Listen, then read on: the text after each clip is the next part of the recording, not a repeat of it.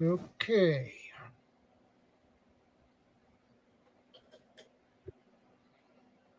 Sorry about that. There we go.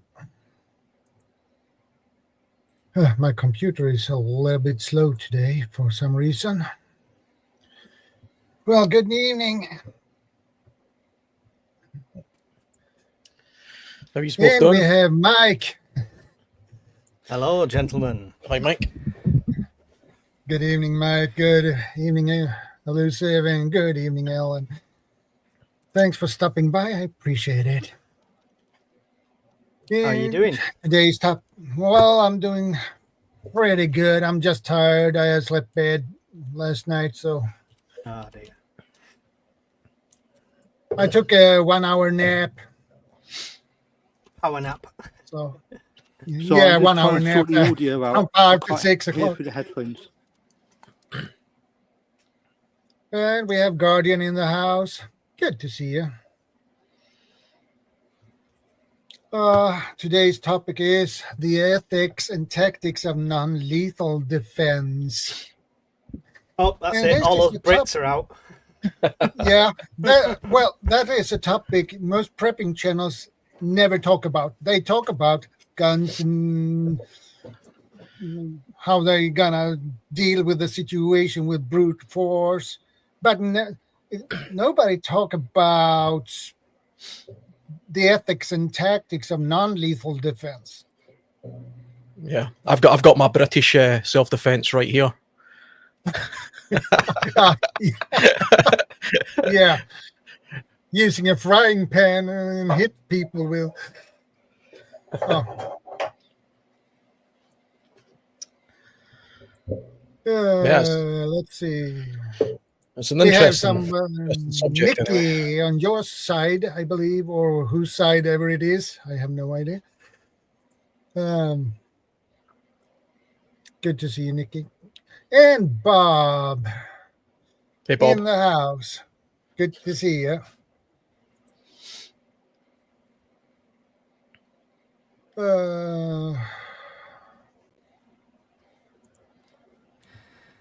U.S. Americans are cast to the side, Bob. We can have guns, Shadow. Yeah.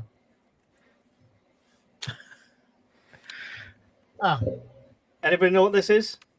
Is that an airsoft gun? Nope. It's a water gun. And if I want to season my chicken from a long distance, I can put some really hot sauce in it and season my chicken from a long distance, if you get my drift. Oh.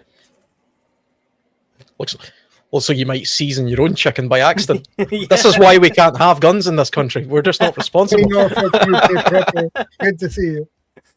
But yeah, hot sauce, making your own. I think many people have done videos on stuff like that. But yeah, it's an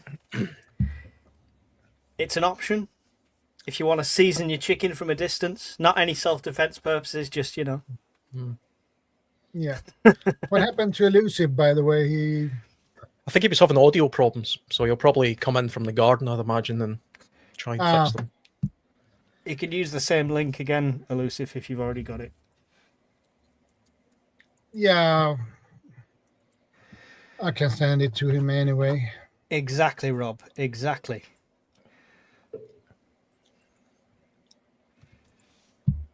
So mace you can't have in this country. The only thing you can legally have in this country for personal defence is an alarm. And hope some good Samaritan can come to your aid who also can't legally defend you. Yeah. Yeah, or you need some self-defense training. Yep, that's an option. That's definitely an option. But I mean, you've got to also. This is last week. Well, was it last week or the week before? We were talking about risk assessment and situational awareness. All the martial arts training in the world, you still don't go up against somebody with a 3-foot machete or something like that. Yeah. Yeah. I think the best self-defense is always just to try and get away. You know, no matter how good, no matter how good your jiu-jitsu is. Mm-hmm. You know, avoidance. Yeah. Let's see. Nelly on the land. Good to see you again. Sophia, you're new here. Welcome anyway. Somebody asked see you. about sea fishing though. That's interesting. These Relatively bad. kayaks in the back aren't for sea fishing. They're whitewater kayaks, so you could do that, but I wouldn't recommend it. They're a bit unstable. You want a proper sea kayak if you're going to do fishing, or an open top. They're just a really good photo of two kayaks hanging up. There's no kayaks there. Green screen, amazing.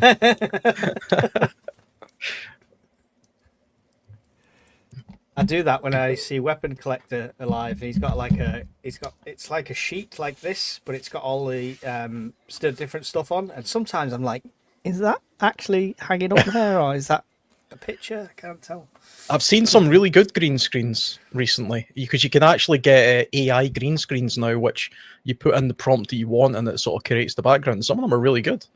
You know, I would probably come up with something better, to be honest. You know, but Mike's coming to you. And live Guardian today. Prepping says, train hard as if your life depends on it, because someday it may. 100%. it's true. He's right. He got a point there. Definitely.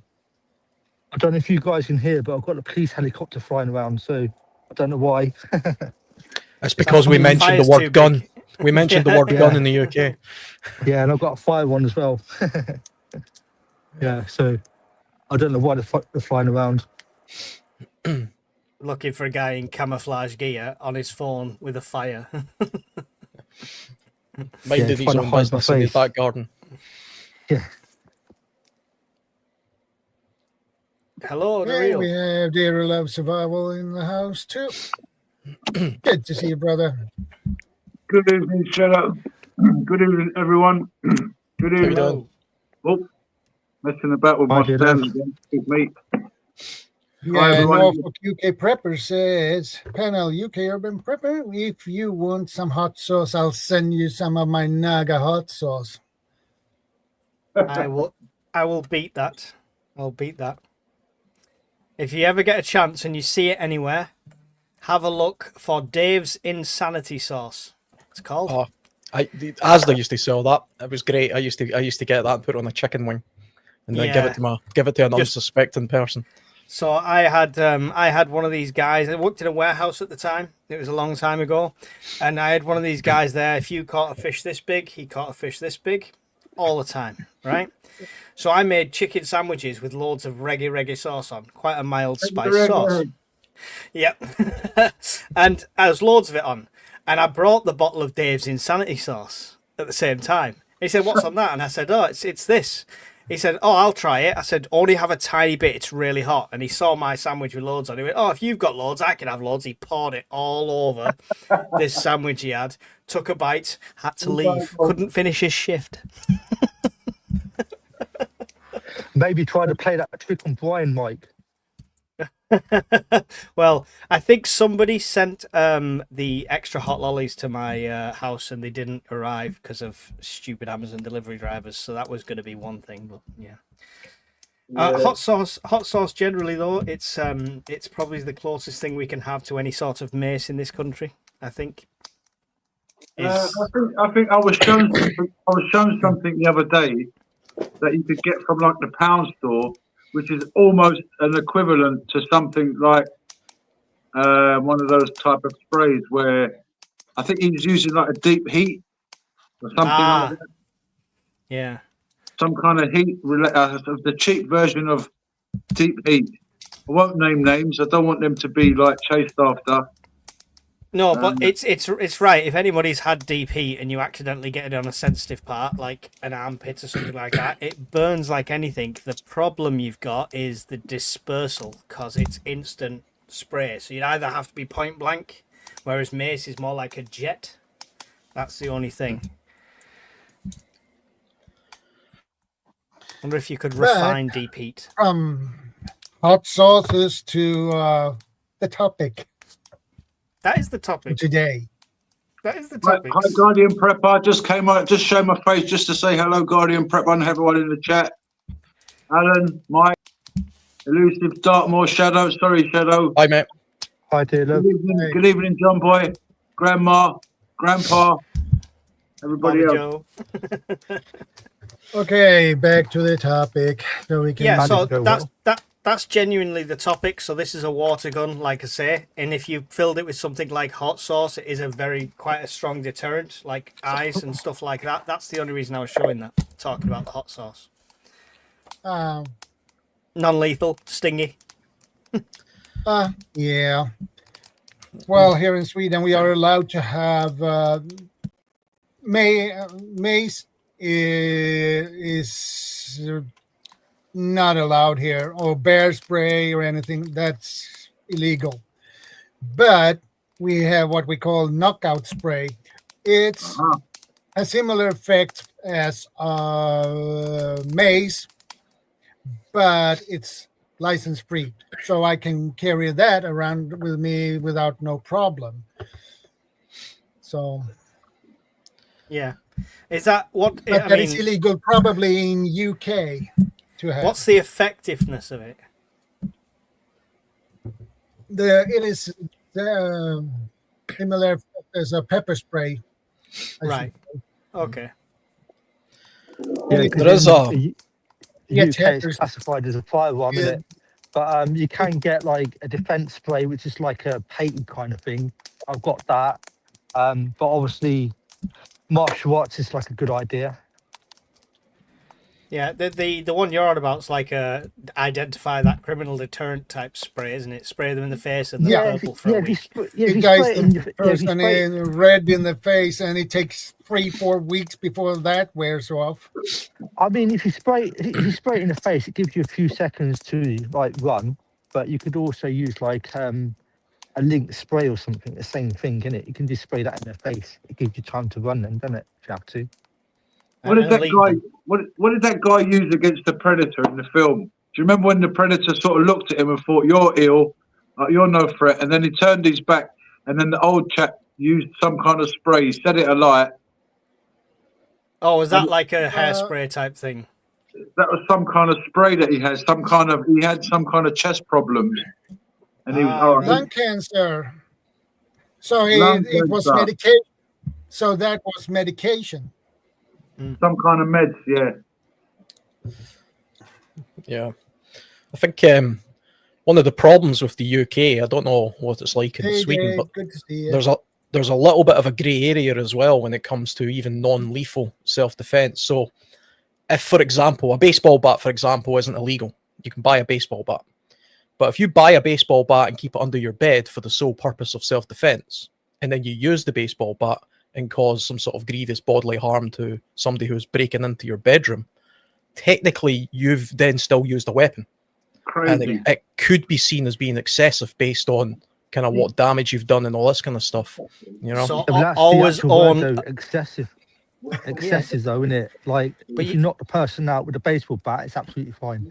But it's if you keep on like smacking them on the head and they get like brain.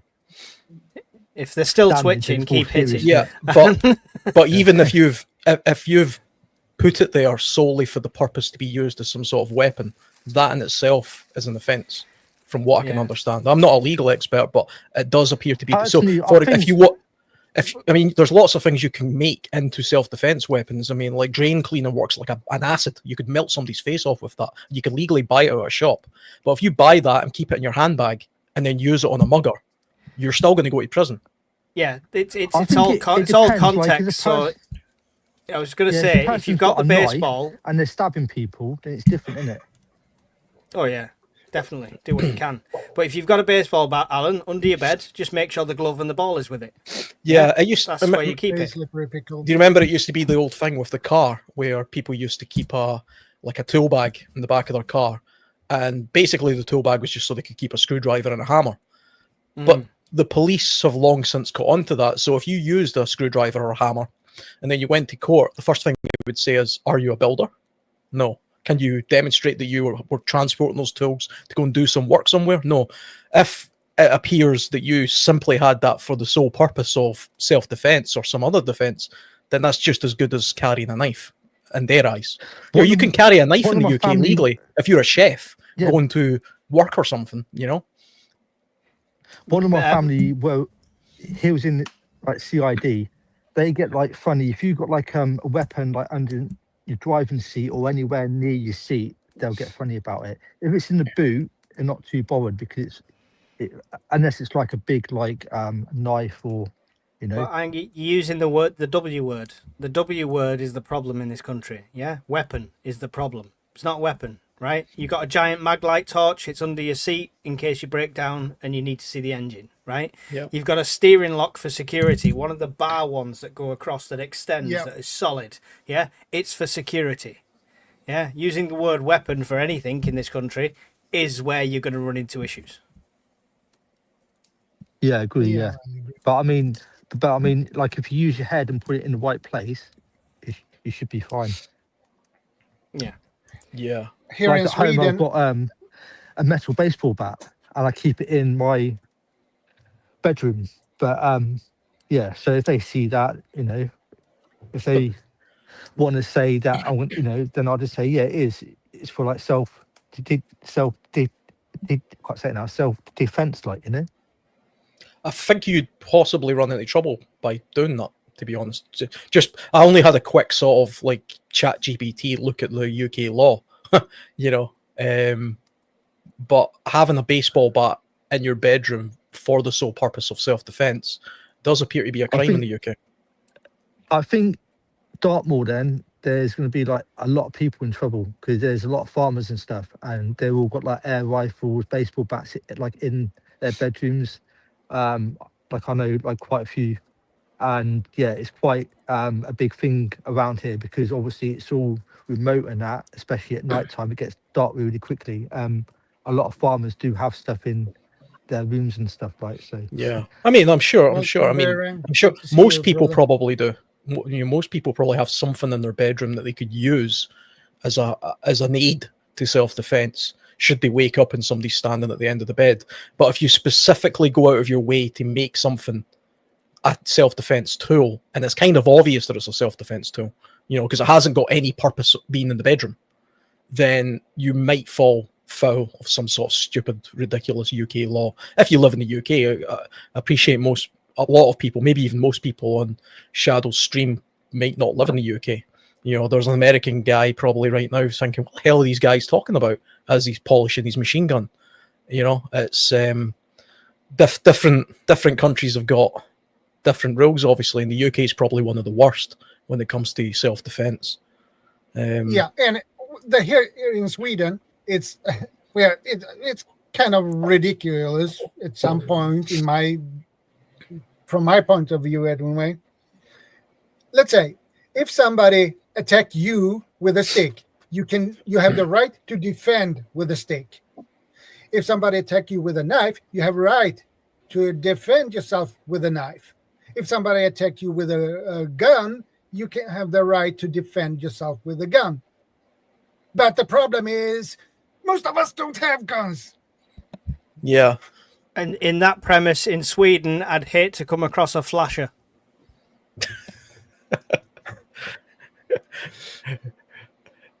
Sorry. If you can only use the tools that they intend on using on you, I could just turn into a good night for some people, or a bad night for others. Should attack me with a spear, I can defend myself with a spear because I have one. What's the likelihood of somebody attacking you with a spear? I think Mike's learned a lot of bad habits of Brian. Yeah, there is. I mean, there are some UK examples where people have defended themselves successfully. So, for example, if somebody breaks into your house, this happened recently, I think about 2 years ago, like 2 or 3 men burst into a house. It was the wrong house, but they burst in with masks and knives, and they attacked a man, and he somehow managed to get the knife off them, and he killed one of them. Now, he got away with that, because that's seen as self-defense. If you take an attacker's knife and then the course of a fight used their weapon on them, that's self-defense. And there was also a very famous case of a farmer who shot somebody with a shotgun after being burgled, I don't know how many times, 10 times or something ridiculous. Yep. But it went to court for a very long, and there was a big legal battle over it because he ended up shooting somebody who was obviously completely unarmed, but he'd been repeatedly burgled, and he was a farmer. So, you can imagine the terror that the guy had of having these intruders. I think the biggest issue was he shot them in the back as they were running away. Yeah. So I mean, he kind of went after them, but I think I can't remember the whole details of that. I think he might have got convicted, but then it got dropped or something. I think it got overturned afterwards. Yeah, it got overturned, I think, yeah. Sophia says, I work with an ex-detective sergeant, and he always preaches to me about self-defense. Necessary force no matter what you use. Yeah, but it's not in the moment. I would say defend yourself. Yeah, I'm one of those that I'll pick up anything. You know, if it's defending my family, I'll go down swinging. But yeah, it's the legal ramifications afterwards we're talking about more so. I don't think the police would say anything to you if it was self-defense. If it was obviously self-defense, it's when it starts going down the legal chain. And in a country where you can get locked up for a year for saying a naughty word on Twitter, then having a baseball bat in your house without a baseball glove and a baseball will suddenly come back to haunt you. And the guy that probably did the original attack will be out before you are. Yeah, and baseball's not exactly a sport that's played a lot in the UK, so there's always that as well, you know. I think it's the assessing of it, isn't it? Like if someone comes into your house and you're like a young guy, then you could have like a fist fight and you can have a chance in it. But if they come into your house with like a weapon, they've busted through your door, they've come through like a barrier, haven't they? So it depends if they come through like a barrier. Depends how much, like if they're bigger than you, it could be like your mum or your dad who's older, and they're like a young person, and they just pick up nearest thing. I think it's more about the assessiveness, though. If you just do the minimal that you can to try to protect yourself, but a UK law though, it's just crazy these days, isn't it? I mean, don't get me wrong, I'm kind of with Mike on this. If somebody breaks into my house, I couldn't care less about what the UK law says. And I'm not going to be sitting thinking about it as I'm fending myself, you know, try to defend my family. Yeah, I'll use every piece, any means I've got around me to defend myself, because as far as I'm concerned, it's a fight to the death. You know, if that person overpowers me and kills me, what are they then going to do to my children and stuff? It could be a psycho for all I know. I don't know the circumstances of it, you know, so yeah. Do you want the key legal principles in the UK according to AI Gemini on Google? Yeah. They are reasonable force. You're legally permitted to use force that is no more than is reasonable necessary to protect yourselves and others from harm. Genuine belief. Genuine belief. The law considers the circumstances as you genuinely believe them to be at the time, even if you're mistaken. No requirement to wait to be attacked. You do not have to wait for an attack to happen before you can act in self-defense, but the force you use must still be reasonable. No duty to retreat. You are not legally required to run away from a threat. It's advisable if it's a knife, trust me, but you're not legally required to. And the last one, excessive force is not permitted. You cannot use excessive force. This can lead to legal issues, especially if you use more force than is necessary to stop a threat. For example, chasing after and attacking an intruder after they have already left your home is unlikely to be considered self-defense. Now, excessive force, people think that's a physical thing, like how hard you hit them. Not necessarily, because if somebody's broke into your house and they're pepped up on something they shouldn't be, it can take a lot to bring down somebody when they're under the influence of something. So excessive force is just until the threat is subdued. Yeah. I mean, sometimes the police use proper judgment with this. A long time ago now, I can't even remember, maybe 15 years ago or something, I was at a campsite at Alton Towers, funnily enough. It was like a sort of few family members and some friends. And there was a tent across from us with a couple of girls and a couple of guys. And they got hammered drunk. And there was a crowd of us. There was maybe 10 of us. And they got hammered drunk. And what basically transpired was the two guys, I think, had fell out with the girls. And they were driving in circles doing donuts in their cars. And then one of the guys in the group of people I was with confronted them. And these two boys, who were, you know, quite young, but they were hammered, started trying to use their car as a weapon. And they were actually like driving over tents and things.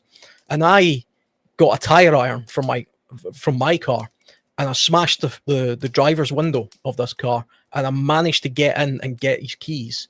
And somebody had, phoned the police by this point, and the police showed up, and they arrested the two boys, and they arrested me, and took me to the local police station. I spent all night in that police station, but the next day, the custody sergeant says, "Yep, we got all the statements. We can see it was you were acting and not just self-defense, but these guys could have killed somebody by running over a tent while they were asleep. So you've actually prevented something serious taking place by using the force that you used to try and subdue these two boys."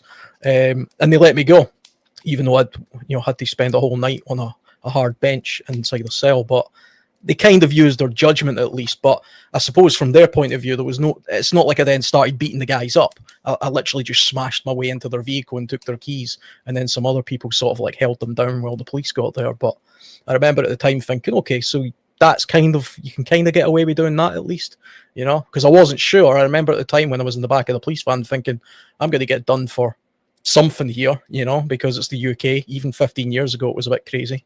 But yeah, nothing really came of it. But so you can use some force, I suppose.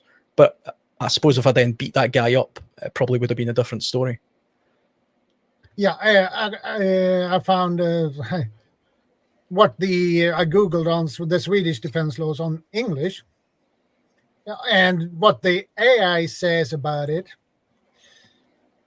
In Sweden, the right of self-defense is legally recognized in Chapter 24 of the Criminal Code, and it's a justification for using force that is not blatantly unjustifiable. This means the force used must be proportionate to the threat faced, and courts will assess the actual situation, not the defender's perception, to determine if the action was criminal or justifiable. The right extends to defending oneself or another person from criminal attack. Key aspects of self-defense law in Sweden.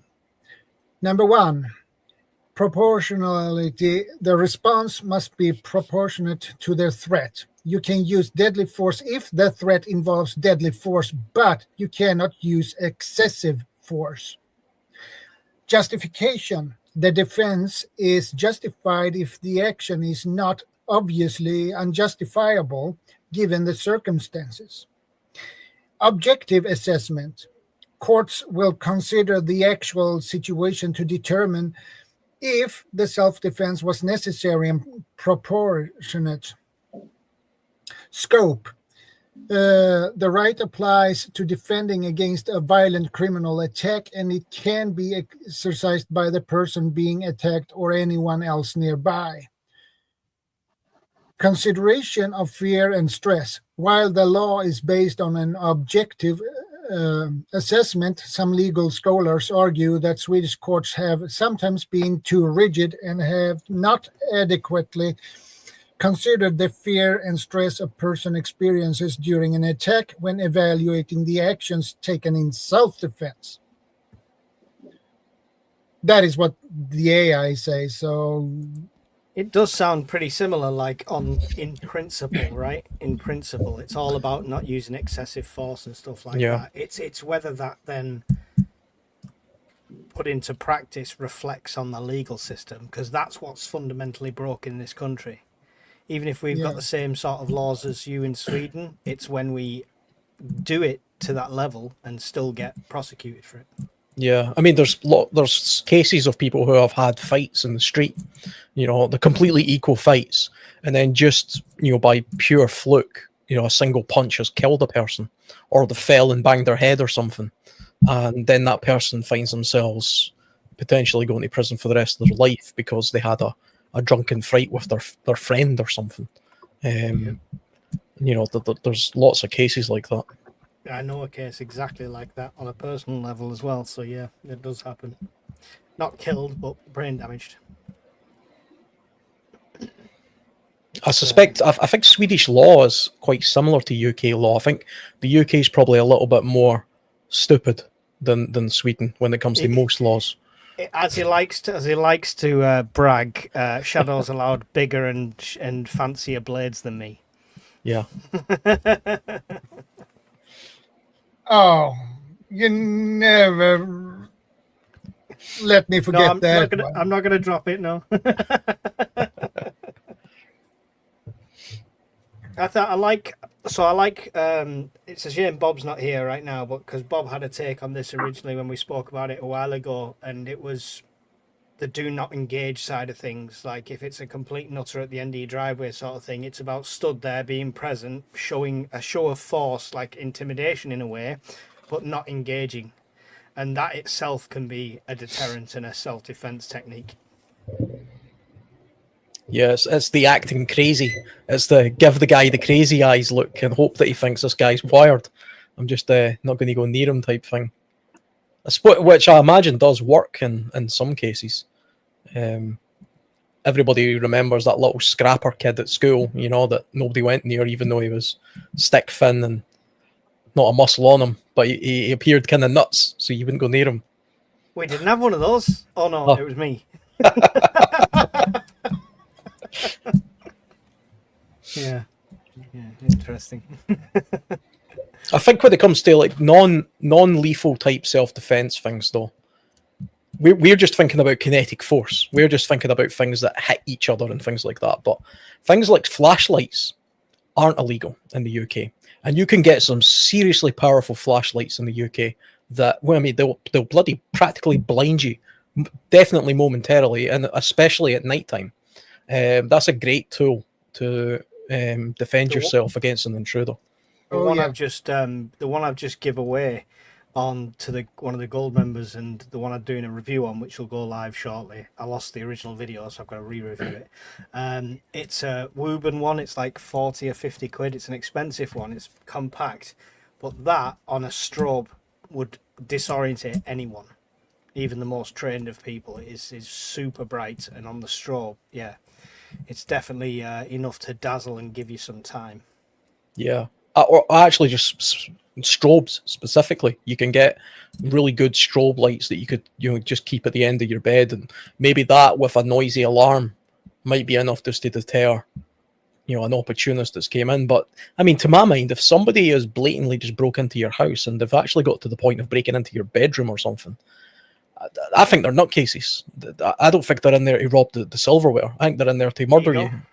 Yeah. I was always under the impression if they are downstairs rooting through your stuff, it's call up, get a crime number, talk to the insurance. If they're coming up your stairs and a threat to your family, that's when the gloves are off.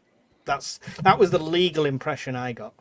Yeah, I mean, that would make sense. I really think every country should have a similar law to the States, where if they're in your house, it's fair game.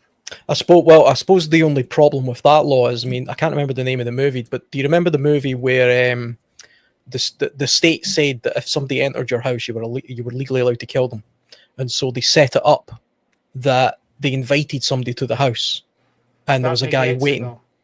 Yeah, there's a special law for it, but this happened it happened in this movie anyway, where they deliberately invite this person into the house in order to murder them, and they got away with it because, well, yeah, he crossed the threshold of my house. Yeah, there is laws in place of like you can't invite somebody over. I think Simpsons did a take on that where Homer found out the law, and the first thing he did was say, "Hey, Flanders, come here," and she went, "It doesn't work if you invite him." Oh, yeah. go away. I remember hearing, I haven't looked into it for a long time, but I remember hearing that the law in Florida is incredibly liberal when it comes to what you can do as a means to not just self-defense, but even the defense of property. From what I understand, you can legally chase somebody down and shoot them if they've been on your property, and you can even shoot somebody for attempting to steal your car, not even stealing it, just attempting to steal it. So there are some very lax places. I robbed Alan's house. It was great. He even gave me a free ticket to Florida. I have no idea why. Rubbing his hands together on the back of the plane. I think probably the best defense, especially for Sweden and the UK, countries like this are having layered levels of defense. Starting with just really good gates and fences and barriers around your property as best you can, and spotlights on your back door, or maybe those little Yeah, ones that you get around your house, and then good deadbolts and cameras, and you basically layering it all the way to the point where if somebody's went through all of those things to get into your house, they're very determined. A layering system, so like on my gate I've got like a bell, so as soon as they open the gate it makes a noise. But I've also got like ring doorbell, so I've got the sensor inside, so as soon as they come through the gate it sets the sensor off on the ring doorbell. I've also got CCTV all the way around the house, but then they can't get to the front window, because what I've done is I put like a wicker fencing around the front of it, but quite wide, so you can't get up to it, but I've made it so it don't look too over the top, and I've just got like rose bushes like inside, like in between that and that. And then to get around the back, I've got like a combination lock gate. You've got to go through that, then you've got a key gate. So yeah, to get through that you've got to climb quite high to get over. And then on the side round the back is fencing, so I've got a big fence and then a smaller fence, so they got to get over that as well. The back of mine ain't too bad because it's like private right at the back. It's like a dead land. But yeah, trying to do like layers is really good, because like people just have a look at it and just think that looks like too hard. But I haven't done it in a way where it looks too over the top, where people think it's, it must have like, it must be rich or something. I've done it in a way where it's just like natural as like possible. But as soon as they get into my back garden, like if they did, then yeah, I've got like lights and cameras as well. But yeah, if you do like a layering system, I've got like a house alarm as well, so they've got to get. But I've also got a certain room, like in my house, it's got a lock, so if there's like a load of people that come in, I could go into that room and lock that door, so it just Like I won't have to use it. Yeah, but it's just like really like a basic one. It's got like locks inside, so it just gives me the option. Like if it did happen, which it won't happen, but it's just there, Yeah, it's delaying tactics with stuff like that. I mean, like I say, if they're getting through all that levels of defense anyway, then they're determined, right? So you are going to have to use force at the end of the day. If you've got the layered defenses like he's on about, I would strongly recommend you have an action plan at each layer. They've got past 1. This is what I'm doing. They've got past 2. This is what I'm doing. I mean, to get to the first one, there's cameras, so I know like straight away. And if they get to the second bit, there's no way they're going to get to the third bit without like a lot of hard work. And it gives me plenty of time because it's pretty hard to get past the third one anyway. And I've got like cameras, but I've also got like a panic alarm, like on my home alarm. It's like the Verisure alarm. So you got like the SOS thing. So imagine if you come in from work at night and you come through your front door and someone's like hiding around the corner and they run at you, you can quite easily just press the SOS and they'll just send for the police like straight away. So it's a good like a feature to have, like, Good to see you.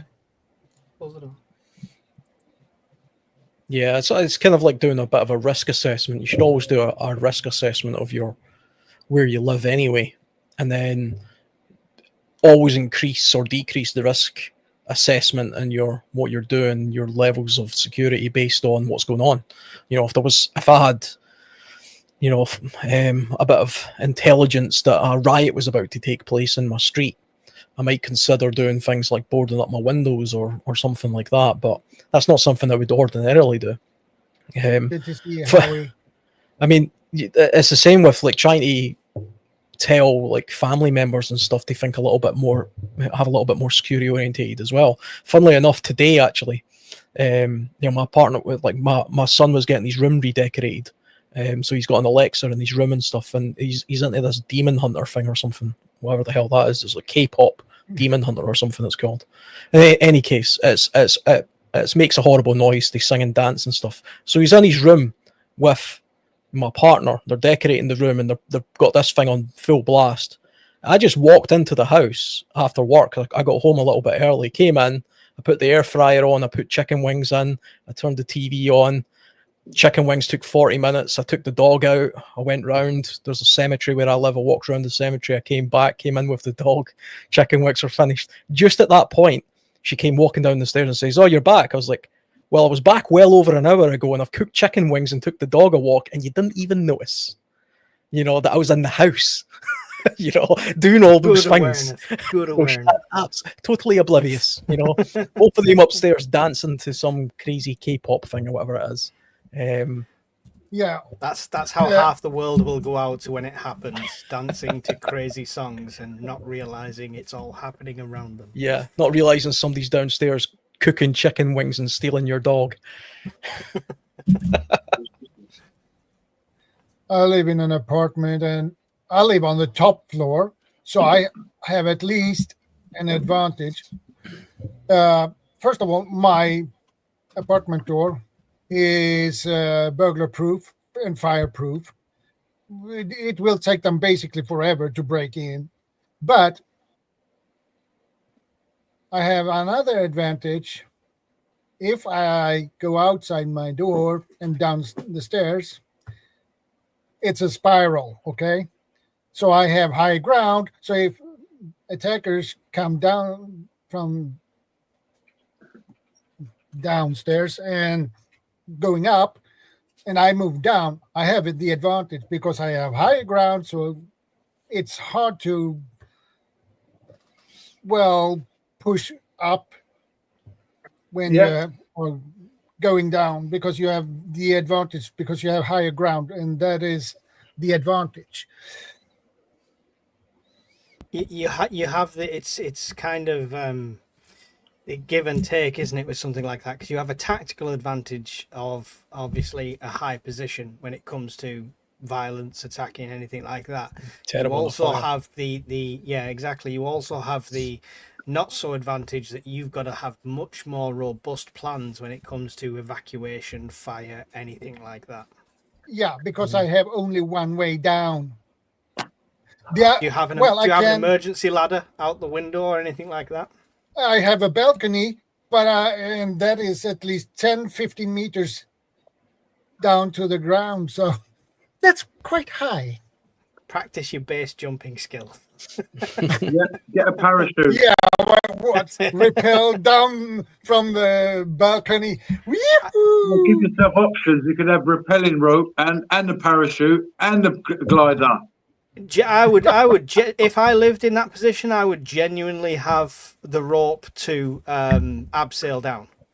I would have that. You can, even if you're not doing it by hand, you can get like a mechanical one to slowly release you down at a time. You can make a flying fox even.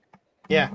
So I mean, you could probably go on an abseiling course for quite cheap these days, just to do a one-time course to see it. But that would be a prep I would definitely have if I was in an apartment. My best tip is to get the film Home Alone. So when I was a kid, when he sets up all the traps and everything. So when I was a kid, we went away on like holiday. Sorry, my dog's charging around, and I booby trapped my room. Like they couldn't get through the door, etc. So my mum's friend, come to check on the house. And when we come back, she said I couldn't get into Phil's room. He had like booby trapped it and everything. But yeah, and as a kid, I was always trying to think of how to stop people, and I'm a bit like that today. Like I've got filming on the windows. But let's just hope the people trying to break in is as stupid as them two criminals on Home Alone. If that's your tactic. But like on the front door, I've got like filming on the front and like so it's on the outside and the inside. It's just trying to you're not really going to stop people properly, but you can just try to slow them down. And that's what you've got to do. You first of all have got to get into the head that this is going to be a hard target, or you just got to slow them down so you've got more and more time to be able to react and stuff What about what Bruce Lee says, the art of fighting without fighting? How about in some situations we become like tigers and say, hey, There's humans over there. Let's go the other way.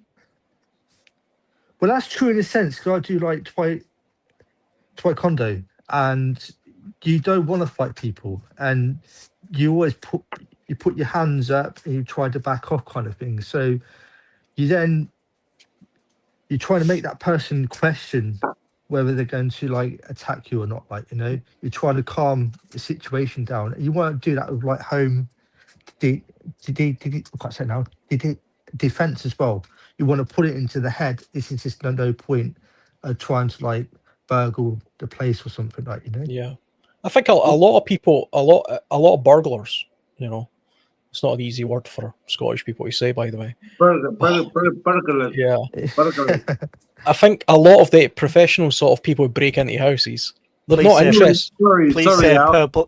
Please say It's purple also- burglar it's also alarm. hard No. for other people that are not Scottish to say burglars. Please say purple burglar alarm. Alex. It's a myth, Mike. People in Go on. Scotland can easily say purple burglar alarm.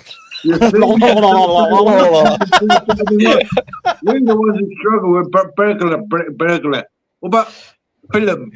Yeah. I'm watching a film. In any case, Sorry, Al. Sorry. these people, I don't think these people are generally not interested in getting in fights with people in houses.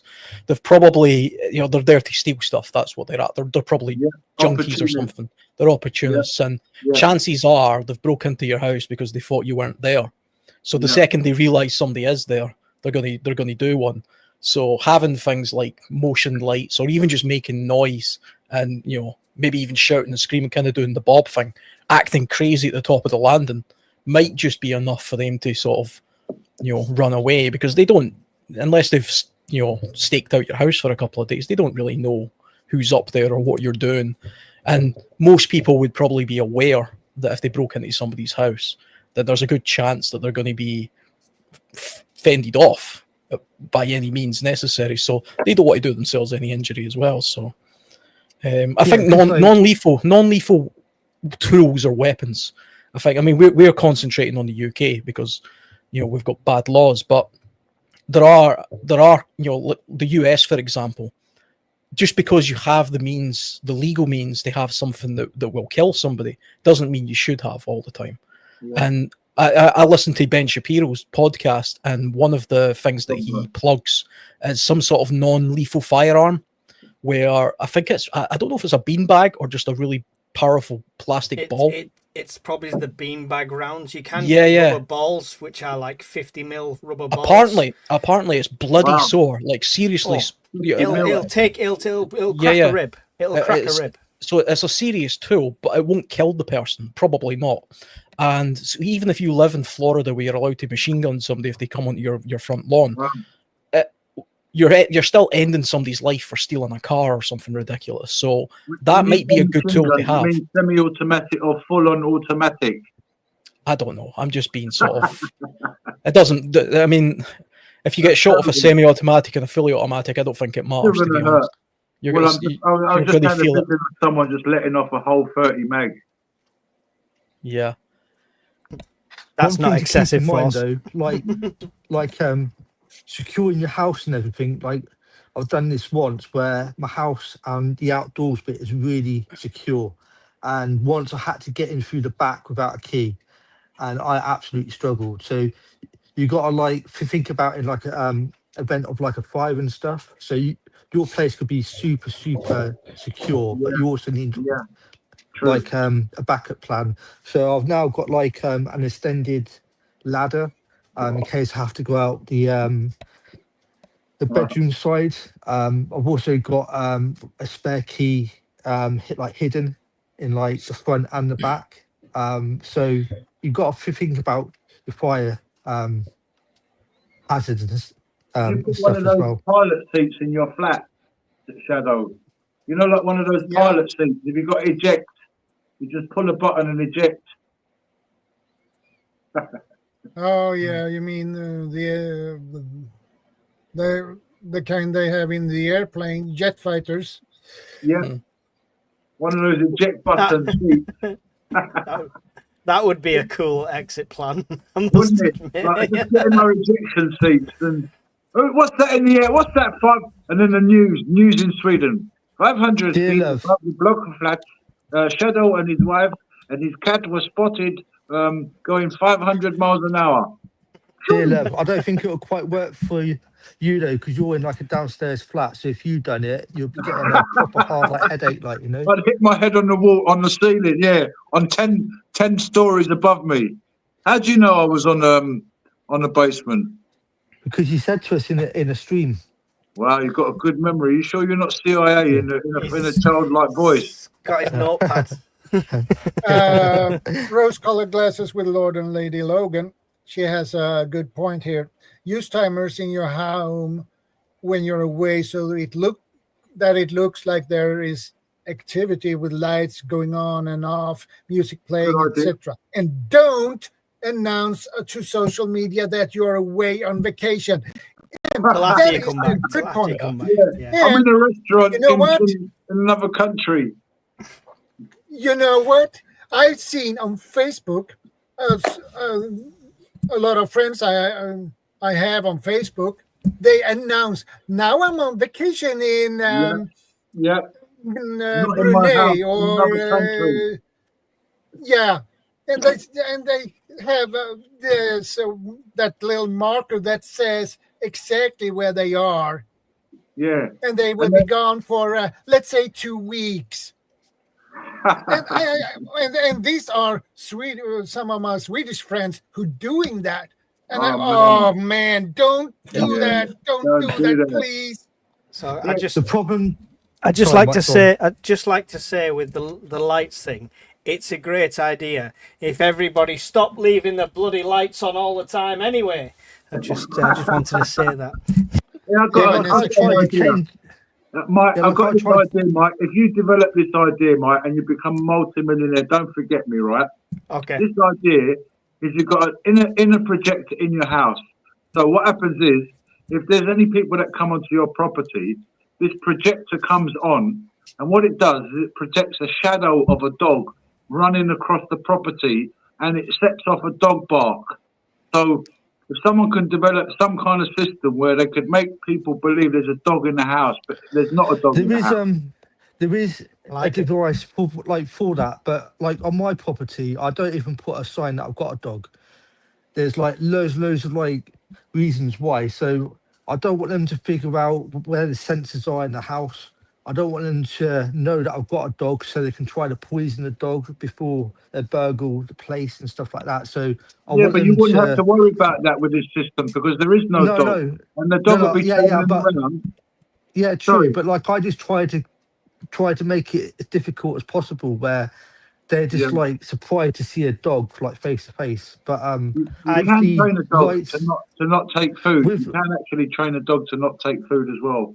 For anybody out there that wants to know, with lights and that, like especially at night, always because I've got blinds and like curtains, so I'm always trying to think of a backdrop because like obviously at night time if you've got a light on, people can see straight through, can't they, into your house and that. So you got to be aware of that as well.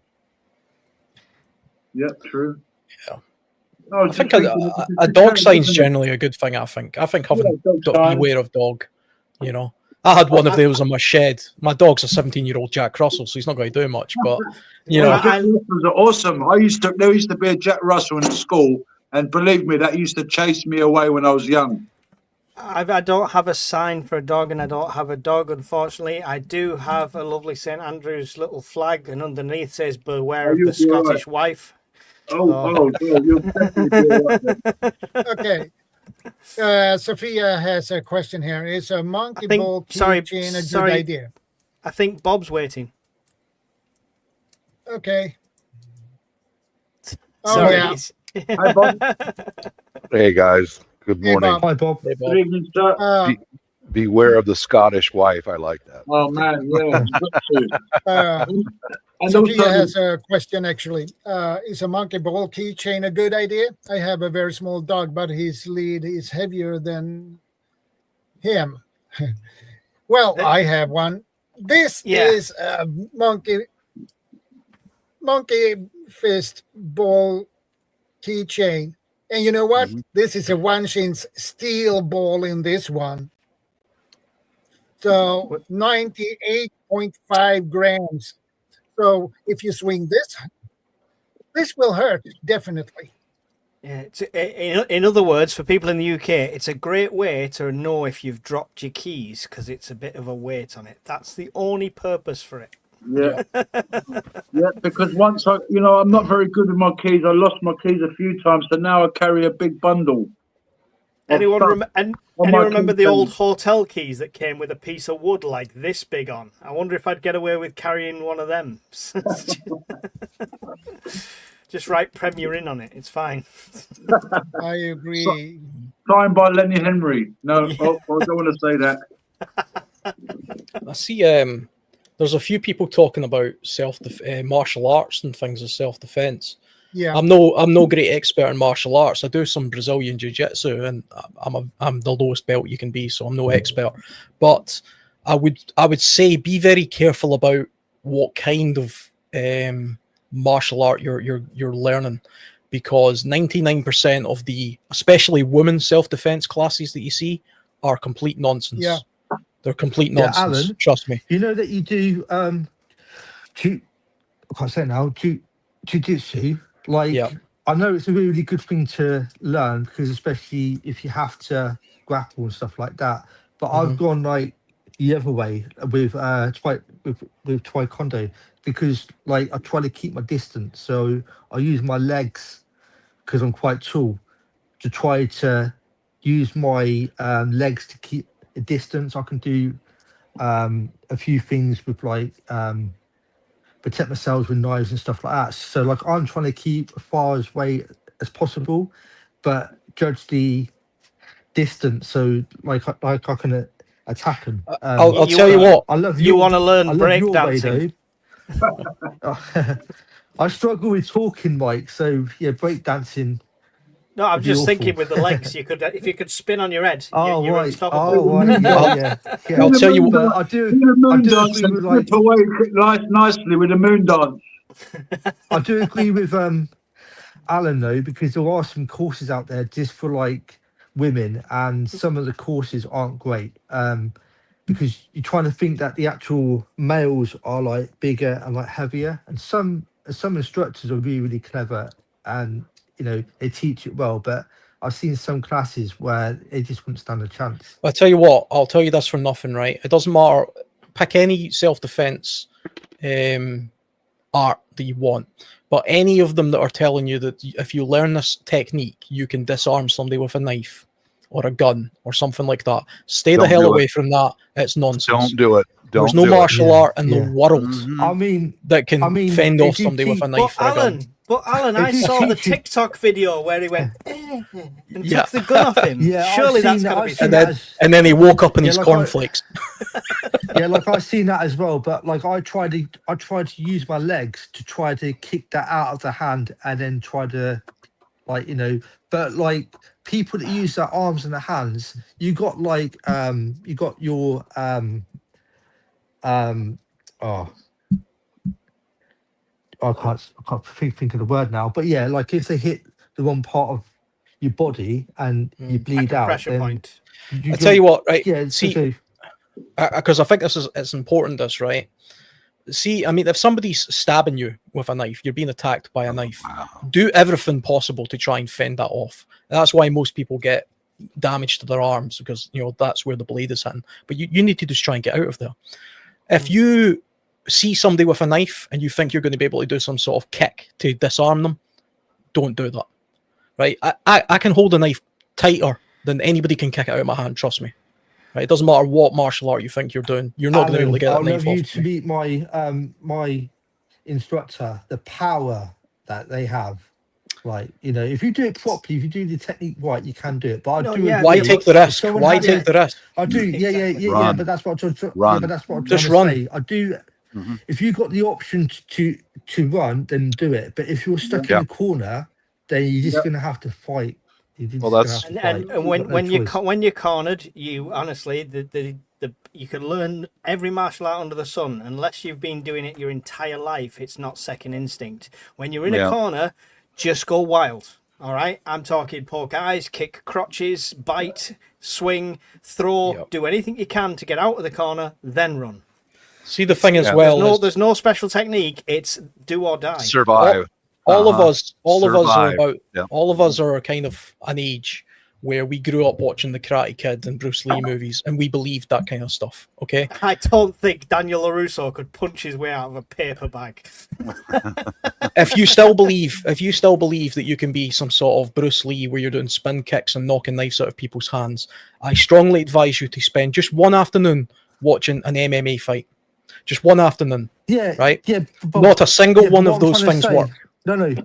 Yeah, but what I'm trying to say, is like I've been doing it for between 8 and 10 years, and my instructor is really, really good. But like I use like distance. So when I have to fight with a knife, if I have to fight, I'll use my legs because I can keep the distance. I could try to disarm them in some way, and it does actually work. Or were you trying to just take that guy like off balance or go for like a head kick? It does actually work. But to use your hands and your arms and stuff, it's a really, really bad like move because you're trying to use your hands to defend against a blade. It's a proper bad idea. Really, really bad idea. When I took our niece, my wife taught me our niece. She's a black belt, and I asked her the same question: "What happens if this and that?" She said, "For God's sake, somebody pulls a knife, run, get out of there. You're not gonna win." And well, what if I'm backed into a corner? And she said, "The only chance you've got is if you can find something longer and start fighting back. But other than that, you're gonna bleed. You're gonna bleed. Even a 10-year-old child with a sharp knife, you're in trouble." I mean, that's fact, But there was a fella here. He tried that Bruce Lee shit. He was worked at a marijuana dispensary, and they got robbed. So this employee met them at the door, and the robber had a .22 pistol, and he thought he'd be doing Bruce Lee and disarm. The guy, the news service interviewed him in a hospital bed. He got shot like 6 or 7 times in the abdomen with a .22 pistol, and he goes, "No matter how fast you think you are, you're not that fast. Don't ever do this." Can I show you these gloves? These gloves. If there's any people, first of all, if you're in a situation and you see a madman with a knife, and you're saying, "No, I'm vulnerable. Get away from the situation." If you're in a dire situation. But I just wanted to show you guys. These are like splash-proof gloves. Yeah. If you do have sort of an everyday carry and you're going into an area that you might think there might be a situation. Okay, I mean, a lot of times people put up their hands for self-defense. You can get sleeves for your arms. I've just put a link to the gloves for people. Yeah. Yeah. And there's also gloves that have got protection on them, padding and stuff like that, that you can actually put over the top of these gloves that will give them an extra protection, for breaking any bones and stuff like that. So, as a precaution, you can carry these kind of steel type. You've got chef's gloves as well. The reason I was showing that, by the way, it's not to show off in any way. I did the white collar MMA. I went into the octagon, I fought and stuff like that. I'd done boxing for years before. I'd done kickboxing for a while before. Neither of them trained me for that experience. When no holds are bad, it's a different experience. Yeah. What I will say to people, if you are training a martial art, try and get at least one competitive fight, right? Because for one reason, you need to be punched in the face, right? Because once you're punched in the face and you realise you're not made of glass, you'll have much more confidence when it comes to the real thing. Yeah. I would, especially if you're a woman, I would, and you're just looking to get fit, something like Brazilian Jiu-Jitsu or an MMA class. You can do MMA classes and never actually fight in an octagon. You can just go through the classes. The great thing about Brazilian Jiu-Jitsu is you're not going to get punched in the face. It's a grappling martial art, so you're on the ground a lot. But you can do contact elements to it as well. You can mix kickboxing or taekwondo and judo and things like that, and wrestling. You can add those things to it. So it is a good way of getting fit, but also gives you a level of self-defense as well. And all MMA fighters, by the way, are expert at Brazilian Jiu-Jitsu, all of them, because that's usually where the submission happens. Almost none of them, by the way, are Krav Maga or Aikido or any of the other things that you've seen on TV. The majority come from a kickboxing background and a boxing background, and they will learn things like Brazilian Jiu-Jitsu for the grapple. Wrestling's really good. I mean proper wrestling, not the Oh yeah, we've stuff. got an Olympic wrestling place. Real wrestling, over the road fantastic, fantastic for self-defense. You guys see that Piera demolition the other day? What's that? No, Heavyweight champion Piera retaking his title. I've not seen in anything. about a minute and a half. Oh, nice. Yeah, years ago when my wife was training me on stick and knife, I asked her what is the best for real fighting. She said Brazilian Jiu-Jitsu, because it's grappling on the ground and standing up, arm bars, arm locks, and they combine striking with wrestling moves. She said it's the most effective that she took. Far better than anything else. But yeah, if you add judo to Brazilian Jiu-Jitsu, that allows you to go from a stand position, and you learn throws, and to get people down to the ground. I tell you what, a person with just basic knowledge, so like a blue belt, which is just the second belt up in Brazilian Jiu-Jitsu, a blue belt against somebody who doesn't know any Brazilian Jiu-Jitsu will 100% of the time win a fight, unless the other person gets a lucky punch in or something. Just because there's some very particular techniques you can learn. The problem is of course it's all on the ground, and it's if there's more than one opponent, you're going to have some trouble. But then it just comes down to a case of, well, you can't win every fight. I mean, that's just how it works, but it's better than nothing. I think it's better. Those female self-defense classes are just to advertise the school. They're nonsense. Yeah, they are. That's what my wife and my daughter said also. It's better to go ahead and join a gym and take some proper lessons, Whenever you see a video of a woman, a tiny little woman, and a man comes around and grabs her, and then she does some sort of slow motion technique where she somehow grabs his wrist and throws him down and all this nonsense. It's complete bollocks, trust me. That will get you killed. That will get you killed. The beauty of something like Brazilian Jiu-Jitsu is it's a leverage. You use the leverage of the other person against them. So if you're a small person or an old person or a woman, it's a great sport to learn. And it won't do you any brain damage because you're not getting punched in the face. And every single class, by the way, you fight. Every single class. They call it rolling. You're not really fighting. You're not punching each other, but you're rolling on the ground to submission. And you could kill somebody by choking them out or breaking their arm easily, but you get taught how to not do that, of course. I'm gonna start a video series of how TikTok survival tips will kill you. Yeah. Well, I practice martial arts myself, and I practice jiu-jitsu, not the Brazilian ones. The Japanese one. Yeah. The Japanese one, yeah. Yeah. And why? Because it's a versatile style.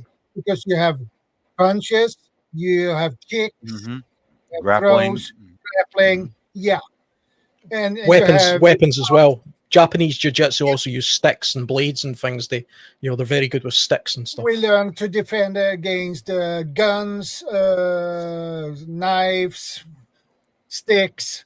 So there are different types of blocks you use. Yep. So. Oh, I've just found a Brazilian Jiu-Jitsu and Martial Arts Training Academy not far from me. A lot of them, there's a lot of very good ones. Book a free trial. See if you look up something called Gracie's Jiu-Jitsu. That's quite a common one, and it will generally cost you about £40 to £50 a month, and that's usually for 3 or 4 lessons a week. So basically, the price of a gym membership, you can go to a Gracie's Jiu-Jitsu gym, and you can learn some fantastic self-defense in there, proper self-defense. And there's a reason that every MMA guy in the world is a Brazilian Jiu-Jitsu martial artist as well as the other things, you know, because it's the most effective martial art. Well, that one of the without going into the history of it, all of those martial arts that we all grew up watching back in the UFC days, they all fought against each other, and eventually it got down to a point where they realized actually only 2 or 3 of these things really work, and those 2 or 3 things in a ring are Brazilian jiu-jitsu, boxing, wrestling, kickboxing, some taekwondo. £100 a month at this one. Very expensive, that. My one costs £40 a month, and it's fantastic. Unlimited access to adult classes, but you know. Yeah, you can get them cheaper, you know. But you're in a big city, I think, Mike. So there'll be other ones around. Yeah. There's plenty around. So, yeah, it's. I want to put a little thing out there to people who are going to probably roll their eyes, but bodybuilding has its place in self-defense, in the fact of avoidance. If you're in shape, if you look like a threat, you're less likely to be targeted as one. So I'm just going to say that does have its place, and nobody is going after the giant meathead with huge shoulders over somebody else. So bodybuilding has its place as well in defense. I just want to throw that out there. Maybe for debate, whatever you guys think. Yeah, I think strength training is definitely a good thing. But the just look, period. bodybuilding is aesthetics, right? I suppose, strength. Yeah, I mean, if you see a really big bodybuilder in the bar, I mean, he's going to be the last person you want to fight. But again, if you watch a lot of MMA type stuff, you know, there's not a lot of bodybuilders in the ring, and you know, there's reasons for that. But I think, I mean, anything that develops your body to that extent means that you're spending a lot of time looking after yourself and getting your strength going. And that can only be a good thing. How good they are at fighting, I don't think they're probably, unless they take some sort of classes. You were just going by sheer strength. There's one element that a lot of people forget about. My wife learned it overseas, and we taught all of our kids is gymnastics. Incorporate gymnastics, because if you get hit and you hit the ground, the gymnastics will teach you how to roll out of it, get back on your feet. You know, gymnastics is very important. It also enhances your flexibility and your strength. You know, funnily enough, wrestling taught me that, and I don't mean Olympic wrestling. I mean the Hollywood, the entertainment, sports entertainment wrestling taught me that, how to fall properly. Yes. How to avoid injuries. It was really good for that. It genuinely was. And I can go down hard, flat on my back, and get up without being winded, down to stuff like that. So, yeah, it's cool. I'll show you guys something that I carry in my jacket pocket every day. I made this myself.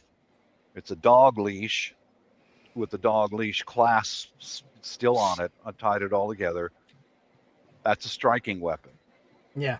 It's a fake key fob. It's a blank, and these are solid brass keys with stainless steel key rings.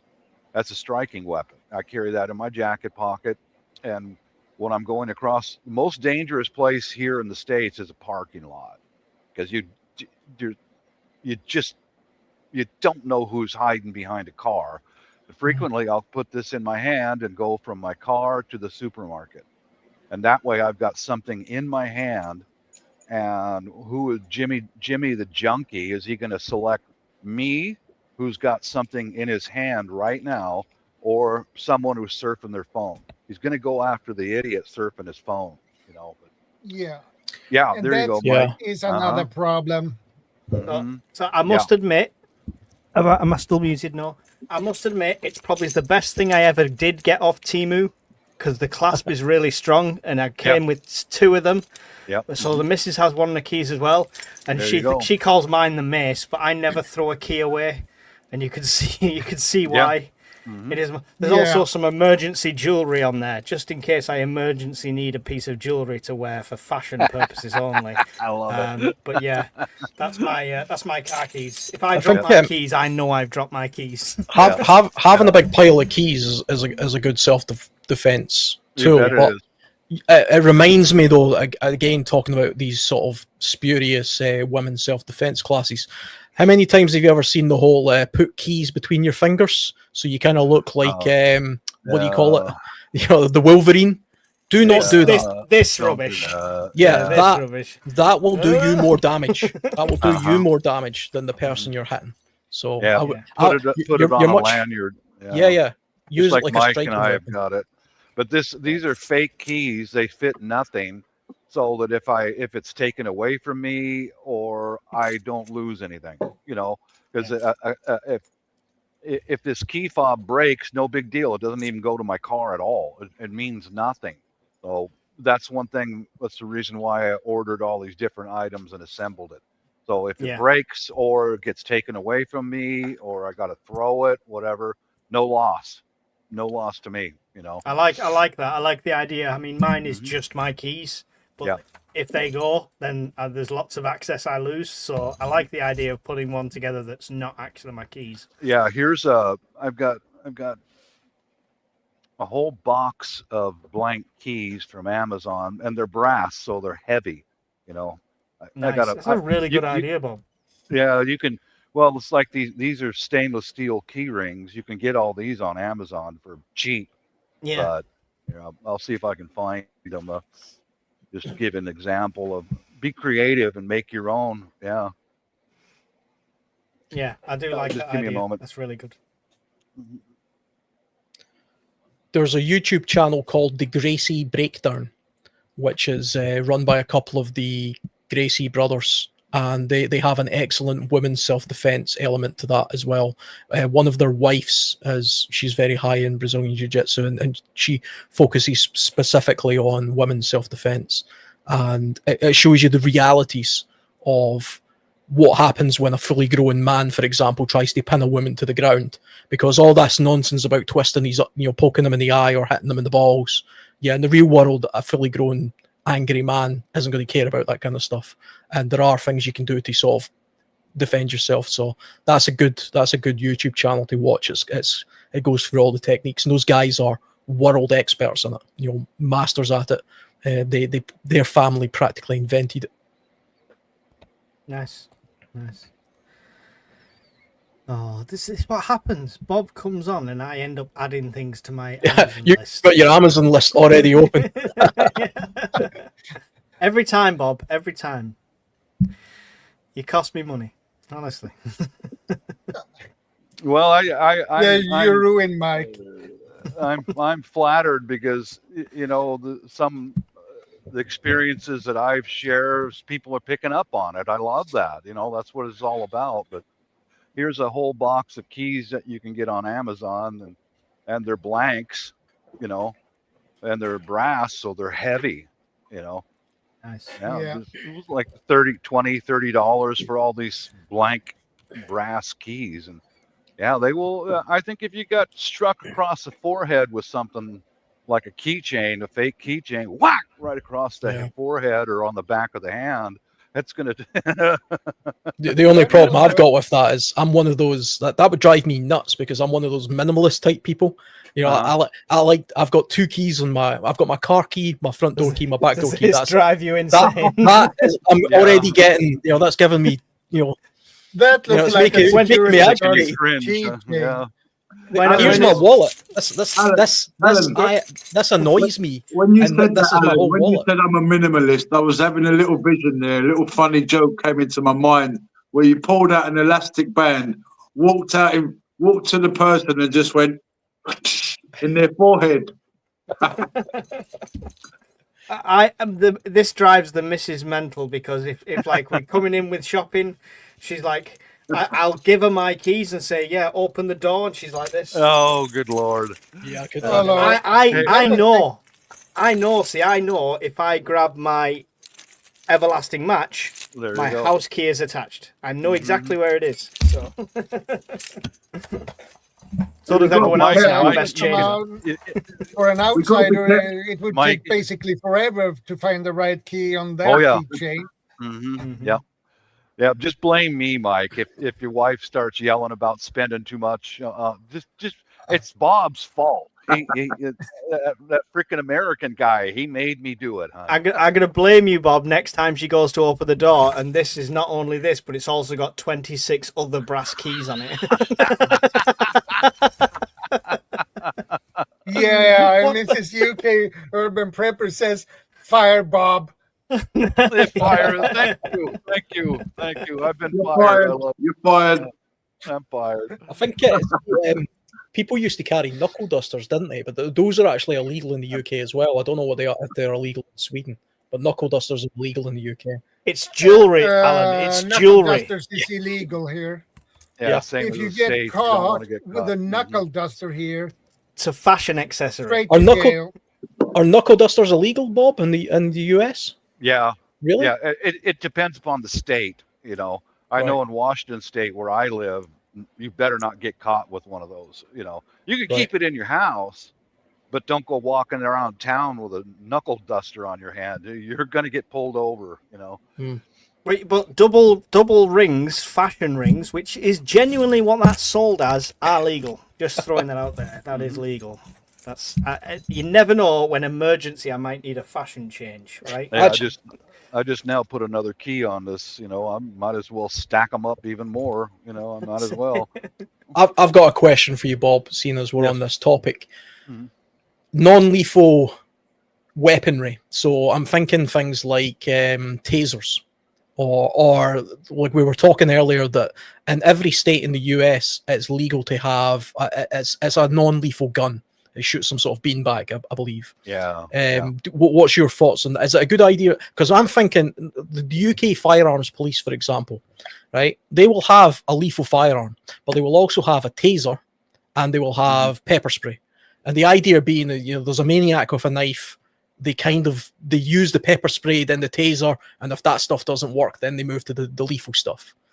Do you think that's a good idea? Or is that worth, or would you just go straight to the no, you know, you're one and done sort of? I think those less lethal, like those, they call them launchers. They look like a pistol, but they shoot out a beanbag like thing. If you want to learn about those, there's a weird guy. He's on my show once in a while. His name is Slingshot Warrior. He is the expert at those less lethal launchers, because he's been listed as a person of mental incapacitation, so he goes for those. That's the guy to learn from. You know, for me, I think is anything that will help you. Anything is a good idea. You know, as long as you've got it. Yeah, Slingshot Warrior. I'll see if I can find his channel. That's the guy you want to talk to about this less lethal stuff.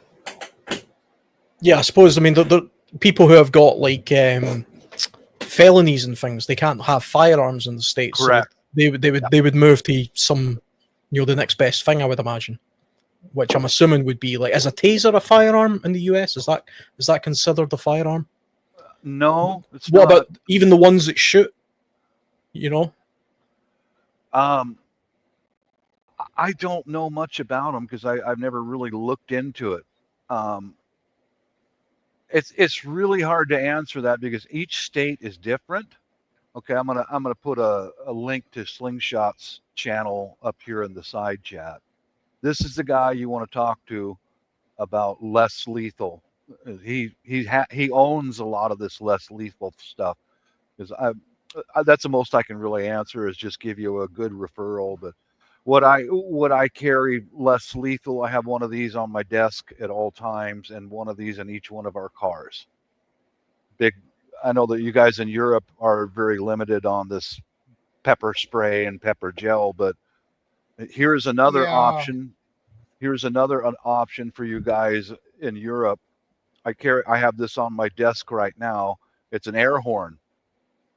You know, example is if you see someone breaking into your car or trying to get into your house, you can hit an air horn and let them know, hey dude, I'm home. You know, this might shock them enough to get them to stop what they're doing and leave or whatever. I've never used this, but I keep it handy, you know.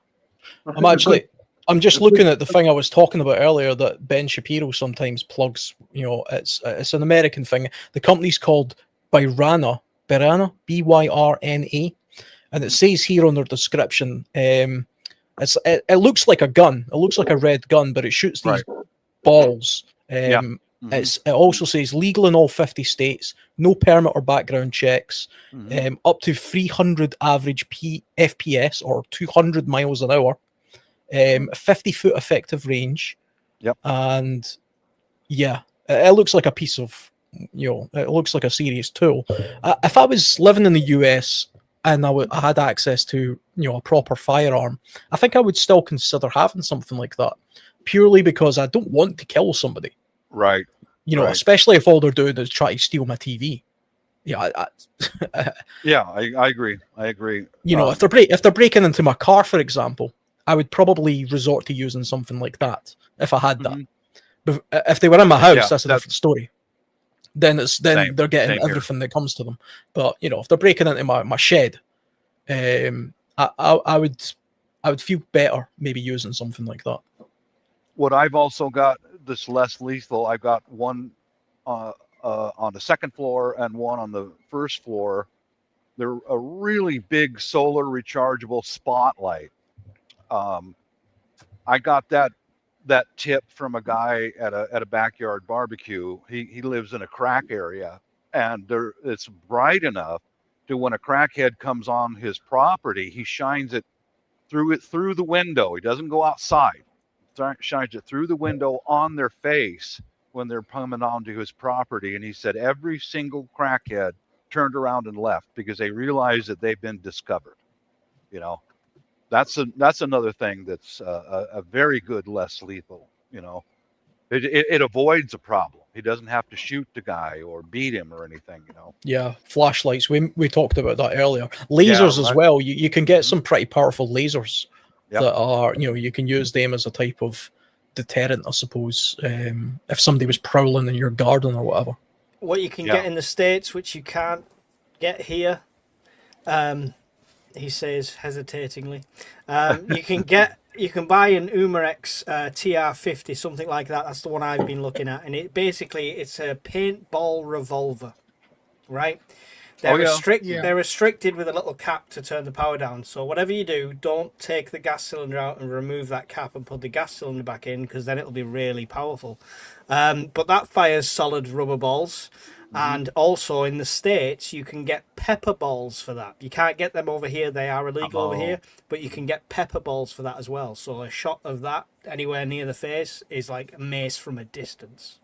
I can buy the Umarex guns here too. And you can buy the pepper balls here in Sweden for those guns, Umarex guns. Yeah, you can't get the pepper balls here though, but the rubber balls themselves. There's a guy called the Painted Prepper on YouTube. I think that's his name. He's a guy from the Northeast, and all he does is review and test air guns. He had his mate shoot himself with one of these paintball shotguns that fired this thing. The bruise and the pain from that he shows you and shows you in a follow-up video, that will stop somebody. That will stop somebody. Do go to that channel I posted in the side chat. He has a lot of information, and he tests and shoots it against sheets of cardboard, sheets of plywood, etc. He's what's called Asperger's. He's but he's got a lot of good information. But the scariest weapon that guy's got, he's a slingshot. He went to a national competition with slingshots, and his strapping goes all the way back behind his head. That guy can launch a steel ball right through a steel can, a food can, just whack. And I mean, he'll hit them every time at a distance. That's the most lethal weapon he's got, man. If you hit it, I've just loaded his site, and the first video I've seen is him showing that Umarex pistol. He does testing on them. So I'm gonna subscribe. There you go. That it just shows you that, how everybody out there who contributes has got value. He's got Asperger's, but he's got value, you know. I'll be 2 minutes, guys. I'm going to dad duties and put the kids to bed, but I'll be back on. I'll just go mute. Okay. Yeah, Sure. no problem.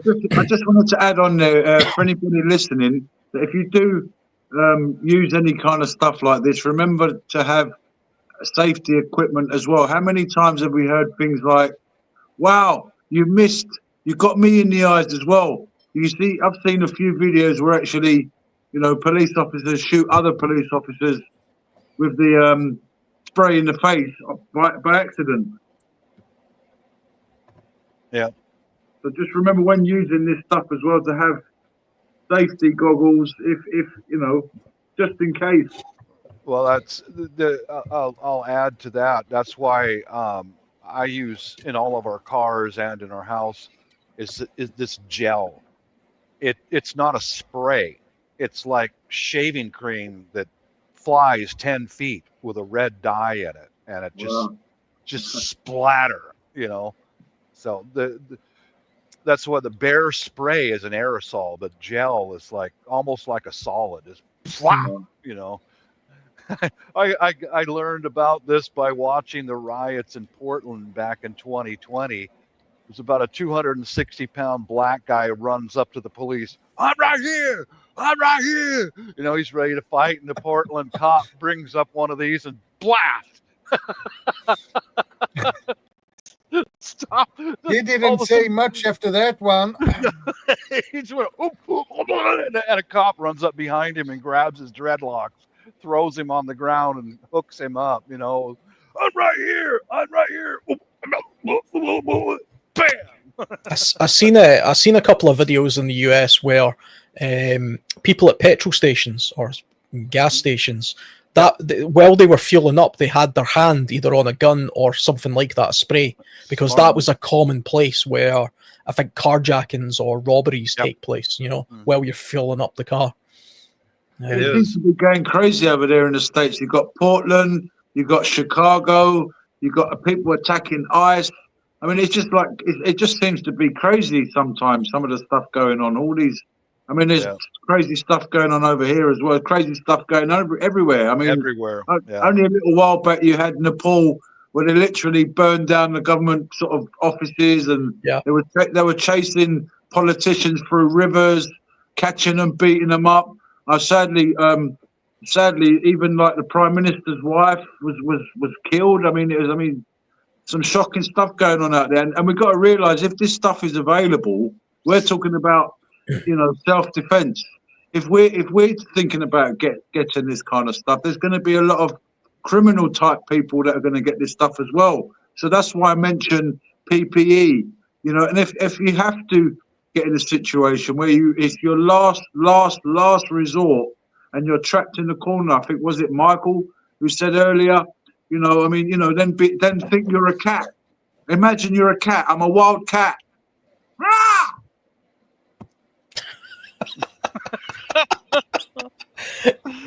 Yeah, but I mean, I kind of see what you're saying with that. I mean, if you're a criminal, let's say, okay, we know you're not allowed to carry around a knife in the UK, but if you're a criminal, you don't care, you're carrying a knife. They don't care. Yeah, so if you're looking to defend yourself against that, the answer to that isn't to illegally carry a knife and then get into some sort of knife fight. I would be thinking along the lines of a stab-proof vest, you know, or the gloves that you were showing us. Yeah, you know that you know, that are slash proof. Yeah, because if you've managed to run away, then you jacket, can quickly maybe flip it on the jacket, like you're just saying now. Sorry to jump in. No, yeah. I mean, I'm just kind of going off the back of what you're saying, really, with the idea of PPE, protecting yourself against those kind of attacks. You know, that's a good idea. Yeah, I mean, you know, and if you could sort of if you got it in a backpack or whatever, and you do find yourself in a situation, you've got a strobe light. You've managed to get a few seconds, like you're saying in the UK. It's like if we shout at someone, we'll get arrested. Like, you know, don't rob me. You better not rob me. Right, you're nicked. What do you mean? Well, you shouted at the criminal. You know, you offended him. Look at him. He's towering now. Hey, you, Jimmy. You better not be trying to attack me, lad. Oh, it was vicious. You should have heard him, officer. Like, he was. I think he was from up north. Scotland, vicious people. I didn't know they came back over Adrian's War. Yeah, I think reading the room, the mannerisms of people, and putting yourself into situations, there's a lot to be said about that as well. For a long time, people used to put down the idea that you shouldn't. It shouldn't be about the victim putting themselves in the position where they're going to be a victim of crime. That's blaming the victim. You have to always blame the criminal. No, I'm sorry. If you are just a mindless idiot and you're walking down the streets of London at 3 o'clock in the morning holding a laptop, somebody's going to rob you. And you've put yourself in that position. Now, of course, the criminal's the criminal, but you're still an idiot, for putting yourself in a dangerous position. Yeah. And you've got to have a little bit of self-awareness as to the changing environment, because the environment changes. London changes. Sometimes it's safe in certain places. Sometimes it's not safe in other times. Throughout history, doesn't matter what it is. If I'm walking through the closest city to me is Edinburgh. Now I can walk down the middle of Edinburgh at 3 o'clock in the morning, and I'm pretty sure nothing will happen to me.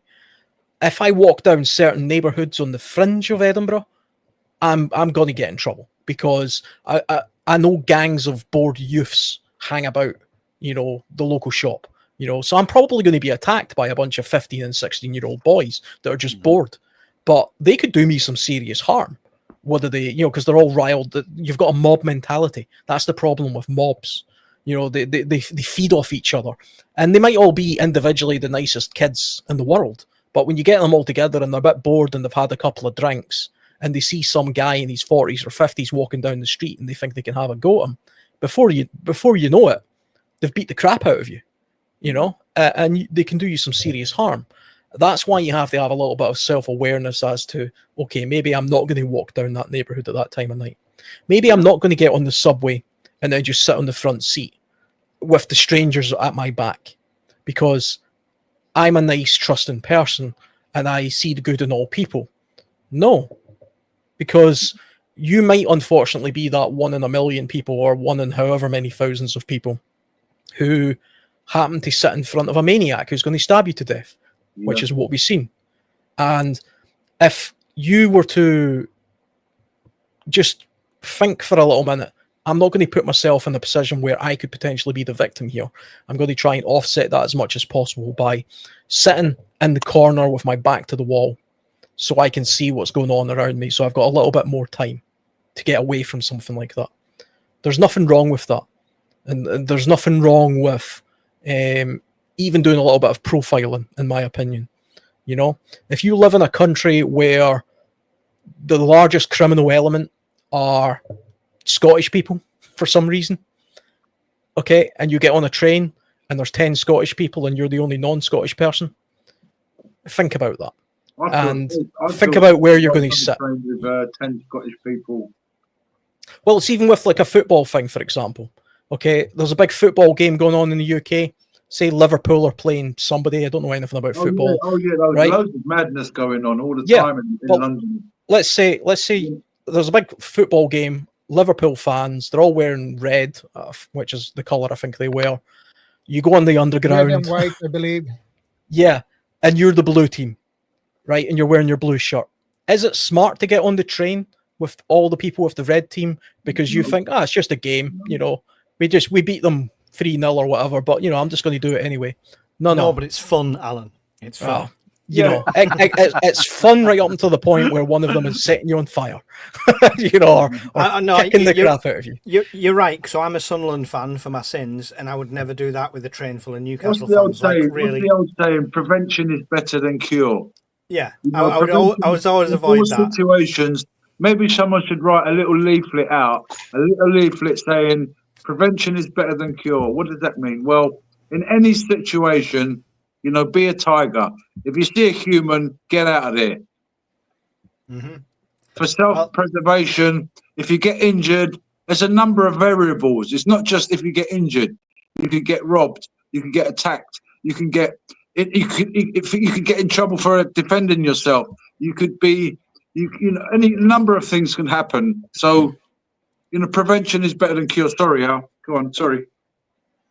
No, I was finished. I was just really making the case of the Prevention is better situation. than cure, every time. Your surroundings. You have to judge your surroundings correctly and adapt yourself to that, because that's where a lot of the trouble comes from.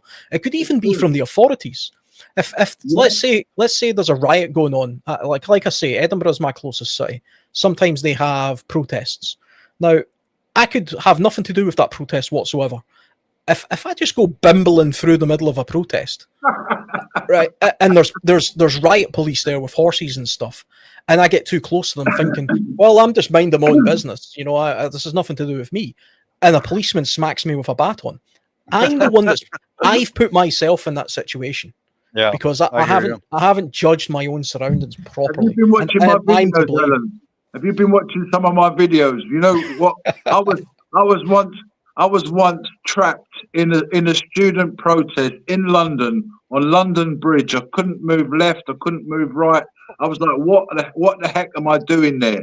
I just took a wander. Thought, let me go and see this student protest. I was right outside the Houses of Parliament, and the horses were going off this way. The students were running that way.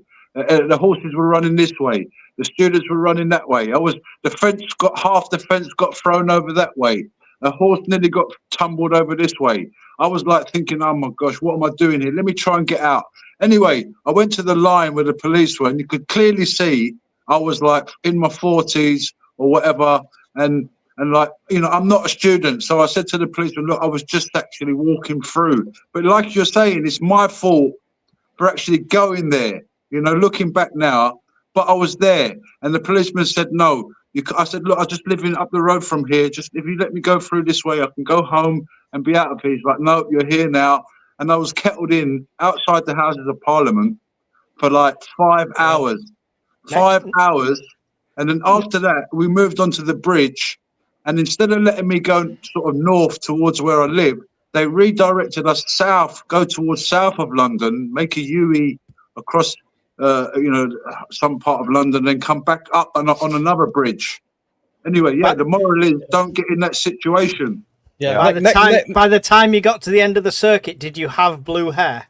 I was about to say, you're just trying to get home. Next thing you know, you've got a criminal record for fighting for the vegan lesbian liberation army or something. Tactics for that, for anybody in that situation, right? Get right up to that police line and then shout something really ridiculously out there. Hold on a second, Mike. Hang on, Mike. What's going on with Alan here? I mean, how did he come to the conclusion that I've turned into someone with blue hair, sort of supporting lesbian, far left, and all this like stuff? I mean, it's just because you were surrounded by them for so long. Exactly. I get the joke. Alan. At the end of the day, you come back home as a transgender. No, come on, let's get off the subject, please, man. Just get to the police line. Hang on. This is genuine advice for anyone in that situation. Get to the police line, shout something horrendously outrageous. I don't know, something crazy like. What you mean? Sorry, I've really just clicked onto what you mean. You mean to get through the police line? Yeah. Pretend I'm one of these people. If you shout something against them, like something ridiculous, like there's only 2 genders, they will realise you're not with all the students. But that's the thing. Their job is to get between you and them. So they would instantly pull you over to the other side. It's same if you had a Union Jack in the same protest, they would get between you. So that would get you through. Do you know what? How many people I saw getting hit with truncheons? No joke. It's no joke. Insane. Even during the poll tax riots, you talk about innocent people getting caught up with it. You know how many Tories had their heads split open? Literally, they're in Oxford Street, and there's one poor German guy with his 2 daughters and his wife, and his head split open, his wife's head split open, and he's going, I come from Germany, show me your paper, I'm trying to get the accent, show me your papers, yes, I come from Germany, right? And anyway, God bless him. So he's had his head split open, and he happened to be near the line where the poll tax riot were kicking off, and there was a massive line of police, all with their truncheons out, and all they were doing was a downward action truncheon. You know when they do that in the UK? Yeah, if you're caught behind that, Trust me. You know, it's like one of those you know those corn field machines where they might do the wheat. Harvester, yeah. It's like a harvester. Like you're getting back. You know, you're going to get bashed on the head. Mm-hmm. Yeah, we do have this thing. I mean, this is probably worldwide. I mean, but it's definitely a thing in the UK. The sort of rubberneckers who get themselves into these predicaments or put themselves in these dangerous situations because they're nosy. I don't know. I mean, did any of you guys see the footage that happened recently? The terrorist attack that happened recently in the UK, where a couple of Jewish people were murdered by a religious fanatic, and in the video there was a truck driver up the road from me. Yeah, exactly. The truck driver who was filming it on his phone, well, the guy had a suicide vest on. You can see this old man sort of lingering around at the fence trying to get a good look at what's going on. And somebody's actually shouting at him, he's got a bomb, mate. Get out of the way. He's got a bomb around him. People are oblivious. And he was just standing there. There's a dead body beside him. And a guy with a suicide vest, and this old guy is trying to get a better look. Yeah. That's what TV does to you. That's what TV does to you because it shows like-minded people all doing the same thing. When you watch TV and something happens, all the people kind of stand there looking. So all the people watching TV are programmed to stand there, sort of like pros, stand there looking and get the phones out. Especially if someone's like bleeding out on the floor. Yeah, let's just get the phone out and film him. So I'm in the middle of writing a book about situational awareness. I just wanted to show you the first chapter is Stop Being Sheep. Seriously. Yes. So it's all about situational awareness, but you can see the sheep on the phones, and that's what we're talking about. That is the people. It's like standing there looking. It's very interesting. It's like the people standing there looking at a tsunami, you know, just froze in time. Oh, look at that big, massive wave that's coming towards us. Isn't that lovely? Did any of you guys ever watch the film Don't Look Up? Oh yeah, it was hilariously accurate. Yeah, it was. Yeah, it goes to show, though. I mean, that's kind of the mentality of a lot of people, and you need to snap out of that spell. That's part of the problem. I mean, I think that's one of the things that separates sort of preppers from the general public is you know that they're just looking around and saying, "Wait a minute, this is crazy." So there's three people in this situation because I've been in it, okay? So it wasn't life-threatening in the end, but I was in the Trafford Centre, which is basically the UK equivalent of one of the biggest malls in the country, right? So I was in the Trafford Centre, it was in the food court area, and the alarm started sounding, and in between the alarm it was saying there's been an incident in this area of the Trafford Centre, please evacuate. Didn't say there's a fire, didn't say anything like that.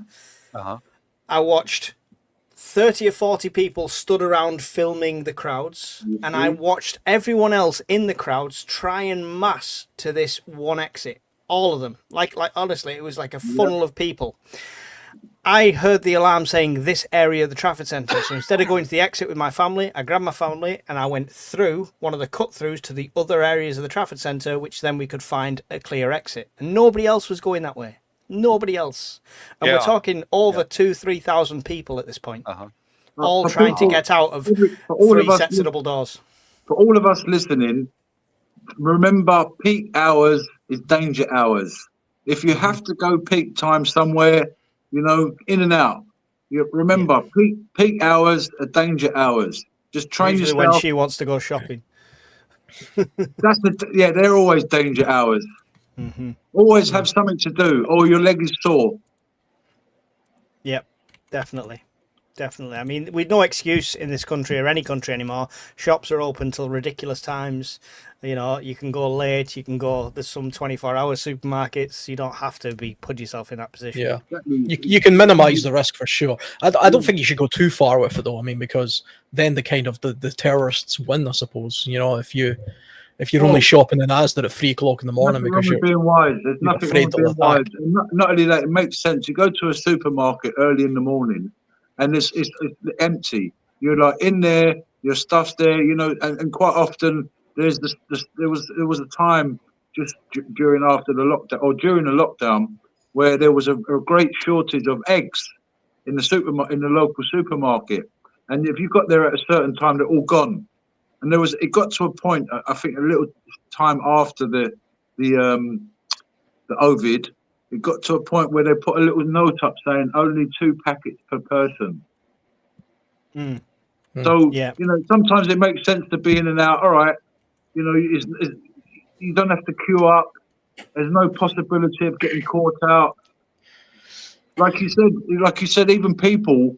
I've been in London Underground where you've come out one entrance and there's hundreds of people, and where you normally just walk straight out from the escalators to the entrance is like a minute, not 30 seconds. It took me like 15 minutes to go that distance because there's the volume of people, and I thought, wow, I can't get caught out like this all the time. Yeah. And in situations like that, people, they're not going to say, after you, sir. No, after you, Bob. No, please, after you, Costa. No, Shadow, after you, please, sir. No, Alan, after you.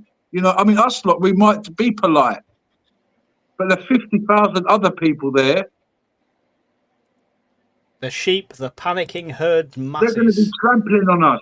I do think, I mean, it's definitely just a case of sort of risk, you know, judging what the risk reward is, you know, the risk evasion. Yeah. I mean, I like to call myself a survivalist. You know, what the hell does that mean? People think, well, you're doing everything possible to survive, but it's not really the case. I mean, I ride motorbikes, play with kayaks, bungee jump, deliberately put myself in situations. You know the risk.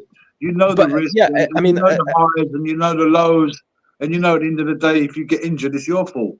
Yeah. I mean, but that's the case with everything. I mean, the variables in the city is different. You could get, you know, if you're not watching the road, you could get hit by a bus.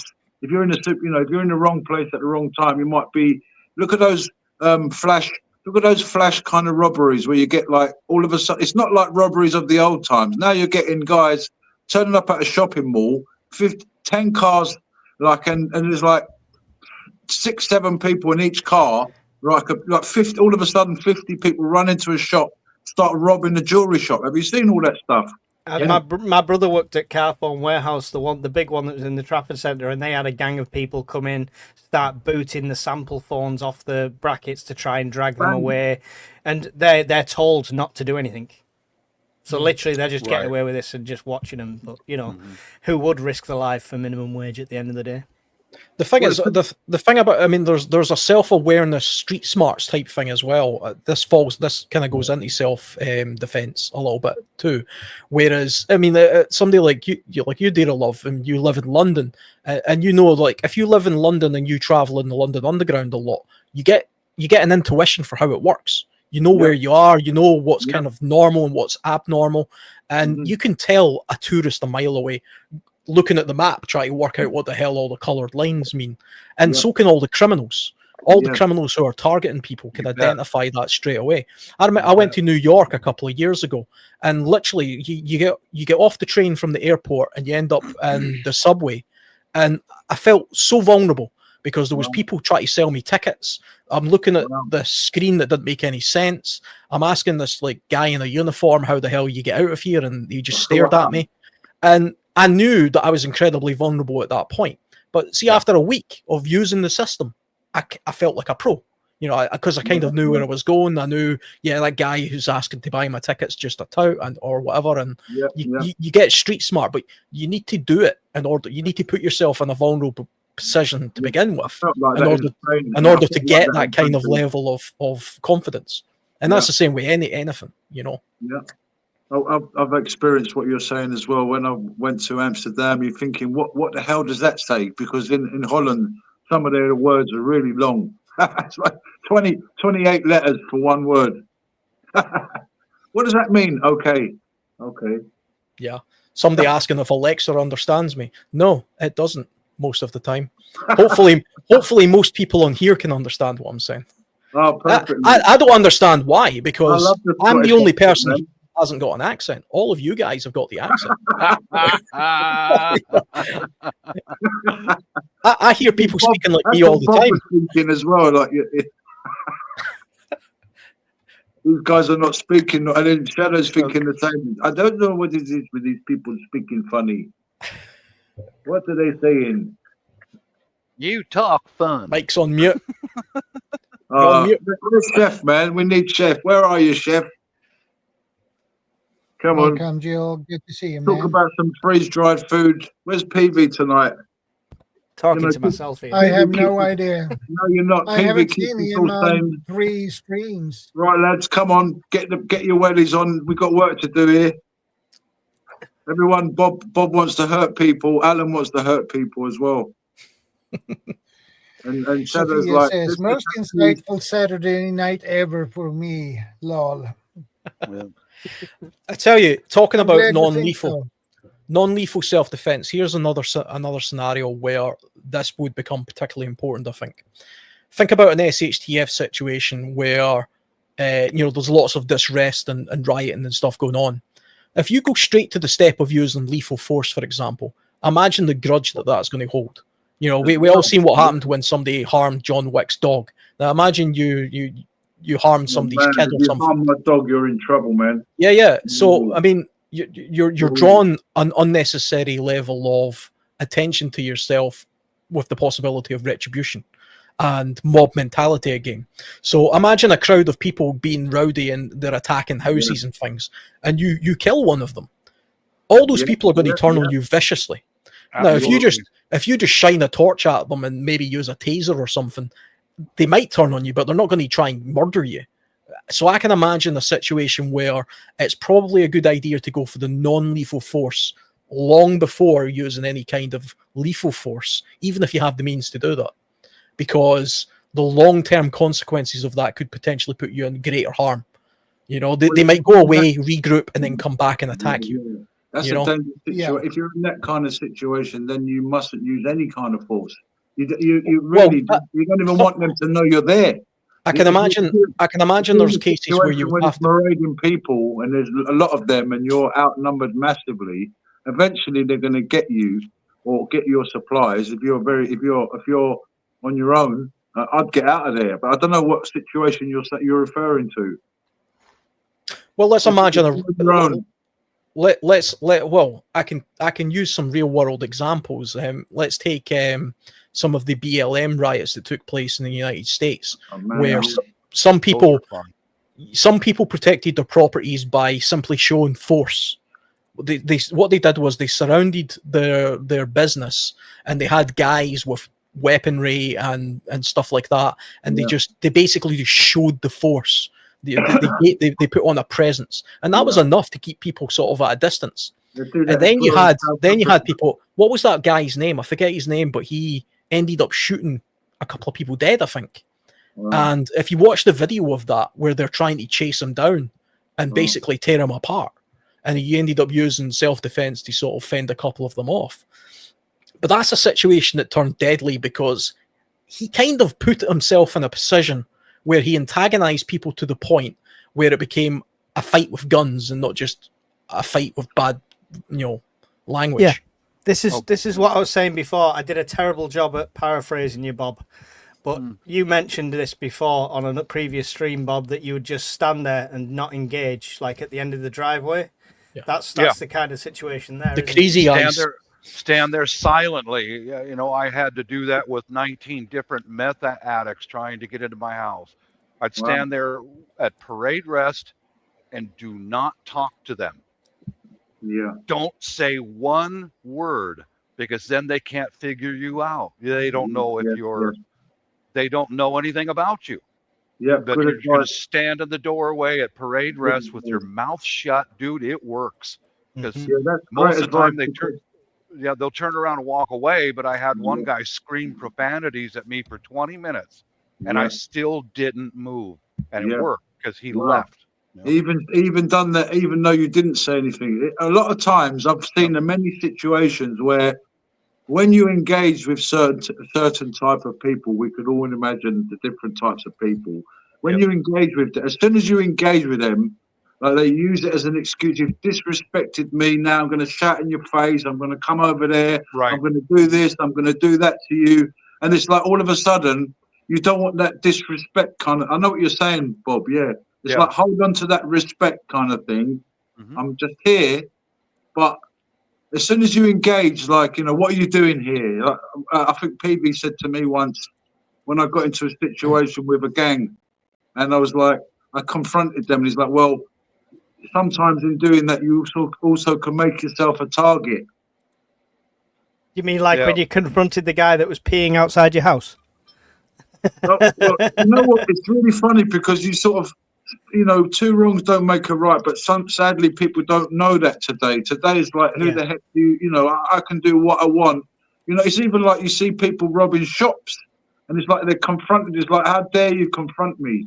It's like, well, I mean, we're living in a very extreme world. I mean, you could see, all right, I'm going to get told off now if Chef was here. I was going to say, if millions die, who's accountable? It's like, it's crazy what's going on today. The world is from one extreme to another. You got laws, certain laws now where I think in the UK, if it's not worth £200, don't bother calling the police. So you've got like people walking into an off license or a supermarket, and they're just picking up groceries. Bob, you want to see it, Bob? It's like normal, like when you're going shopping, you're like, yeah, I need some Greg's is help yourself. Yeah, they're just going like they've got their shopping list, and then they're just walking out the door. Mm-hmm. And then you've got sort of diehard security guys here where they're stopping them, it's really crazy. Yeah. There's definitely something to be said about drawing attention to yourself, though. I mean, I can give you a very quick sort of story. It's nothing particularly serious, but it kind of proves my point. Is years and years ago when I was a kid, like a very small kid, 10, 11, 12 years old, there used to be this man who used to walk from his house to the shopping centre. It's only a couple of miles, and all the kids used to annoy him and harass him. They used to like shout things at him and throw stuff at him. They used to call him Junior. And the reason they harassed this guy was because he used to react. You would get a bite from him.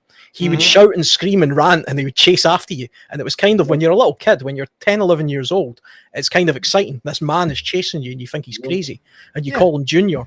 And over time, this guy, kids used to follow him all the way home, so they found out where he lived. And they used to, as these kids got a little bit older, they used to do things like chuck bricks at his window and break his window. The poor guy had his windows broke probably every couple of weeks. Now, my gran actually used to live next door to him, and he had mental problems. He was he was like, what would you call it? He had a very low IQ, basically. There was nothing wrong with him particularly, but his mother had died. He was living in protective housing, they called it. It was like a little old folks home, but he was probably about 35 or something like that. But this poor guy was terrorized for years because he rose to the kids. He was thinking he was just shouting at the little kids, go away, and chasing after them and stuff. But over time, it kind of got to a point where those kids grew up a little bit more, and they were smashing these windows and throwing fireworks at the poor guy and things like that. Had he just did nothing the first couple of times that happened to him, they would have just moved on, and nothing would have happened. And it kind of shows the very long-term example of how something can escalate into something, Or if I was the bad guy, just very quickly, if I was a bad guy and I was going door to door with my brother, we were robbing people in an SHTF situation, right? And I came to Bob's house and he gave me the crazy evil eye. I was thinking, oh, the hell with that guy's a nutter. I'll just move on to the next one. And that's probably what I would do. But let's say I went to Bob's house and he shot my brother, dead. Now there's a blood feud. Now I've got a reason in life. You created a memory. Yeah. Now it's beyond. It Yeah.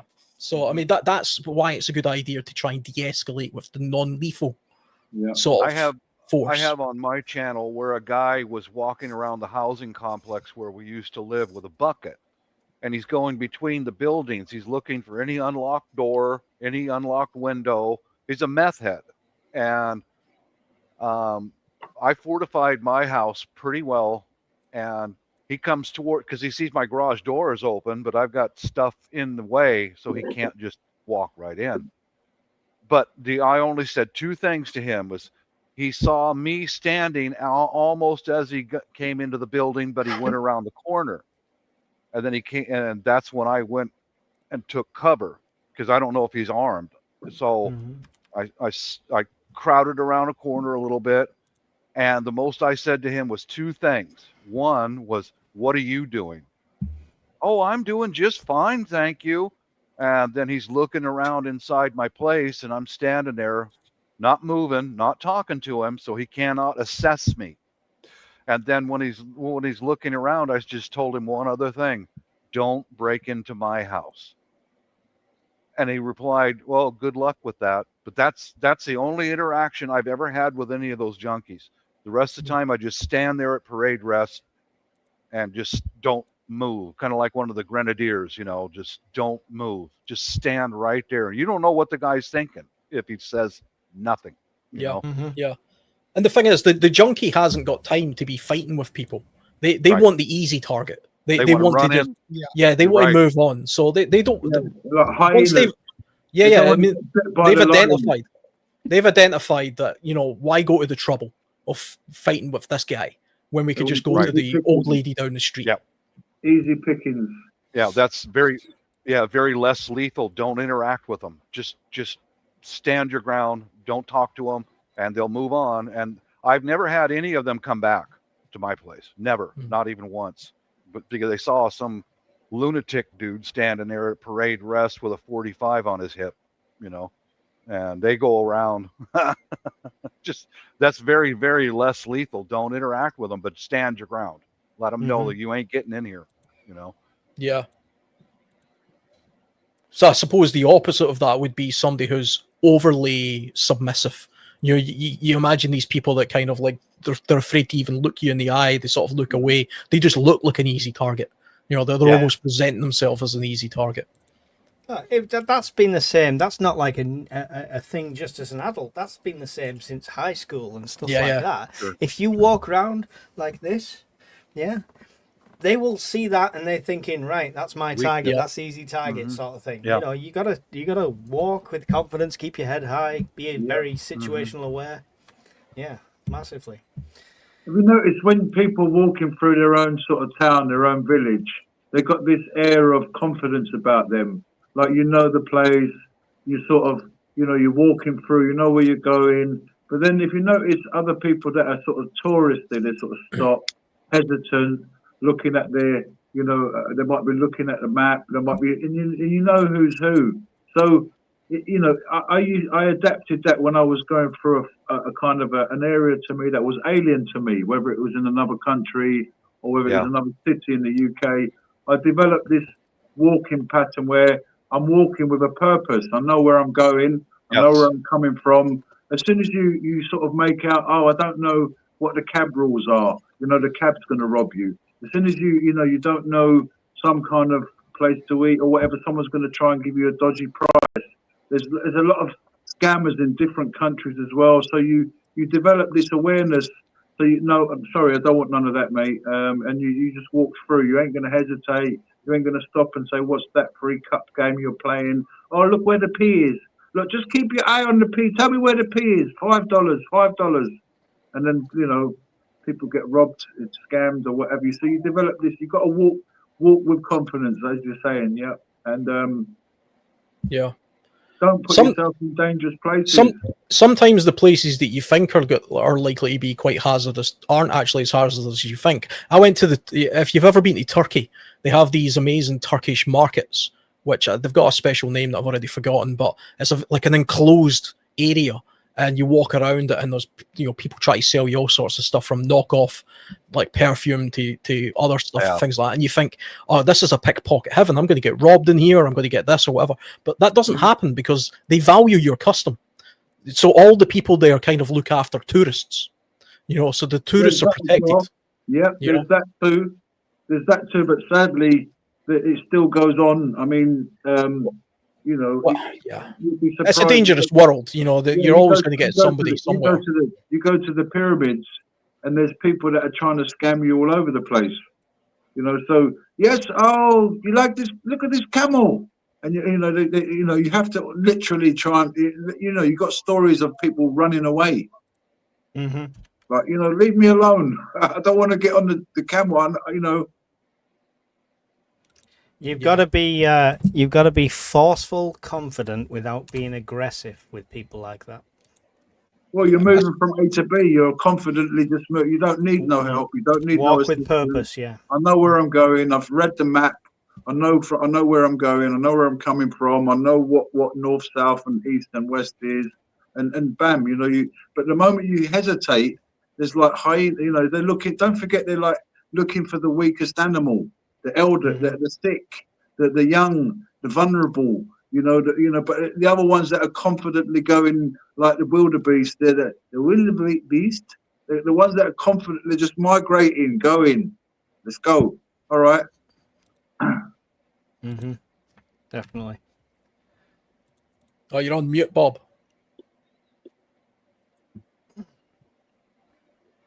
Whenever I read a map, wherever I'm at in the world, I get off the sidewalk and I go into a shop. Yeah. Right away, get off the sidewalk so that no one sees what you're doing. Same way with have to get on my phone for some reason. I go into a shop and then go on my phone. Don't stand on a sidewalk searching your phone or answering a call. Don't hesitate. Get out of the way, get out of sight. But I did have one incident when we flew to Madrid, and we're going through a crowd of people outside the airport, and one great big Spaniard grabbed my suitcase, you know, because he's saying taxi, taxi, and I rolled right past him, and he grabbed my suitcase. And when you're in a foreign country, the less English you speak, the better off you are, because that way they know you're not a local. So I just I was like 240 pounds at the time, and I just grabbed my suitcase and ripped it out of his hand, and I shouted, "No!" That's the same word in Spanish as it is in English, you know. So, and I just kept going. My wife was cutting through the crowd like a little midget, you know, ripping through the crowd, and I'm trying to follow her with our bags, and oh God. Yeah, having a plan's definitely a good idea. I mean, even that case when I was in New York, the very first thing I did when I got to the hotel after my dodgy subway experience was look at the phone and actually learn the subway a little bit. It's like, okay, this is where we're going next. We need to go there, take that line and get to this point. So I'm not standing around looking like a complete aimless tourist, you know? Any situations like that, if I need to use my Google Maps, I'll make sure I'm safe, out the way, and I will give myself pointers. Like, I'm going to go until I hit this T and turn left, and then keep going and hit this next one and turn right. I'll have them directions in like waypoint markers. Yeah, to then find the next place where I can be safe enough to check it. Don't walk around going, I'm walking this way. Don't do that. Story for you guys. Just going up to the toilet. I was in my father's country, Cyprus, and God may his soul rest in peace. My father, I thought I was safe anywhere I went in Cyprus. I could walk how I wanted, be how I wanted. It's Cyprus, it's my country. I went to a village that I never knew, and I was kind of looking around, and someone actually called out and said, "Are you okay? Are you okay?" And I was like, "Yeah, sure. Of course, this is my father's country." I mean, you know, but it was a village thing. I think it was just a stranger in that village. That's good situational awareness on their part. Yeah, it is. They spotted you as a stranger. What are you doing here? Yeah. But what I've done as far as maps go, I did this the first time I went to Cebu City, and I was by myself. I sat down with my laptop in the hotel room, and I pulled up Google Earth maps, and I took photographs of where I wanted to go. And if I had any question, I'd duck into a shop real quick, and you can access a photo on your phone instantly. But overseas, sometimes it takes a while to load up Google Maps on a phone. It just sits there and spins and waits and waits. Oh, yeah. I just access my photos, bang, there we go, expand. All right, now I know where I'm at. There's that church and all that. Yeah. Take photos of where you want to go. It's very fast, very, very fast. But yeah, I've had a few dicey situations overseas and stuff. But you know, I just be street smart and confident. And, you know, the less you talk, the better off you are. You know, really. Try to blend in. When I was, because I was my family's Greek and I was born in England. When I was in somewhere like Spain, you could look at me and think I was Spanish. So Yeah. I was Spanish, you know. So there's sometimes there'd be British people. I wanted to ask everybody here, right, to be honest with me now. I'm going to ask you a question. Yeah, is there been any point in your time? I want you to be honest, okay, right, guys? Has there been any time in your life where you pretended not to be from the country that you're from because you got embarrassed by the people that are same from your country, but they were embarrassing you, and you tried to pretend you wasn't from that country? I've done that when I was in Rome. It was late at night and I got hungry and I knew there was a sandwich shop down the street from where we were staying, and a bar on the right hand side, and about 4 young men about Mike's age, you know, younger than me, but they were Italian. They were Italian men, and they stopped me on the sidewalk. Hey, they were speaking to me in Italian, and I didn't answer. And they go, "Where are you from?" And I said, "I'm from Canada." And they went, "Oh, I don't know that." And they were drunk, and then they just took off. But I'm pretty sure if I told them that I was an American, that changes things, because there is a lot of hostility against Americans when you go overseas. It has relevance. It has big relevance. I was told, I went to Argentina and I was in this place, and my girlfriend's father said to me, "Don't speak English." And the reason is because England and Argentina had a war, and that city that I happened to be in had a lot of casualties because of that war. And my girlfriend's dad was just, he just thought, well, it's best to sort of avoid any situation, because anything could have happened. Someone could have lost a son, a father, anyway, and took it out on me. Oh, he's from there, even though I look sort of Greek or whatever. They might say, "Well, you're speaking English," you know. I mean, even in, like you said, who said earlier, Alan, or from a football club, you get caught out on a train, all of a sudden you're like, you got a blue sort of Ipswich shirt on, and everybody's on the, you quickly run to grab a train, and the door's shut and the train's moving. You turn around and realize, wow, everybody's got a red shirt on, and I've got a blue shirt on. Yeah, I mean, it comes again. It's back to situational awareness. You know, if me, as a British person, was to go for a holiday in Afghanistan, I would probably be setting myself up for a bit of a fall. I don't know though, because there's been people that have grown beards, grown their hair long, wearing a shamag, go in the sun for ages, and then you'll blend in, brother. Trust me. Well, have you seen there's redheads in Afghanistan? There's redheads, blonde hair. There's blue eyes, green eyes. I mean, I only chose Afghanistan because it's in general. If you started speaking Scottish and stuff. Yeah, well, I mean, from an accent, ethnicity point, I've never pretended to be from another country. I have heard a friend of mine who's also into motorcycles did a trip around Morocco, and he told me that if people ask where he was from, he used to say Ireland, because Ireland sounded a little bit less aggressive than the UK or Scottish. Right. Obviously, it's the same place.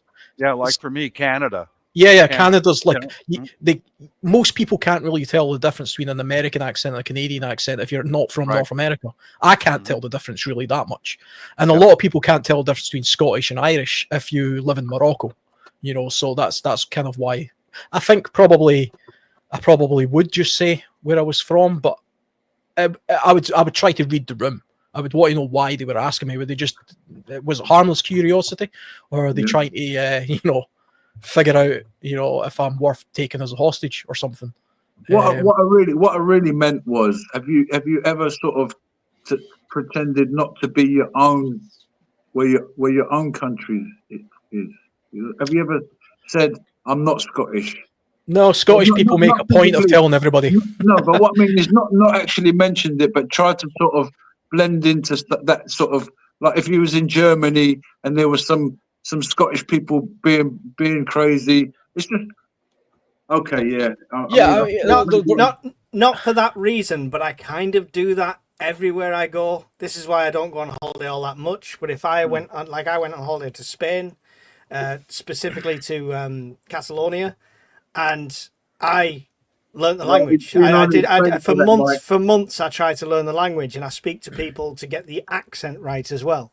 So I know if I've got to go out, like I had to go to a pharmacy while I was there. Didn't want to go into a pharmacy as a tourist asking for medication. You sound local. You can ask them in their language. It helps. So I'd kind of, I do that anyway, but not because I'm embarrassed of the English. Well, I am embarrassed of a lot of English people, but that's. I've got a relative. It's part of that hesitation thing as well. I've got a relative who lives in the south of France, and he says it's a very, very small town, and they're very French. I mean, they're like they don't like tourists and all this kind of stuff. They're very French, and he says that a good trick to do, like when you're visiting, when you're down there, is when you go into a shop, get your phone out and try and ask for the thing that you want in French. They all speak English, but they will appreciate the fact that you've at least tried to do it in French. And they will listen to you for about a minute and then say, it was kind of okay, but we speak English, it's fine. But they appreciate the gesture. And that's just a polite thing to do, I think. Yeah. That's what I do in the Philippines, is either try to learn the language in Tagalog or Bisaya, or at least good morning, thank you, you're welcome, and they know you're foreigner, of course, but do you know what ethnic group of people I have received more hostility from overseas is Australians. Wow. They fucking hate us Americans deep down. They hate us. They despise everything about us. And it's like when I'm out with my family and we're in town doing something, I tell them, as soon as I hear an Australian accent, I'm leaving. I'm just not going to get near those fucking people. I mean, really, they're that vicious. Oh, you fucking Americans, you and it's like, and these are jackasses who've never been to the States. Never. These beeps are really slow tonight. Oh, what they judge me on is by what they see on Sky News Australia. And they judge me as part of that.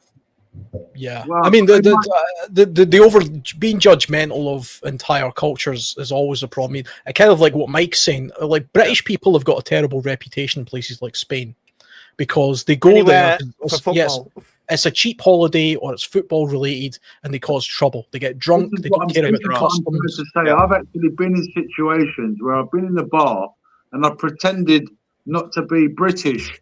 I pretended to be Spanish. I pretended to be like Manuel, but like I wasn't like that. I didn't speak to people like that. If I spoke to any British, straight away I acknowledged that I was British. Right? I weren't sort of hiding in that sense. But if I was just sat there, no one knows that you're British if you just sat there, not saying anything to anybody. I was just sat there, and I've actually heard British people having a go at the barman, saying, "Don't you flipping speak English?" He's trying to say something to the barman, and then the barman said, "This is Spain." Yeah, I was going to say actually, English-speaking people do have this horrible tendency to just assume the rest of the world should speak English for some reason. Yeah. Well, I don't know why, but I've seen every kind of people do it. Look, man, I'm just saying. Look, the whole world does it. There's from one extreme. I've seen African people do it. I've seen American people do it. I've seen British people do it. I'm sure in your lifetime you've heard the expression, "You can't do that to me, I'm an American. You can't do that to me, I'm British. You can't do that for me because I'm a king in Uganda. You can't do that to me because I'm this person," right? Whatever. Everybody's got had that little moment of entitlement and whatever you. But anyway, what? Yeah. Not sure how. Is this still self-defense we're talking about now? Yeah, we've gone right up there. Yeah, it's kind of kind of still being aware. Yeah, it's awareness of your surroundings, I think. Yeah, that's being aware of your surroundings is why I don't like to go to bars. I hate it. I don't, because people go there and they get liquored up, and one of them always wants to fight. So I just stay. I'm not going. Yeah. this is what I meant. This is what I really meant about, being in that bar, in that situation. You disassociate yourself from that, not because you're disassociating from your people, your brothers and your people in your country. I'm just saying that situation that might kick off. You don't want to, be in that kind of. Yeah, and sometimes it's not even a whole country. It could just be city to city. People from Edinburgh have got an issue with people from Glasgow, and vice versa. Yeah, it's crazy. Yeah, it's tribalism. It's pointless tribalism. That's a good word for it, Alan. Very good, very good. Yeah, while we were sitting here talking, I put a few more brass keys on this striking weapon to make it a little bit. Mike, you made you inspired my keychain. Put even more junk on it. That's going to keep me up all night. All you need now is a fire starter, some paracord, a torch, of course a bottle opener because I'm a guy. There's my key, and that annoys me. Wow. Yeah. A fob for a workplace that I no longer am part of, but I know exactly where they keep their emergency medical supplies. You never know. Yeah, that's true. Good thinking, really. Always know where your local vet is. In fact, who remember those? Who remember those key chains that have got? It's like a chain. It's like a fashion thing. You've got people having chains dangling from their trousers, and you could actually use a kind of chain. My father came to the UK, London, UK twice, and had his wallet stolen, and by pickpockets. So when he, sadly, we know the place, and my dad got pocketed twice. So I bought this wallet, had a chain on it. You can actually connect it to your belt or the loop, and then you got your wallet safe in your pocket. That was a massive thing over here because I was used to going to rock pubs and stuff like that when I was younger, and loads of people had chains on wallets and stuff. Often 3 or 4. Yeah. But they would have them dangling right down, wouldn't they? Like, it was like an actual fashion statement. Yeah. So it's not illegal to have a chain, is it? I think it would be if it was, a big chunky chain that you just had wrapped around your wrist or something. Right. But Well, I think, I mean, you probably could get away with having one like wrapped around you, like in a punk type sort of look about you. That would be a way of getting around that rule, I imagine. There's definitely ways to circumvent rules if you really think about it, and that's something you really wanted to do. You would just have to be particularly cautious about it. I mean, one thing I do tend to do is, because I travel, I try to travel as much as possible, and sometimes if I travel to a part of the world that's a little bit sketchy, I always take a little bit of a look at the sort of self-defense laws and things like that. And you'd be amazed at how many countries you can legally buy a knife and protect yourself with, for example. And you can't take it on the plane, but I can buy one when I get there.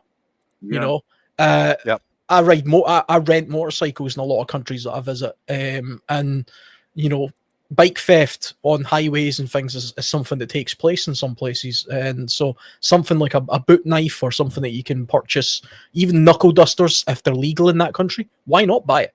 If you can legally buy it and have it, then do it, and then just throw it in the bin when you're getting on the plane on the way home. I was just going to say, before you go to the airport, throw it away. Just throw it away. Get rid of it. Yeah. Buy the cheapest sort of thing you can get. I was in Argentina years back, and I was by a river. I was doing a bit of camping. It was great weather, and I was there with my girlfriend. We're just setting up the lunch, getting ready to eat, and two guys on horses rode up, and it was living gauchos, the real deal. I was like, wow.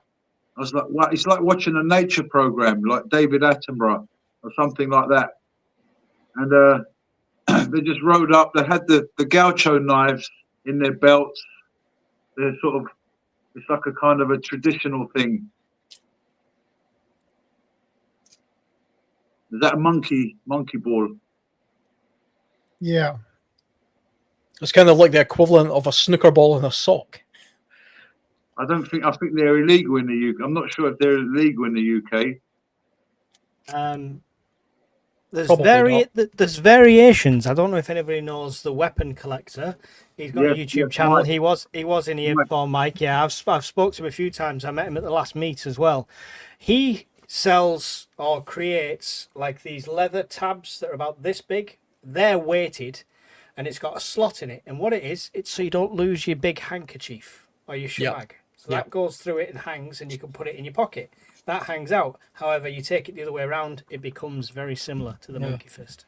So that's the key, isn't it, Mike? It's not a weapon. It's got Still another is a utility. We don't just- have Lily, any good weapons to in see this you. country.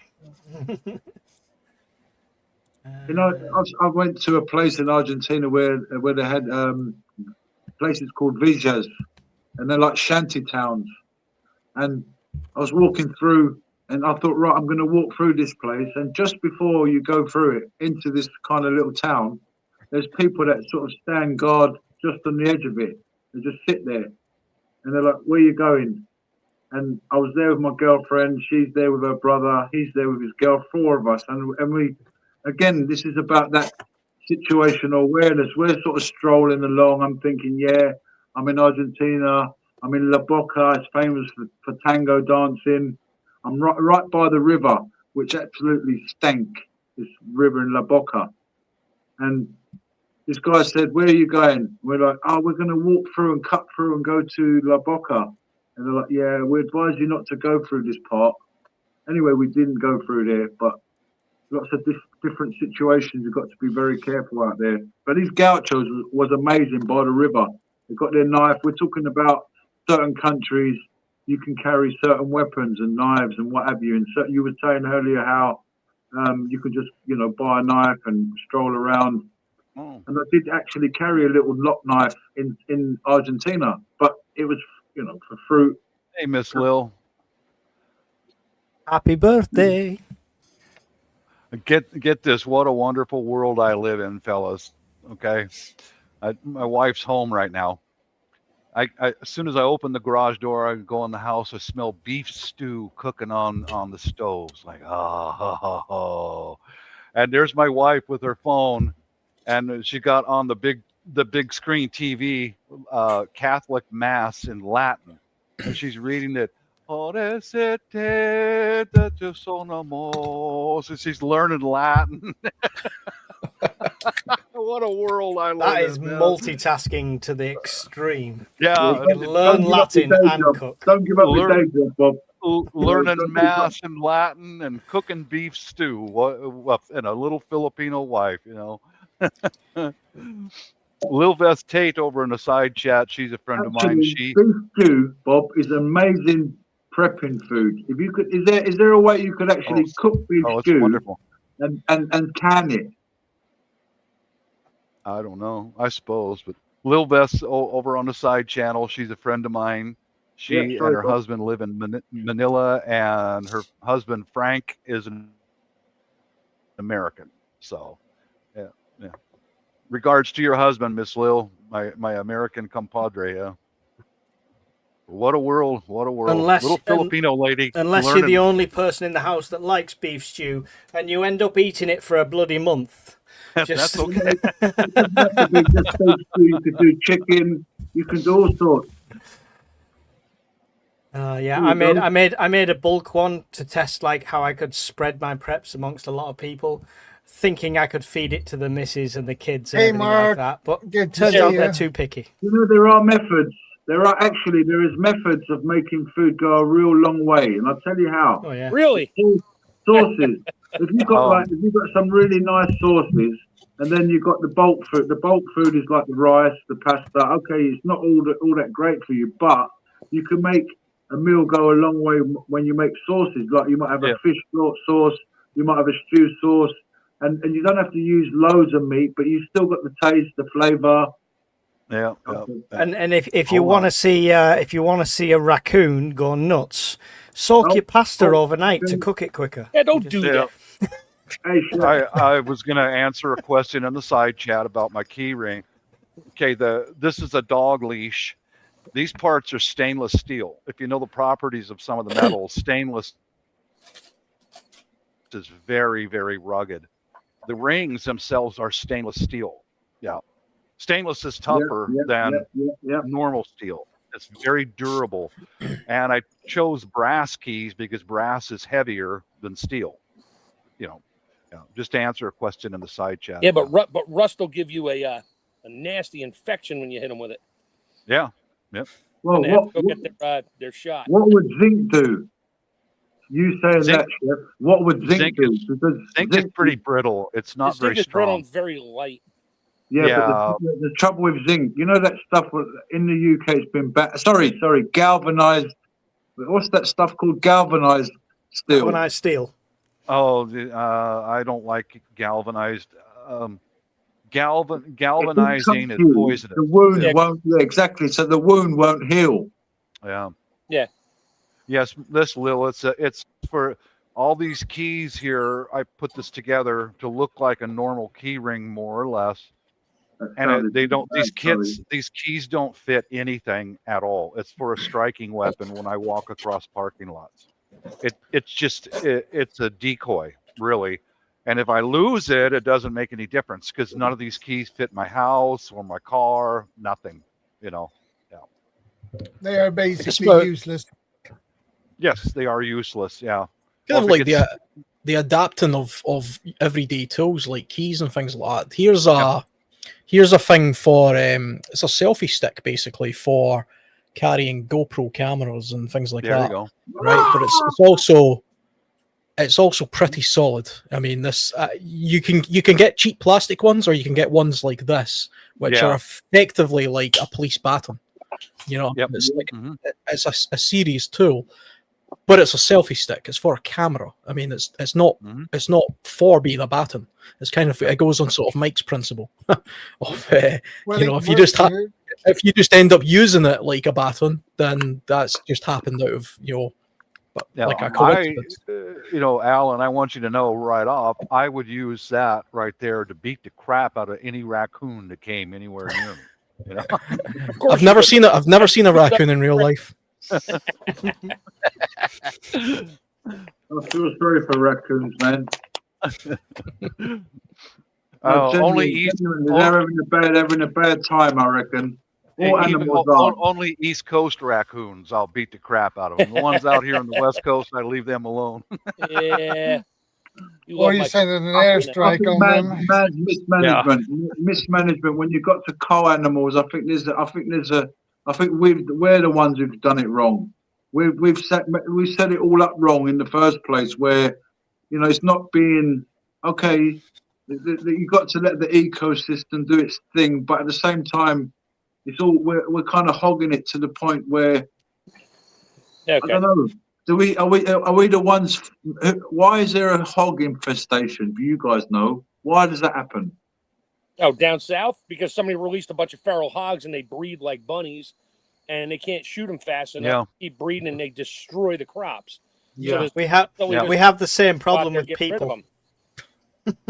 Yeah, no, he never meant that. Come on, man, he didn't mean that. Wait, beep! He got cut off.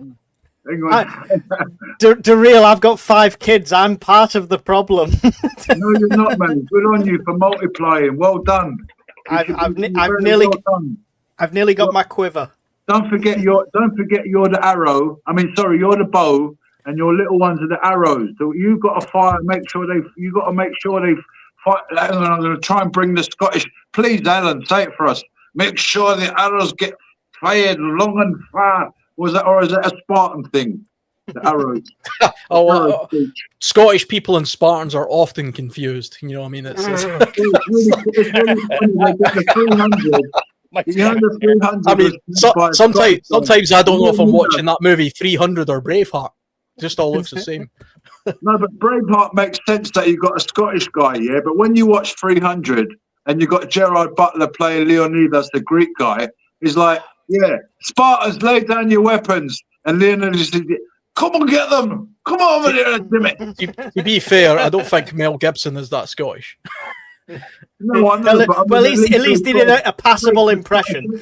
At least Leonidas could have, at least Gerard Butler could have tried to fake a Greek guy. No, I'm not bringing my. I'm not putting my kebab down. No, go ahead. Just for the record, everyone watching, he can stereotype. He's Greek. It's fine. It's all right. No, man, there's nothing wrong with it. You know, this is what they're trying to take away on humour. Yeah. You know, I mean, can make fun of Scottish people like because a robot. You know, what is the final accent? This is my question. Okay, they're trying to get the final solution. Well, what's the final accent going to be? Are we going to all speak like Daleks, or is no one going to speak anymore? I think it would be humankind going to lose their language, or is the AI going to speak on our behalf, or what? Are we going to be gone? Where are we going to be? Like, you know, we're talking about the ethics and tactics of non-lethal defense. How do we all right, sorry, yeah, well done, Chef. I'm stopping. Easy, buddy. Easy. Love you, man. I'm breathing. People say breathe. I know what Come on, someone give me some oxygen. I want to answer him though. It would be no accent. Nobody can place mine properly in the UK because I've lived in so many different places, and it ends up merging. No one to know where anybody came anymore from anymore. Yep. Now I have an East Coast accent. My heritage goes to Newfoundland and Scotland. So there you have it, folks. Brother. Yeah. Hey, accents are stereotyped massively anyway. You lot are all Greek. You're all Greek, and you just don't realise. You've forgotten about it. Yeah. Okay.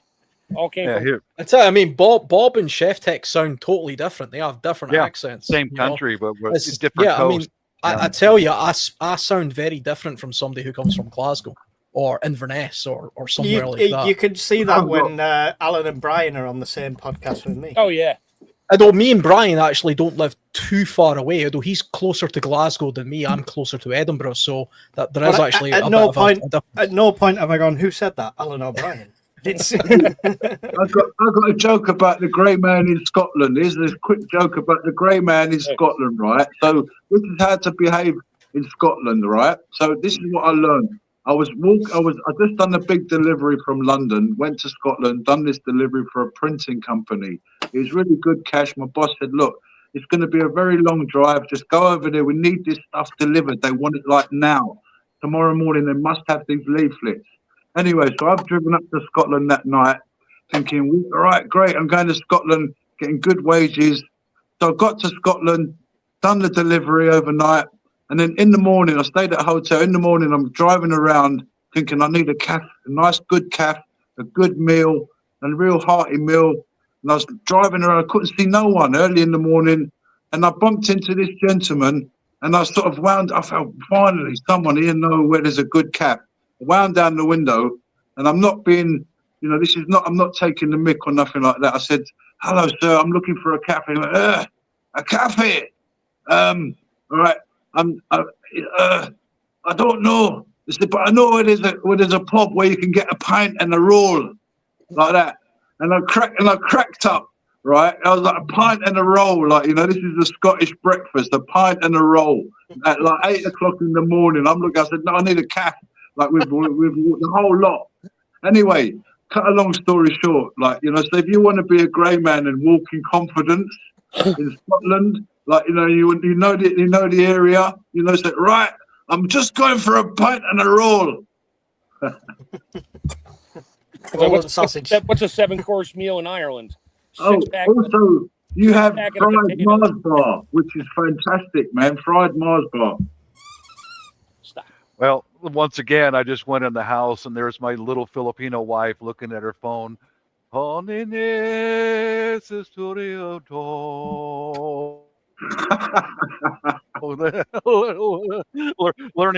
learning Latin, you know. She said, "Hun, all the masses are the same in English, but I'm learning the words in Latin." Like, life's good. Life's good. Good way to learn. It's a good way to learn. Uh-huh. Mm-hmm. One of my biggest heroes is William Wallace, man. You know, and even is Rob Roy as well. The honour, you know, I learnt a lot. But I thank God for Scotland. I'm not, you know, taking the mick out of any accent. I think that we should be very happy for where we come from, and there's good aspects as well. There's good and bad in all countries. You know, none of us are. You know, no one's like any better than anybody else. I mean, it can be a multicultural world, but you know. Anyway, sorry, I'm gonna. Yeah, I can get along with anyone. Sorry, as I'm just long- watching Shadow thinking, what's this become? Yeah, I can get along with anyone as long as they don't come after me. No, we're talking about situational awareness. You know, you might be abroad, and we're sharing Yeah. our stories of being abroad Yeah. and how we've blended Easy in, now. or how maybe Share the we've mic. ignored Share the being. mic. You know, that way you said, Mike, how at one time you sort of tried to not be who you were, and Yeah, definitely. Can I say, can we touch on the ethics side of the title? Because we've not really spoke Yeah. about the ethics side of it. Okay. And what is it ethically right to use certain items and stuff like that? I suppose I want to put across there. It's kind of like what I was saying earlier about that. I wouldn't want to shoot somebody for stealing my TV. You know, Oh, I I would. hear you. I agree. I agree. Yeah, you get my point, though. You get what I'm saying. I do. If it was just before match day, like before 3 o'clock kickoff, your life's in your hands if you take my TV. I'm telling you now, just so you're warned. All right. what if everybody had one of those? You know, like when you got your bug out bag, you got a string on it, right? What if everybody developed these sort of really hardcore metal frames that go around their TV, and there's a chain, and it's locked up on your wall, and like, you know, so if your bag got shooken around, you know, and everything sort of broke up, and everything would be on a string, so you wouldn't lose your Leatherman, you wouldn't lose your whatever, because okay, that sounds crazy. Yeah, you're going a little. You're kind of getting a little wound up here. Just take it easy. Have a big chain on your TV. Oh, you can't take the TV. There's a big chain on it. Sorry, mate. You know, Good luck taking my TV. I still got rather a than shoot people, it's all chained up. It's all big chain on it. You know, they'd be walking down the road with a big TV, but there's a big I chain don't on think it. anybody's going to steal a TV with a big chain on it. But anyway, Well, they put big chains on dogs in America, didn't they? Well, hold on, dude. Share the mic. Jesus, yeah. Listen to when other people cut in a little bit. Sorry, you're gonna be a grumpy old man. Share the mic, man. So, you know, the ethical part, like what Alan did. There we go. What if and I watched a movie and shut up? Okay, Alan mentioned the ethical part about I won't take a life, especially if somebody's in my house stealing food. No, man, no, man, have the food, but just get out of my house. You know, you understand what that's my ethics. Do it in the English accent. Pretend that you're English. So if they come back, you could say, it wasn't me, it was the English guy. Okay. Bob, on the same front, if it was SHTF, that food is more vital to your life. Does that change the situation? Totally. Yes, it does. It does. It does. If there's everything shut down and you're raiding my food, well, that's going to change. That's going to escalate everything very much. Yeah, good question, Mike. Good question. And so the number one thing they teach, the very first thing they teach in any gun safety class in the States and probably anywhere else is the first thing you never want to do is use it. Yeah. Period. Ever. Yeah. Ever. I mean, as an absolute last defense, sure, but not if you're like absolutely you have to. Yeah, I remember watching an interview with a New York cop. He was a New York policeman for nearly 40 years, and he was really, really proud of the fact he'd never shot anybody. Mm-hmm. Yeah, that was his great pride. That's the ethical thing that we need to talk about. You have to live. You have to live with that. Now, unless you have that's correct, and you're just a I don't know what an NPC, whatever you want to call it. Unless you're just that and you have no conscience, no heart, no soul, then sure, I guess it doesn't matter to you. But the rest of us, no. We look at the long-term effects of your actions, and that's where God comes in and all that. Yeah. So that's your ethics right there. Yeah. You don't want to do something that is going to be forever ingrained in your brain and your soul that you did it. And which I find you didn't have to. Right. Yeah. Or even if you didn't have to, you still have to live with it. That's the unfortunate downfall that, I'm cornered by a bunch of other guys with guns that are trying to like just kill me. Yeah, I'm going to protect myself, but I take them all out. I still have to live with the fact I took them out. Would I have died? Probably, but I'm alive and I still have to live with the fact I took them out. And which So- I find interesting. I don't know if you guys see the same. The people like often in chats, people on YouTube, even with YouTube channels, they have this illusion of, yeah, I'd be able to do it. Yeah, no problem. Yeah, come to me. I'm gonna kill them all. I'm gonna do all this with no clue how that's going to affect them mentally. That's This is fantastic. I'll This is a let you know fantastic right now, Mike. conversation. That is the guy who has never seen someone die by violence. Right. Mhm. That's the guy. In their He's a face, right cherry. next to him. Yep. Yeah, you he's said never that seen before. it. Once Yeah. you see somebody who's been killed by a knife or a gun or by a violent method, you don't ever want to see that again. That's the Yeah, worst thing. very- In the, it's Hell, even very for traumatic, somebody very getting hit by a traumatic. car and dying, that's Yeah. bad. Yeah, Mhm. It stays Yeah. with you for life. Yeah. yeah. Yeah, it's etched in to your I'll let me fill memory. you in. My policy is, okay, I'm armed. When I'm home alone here, I have an H harness with a pistol on it, and I walk around the house armed. My policy is if somebody gets in the house and I'm home alone, I will do everything I can to go out the back door and escape and get out of it. Now, if he's got friends, that that escalates things. Yeah. Especially if they're coming at me and he's got friends and they're coming right at me, that's when I'm going to go to the next level. But if someone enters a home and my wife or son or daughter are upstairs and I can't get to them, they're between me and my wife and daughter, that's when I'm going to bring it right down on his chest. You're Get out. if I'm home Yeah. alone, and I will do anything I can to get out of the situation, because crying out loud, guys, this is just property. If I could afford to buy it once, I can afford to buy it again. Yeah. I think as well. Yeah, I mean, but that there could is come down to another- the zones again, eh?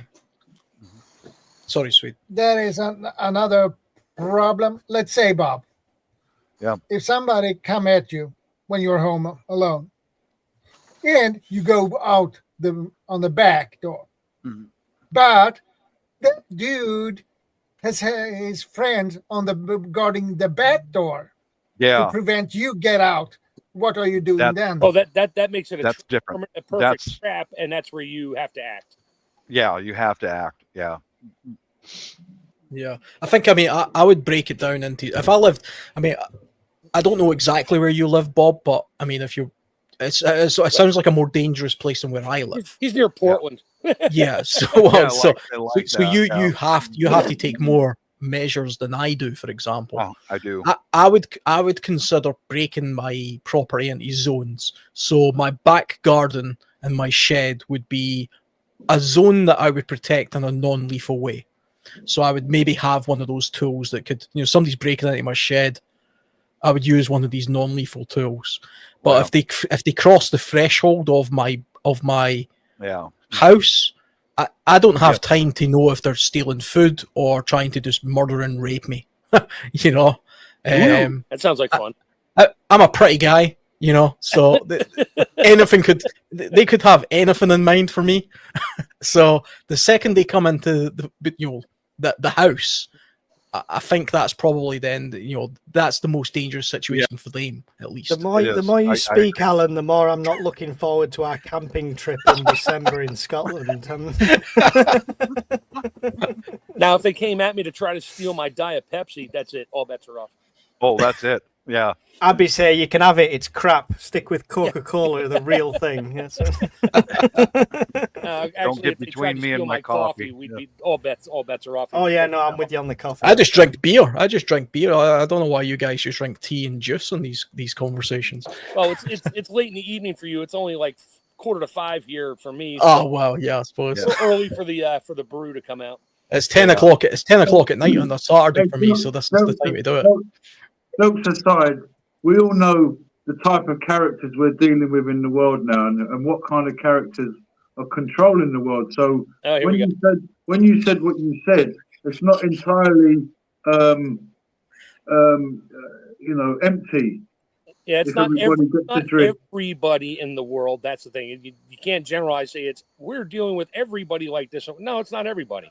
No, I never said everybody. I'm just saying. The most noise, so I mean, if a certain things getting promoted all the time. You've got to think to yourself, why? And we're talking about being, aware of what's happening as well. And it's not so fantastical to say something like that it's possible for men to get raped as well as women. Sorry to say it like that. Oh, that does happen. I mean, that is a thing. But I mean, I think in all seriousness, if somebody was to break into my house where I am, the most likely reason they were doing it is because they were wanting to steal the PlayStation to sell it for drugs. I mean, that's the most likely reason. There was one guy in America who was found chewing someone's face off. He had eaten bath salts. That was down in Florida about 15 years ago. Yeah. Yeah, that guy was he had some serious mental issues, so that's not the United States wants to chew your face off. Yeah, I mean there are people in the world. There's Hannibal Lecters in the world. There's psychopaths. There are nutters. They do exist. I mean the chances of you coming across them are ridiculously low, I would imagine. No, I did actually. When the crap hits the fan, those are probably the first ones that are going to get off because yeah. Well, yeah, because in an SHTF situation, people are going to change. The supermarket's going to be empty. People are going to be hungry. If you're unsure if they're a psychopath, just give me a call. I'll let you know if I married them at any point, because that's usually the way that goes.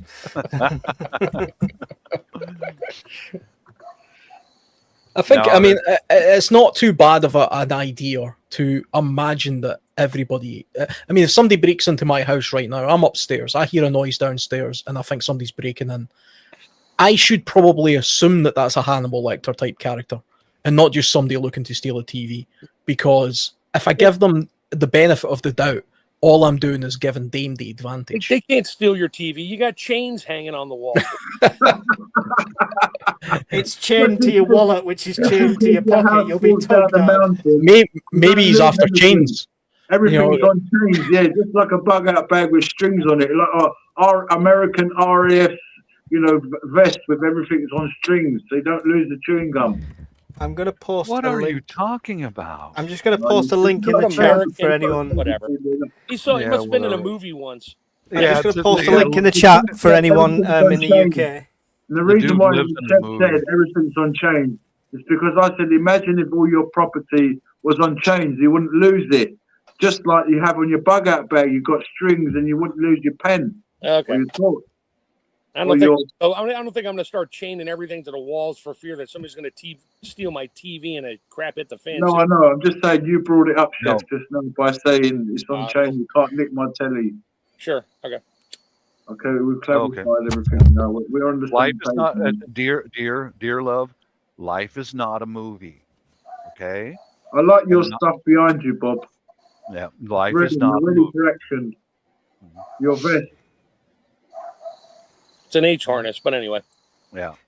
I was just saying, sorry, I posted a link in the chat for anyone in the UK. That was what I was referring to before. It's the Snow Peak Defender revolver 50 cal. So it's the rubber balls that you can use, or paintballs and stuff like that. So it's a paintball gun, obviously for sporting and gaming purposes. That's all. But I posted the link if anyone's interested. Evil girl figures. Evil girl's comment. I was called a psycho, and she said, "I like it. Thank you." Oh, thank you. She's not one of the ones I married. Just throwing that out there. I think. See if you're talking about keeping things in your bedroom, for example. If you're going to have, like, say, a side lamp, okay, you've got a couple of side tables at your bed, and you're going to put a lamp on each one of them. It doesn't take much effort to look for a side lamp that's got some bloody girth to it. That's heavy. And you when you're in IKEA and you're looking at different lamps and you think, here's one that's got a bit of weight, and here's one that's looks a little bit better. But, in IKEA with the lamp like that. Could I use this? Alan, you're dangerous, man. Taking practice swings in IKEA with a lamp. The staff are looking at him like he's a nuts. big marble lamp. I'm going to get you now, Jimmy. It's the principle of looking at everything like it has the potential to be something. Your Honor, it's just a lamp. Your Honor, but it weighs half a ton. I can imagine. Can you imagine asking the Lights on person in it. IKEA, going to the IKEA person and saying, "Yeah, I see you've got that lamp there for £30, and this one's 20, but I want to ask you a question. If I hit somebody with this, would they immediately hit the ground, or would they be able to get back up?" Hey Bob, what was that board game back in the day? It was Alan in the library with the lamp. Yeah. Cluedo. Right. Cluedo. Oh, Clue. That was it. Yeah. Yeah, Gregory after It was anything Alan in the about library with the IKEA lamp. That's it. There'll be a protest Gregory. outside your house. All the lefties will be out there. Like, that lampshade was way too heavy. He's bang out of order. You should have used like a rubber lamp. I'm out of here. All right, you guys. Peace out. Okay, Take Bob. care, everyone. Good, Bob. Okay. What was the EMP predictions or tips? Oh, too late. Bob's gone. Yeah. Was it something we said? Yeah, I don't know if Mike posted it. Somebody posted it, or I saw it. That some company that makes Faraday bags or EMP bags or something got sued because they don't work.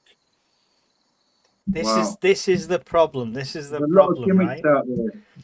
And that's why I've never trusted them silver boxes with the blinking light that hook up to your car, and it's supposed to magically be EMP proof. Yeah, there's another one of those. Yeah, I think that was one of them. Yeah. Hooked up to your electrical system, Real so if an damn EMP scam. hits it, it'll absorb it. No, it won't. All your electrical circuits are going to absorb it, and every circuit board's going to fry. Yeah, real Pretty much. being scammed by it all. It's all a big scam. Prep like me, prep like it's the 1860s. Then it doesn't matter if your power goes. Yeah. That's why- We humans went hundreds of thousands of years without electricity. We would still be alive if all the electricity disappeared tomorrow. It would just be difficult. You just Yeah, have to well, learn. You just have to relearn how to do it without electric. Yeah. We'll be setting up primitive AA schools where like people will be getting off stuff like slowly. Like I used to be on the internet 24 hours a day. Like they'll be like, what brings you here to the primitive AA meeting in the forest? Like chef will be like, look, I'll just get on with the food. Shadow will be like, yeah, the way we deal with things in Sweden, we just try to stick down. They'd have a new group like AA called EA, Electronics Anonymous, because all these kids that are stuck to their phones would have a mental nervous breakdown for the first 60 days because they can't get on the internet what their friend is doing that they think is their friend across the country, blah, blah, blah. Yeah. I keep hearing the Twitter ping in my sleep. Yeah, Mike and Alan will have their headphones on still. Yeah, we used to talk with the headphones on. There's no electric now, but we still got them on. Like, yeah, I'm the headphone.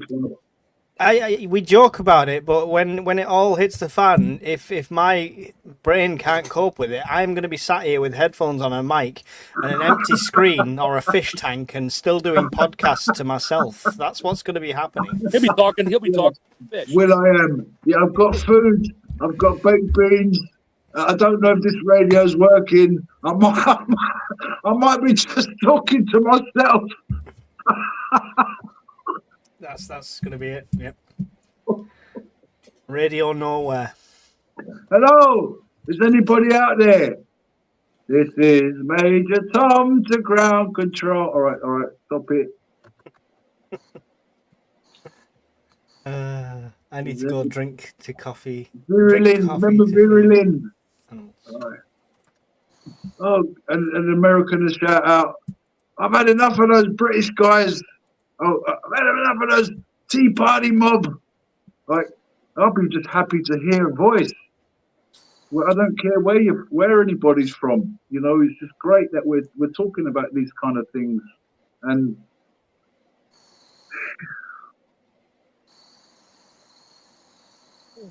so back to how would the human mind react in a safety or security situation? This is this is the most difficult one. It's like I've tried it last week or two. The mindset of prepping and survival is what I've been trying to push and talk about more so, because I think lots of people could buy the stuff but they wouldn't have the mindset. And when it comes to fight or flight, I've got a feeling a lot of people won't be as fight as they think they are. Everyone thinks they're Rambo and they're the hero of their own story, right? I think this is why they need to gameplay things a little bit more and practice, actually using the stuff that they have and the skills that they have. We were talking about martial arts earlier. At least if you do something like that every week and it just becomes part of your lifestyle, if you ever got into a situation where you had to use some of that stuff, you could run off pure training, muscle memory, and you kind of just go off that. Soldiers train for years on how to shoot at people, but most of them never do. But the day that it comes, the training takes over and they can kick into a sort of instinct as to what to do. Some of these SEALs, some of these people, some of these highly trained special forces, or just there's certain soldiers that just constantly shooting all the time. I mean, I'm not a shooting person because in the UK American people would know more about shooting than us lot. But there's certain people, if you don't shoot, that something about your aim goes off or something. You've got to keep. But yeah, there are a lot of soldiers that don't shoot, but there are many that do shoot. Yeah, I mean, obviously, if the more you practice shooting, the better of a shot that you're going to be. And I say this with people who talk about usually it's about conversations about bugging out to a wilderness environment. I'll just grab my camping gear, my bug out bag, and I'll head out to the woods. And I always say to them, well, how often do you do that? How often do you actually, go out and spend more than one day in a wood? I mean, do you know what it feels like? Could we develop non-lethal bows and arrows, like where instead of having arrowheads, we could have like bags at the end of it, at the arrow, so when it hits you, it just sort of knocks you out. I think if you were to employ the idea that you were going to, have a non-lethal bow and arrow, for example, you would probably be inviting more trouble than you want. If you were at the point where you were using a bow and arrow on a person in self-defense, hitting them with a beam. The tactics of non-lethal defense. I think anything that's beyond what we've already talked about with the BB guns and the pepper sprays and all these kind of things and tasers, batons, things that have kinetic force behind them but they're not lethal. Anything that kinetically hits another person and causes them harm, but it's not lethal, as a non-lethal weapon. But if you try to adapt something like, say, a bow and arrow, like you just have a normal bow and arrow, but you take the arrow tip off of it and put a piece of rubber on the end of it or something, that's probably just going to piss the person off that you've hit with it. Because it's not designed that way. It's not like a BB gun that's been designed. If you was hit with that close up in the eyeball, you'd certainly sort of shout out. Well, yeah, but then you're talking about like in a quick fix situation. Okay, long distance, you'll probably let someone know where you are as well. If you didn't want someone to know where you was. Yeah, I don't see personally. I wouldn't bother with like adapting a lethal weapon, because that's kind of what we're talking about. If you're talking about adapting a lethal weapon like a bow and arrow into a non-lethal version of it, I don't see the value in that, because I'm not good enough at being a shot to hit somebody in the eye with that. I'm not going to rely on that. You'd be better off just having a stick and fending off the person with a stick than some sort of bow and arrow. By the time you set it up and everything, the person's probably just attacked you. So I would go with the notion of if you're going to use a non-lethal weapon that's designed to be a non-lethal weapon, then use that. Yeah. A BB gun that shoots you at 200 miles an hour is going to bloody hurt and be effective. But if you try and adapt something, that's probably not going to be so good. It's kind of like the old-fashioned idea that know how you get people who think, oh, just use a lethal weapon like a gun, but just wound them, just shoot them in the knee or the leg, like in a movie. In the real world, that would probably kill them, because they'd bleed out. Also, you'd probably miss, if you weren't ineffective, you didn't go to ranges and stuff all the time. If you're trying to take some very particular shot, I'm just going to try and wing this guy as he runs towards me. That's not going to happen. It's not, you're talking about instantaneous, defense here, and you're terrified. You're afraid of what's going on. You know. You're on mute again, Mike. If you were speaking now. I just said aim for centre mass. Yeah, I mean, and at least then, I mean, if you're using a lethal tool and you're aiming for center mass, that's the most effective way of doing that. If you've got a non-lethal tool, but it works the same way, like the one we were talking about earlier, aim for the center mass. There was a time in the UK that everybody was, I don't know, maybe Mike knows more in England, where there was everyone was an archer. Everyone was, I think people were even paid to be an archer. Everyone was an archer at one point. Even they had trees outside churches, I believe, that were specifically for making bows and arrows. I'm not sure in Scotland if there was a law. Yeah, do you know? I know a little bit about bows and arrows. I've actually made a longbow before, entirely from natural resources. Bows and arrows are not effective as a practical weapon for self-defense. Back in the old days when they were used in warfare, they were used as part of a tactic where you would have, like, they would rain arrows down on people from a distance. You know, it wasn't like in Robin Hood where a guy's a sharp shot and he can sort of like put an arrow through another arrow, all this kind of nonsense. In the real world, that was used almost like artillery. It was like used as you know, distance fire, and then, you know, people would go in on horseback and things like that. It's not really effective as a weapon. Of course, you can use it like a weapon, like a hunting tool, you know, if you're sneaking around and you individually target a person. But if we're talking about a defensive situation, that's not how that you would then be the aggressor. You're not on the defensive then. Remember, if you're on the defensive, then it's happening instantaneously because you're the one being attacked. If you're the attacker, then yeah, of course, you could sneak around and shoot somebody with a bow and arrow, I suppose. Even so, I still don't think that would be a very you'd be better off with a crossbow or something if you were looking at that kind of stuff. Yeah.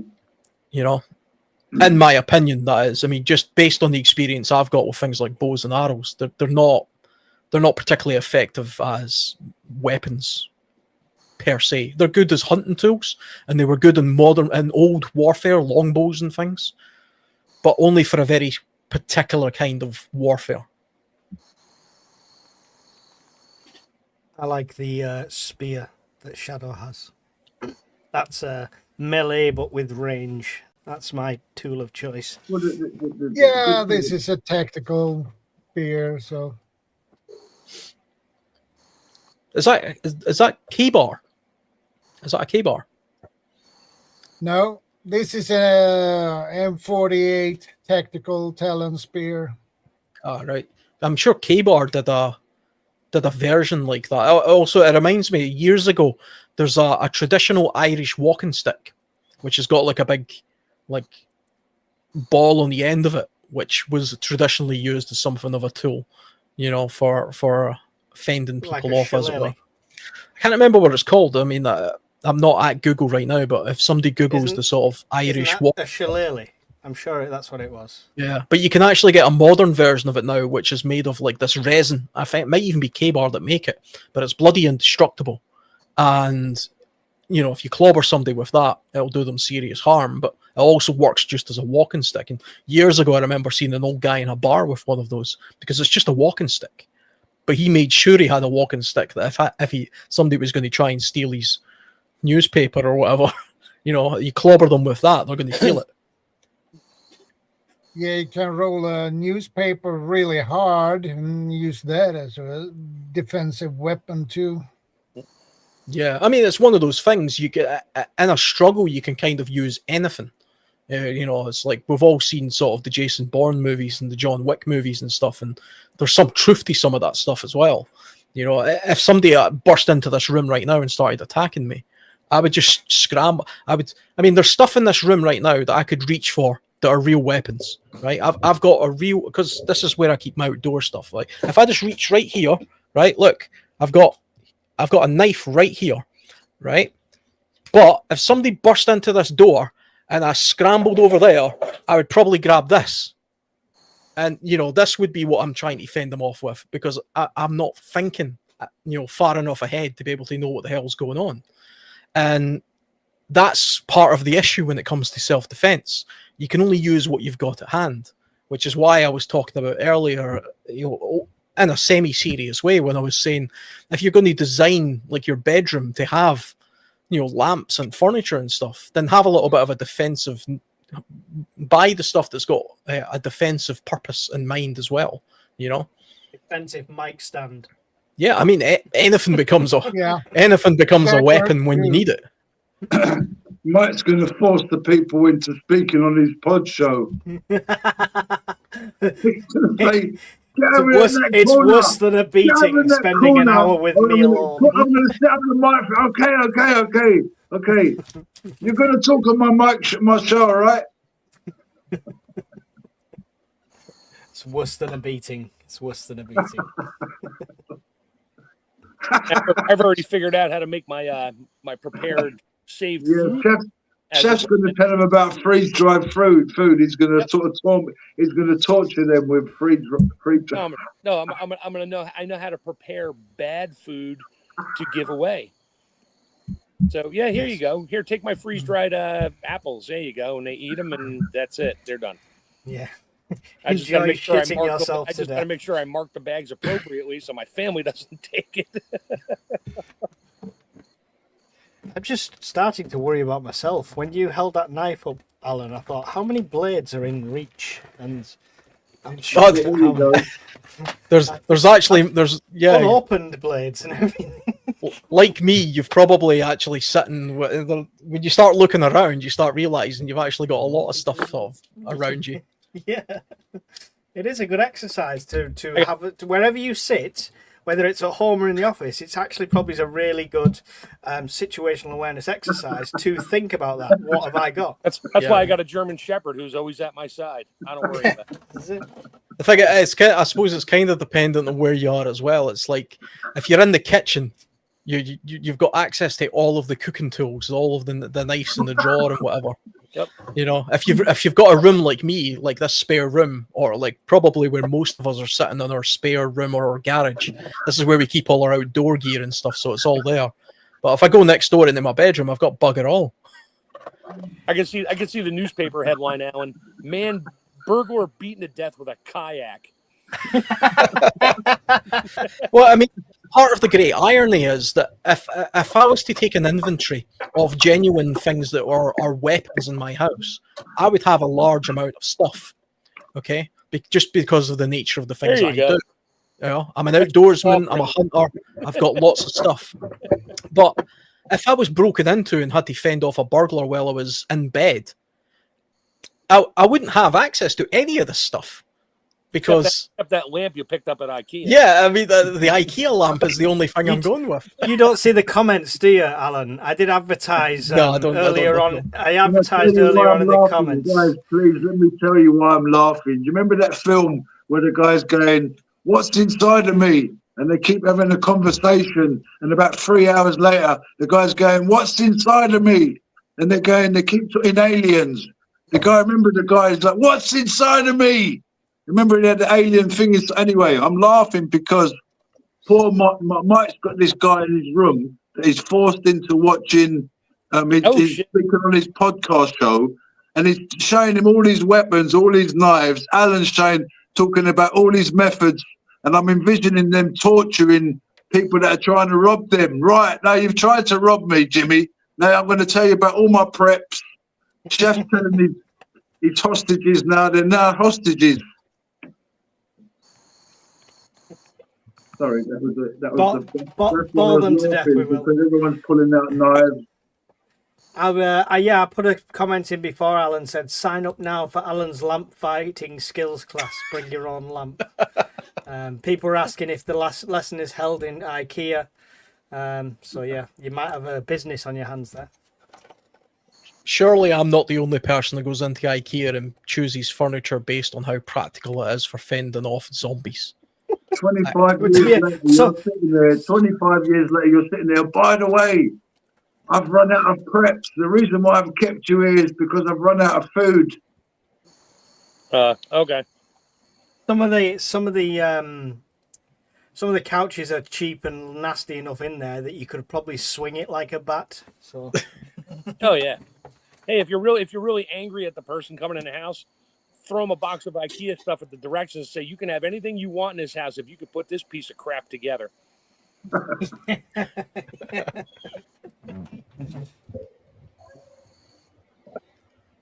I like how the middle picture, I just realized, going right through Alan.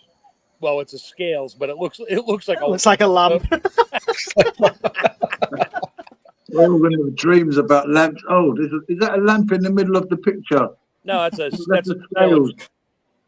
That's a scale. We're going to be having dreams about like Alan running around with a lamp. I tell you, if somebody's at the bottom of my bed when I wake up, I have nightmares about Alan running around with a lampshade on his head.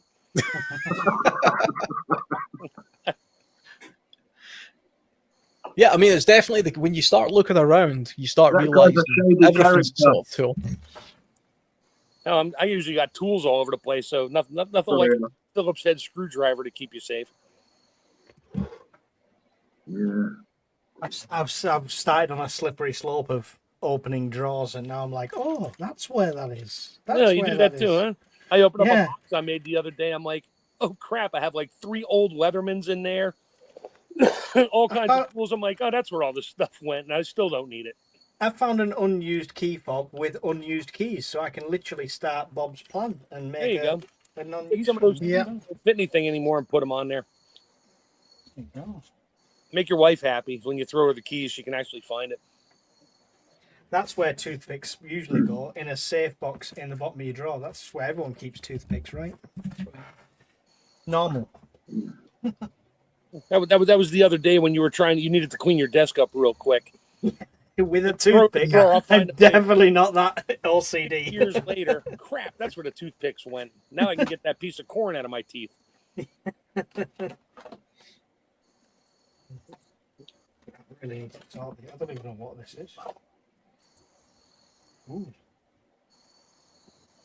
Okay, it's things like we're talking about ethics here. It's things like prioritizing people that are in need as opposed to people that are potentially trying to rob us all the time. Is it? Or what about the people?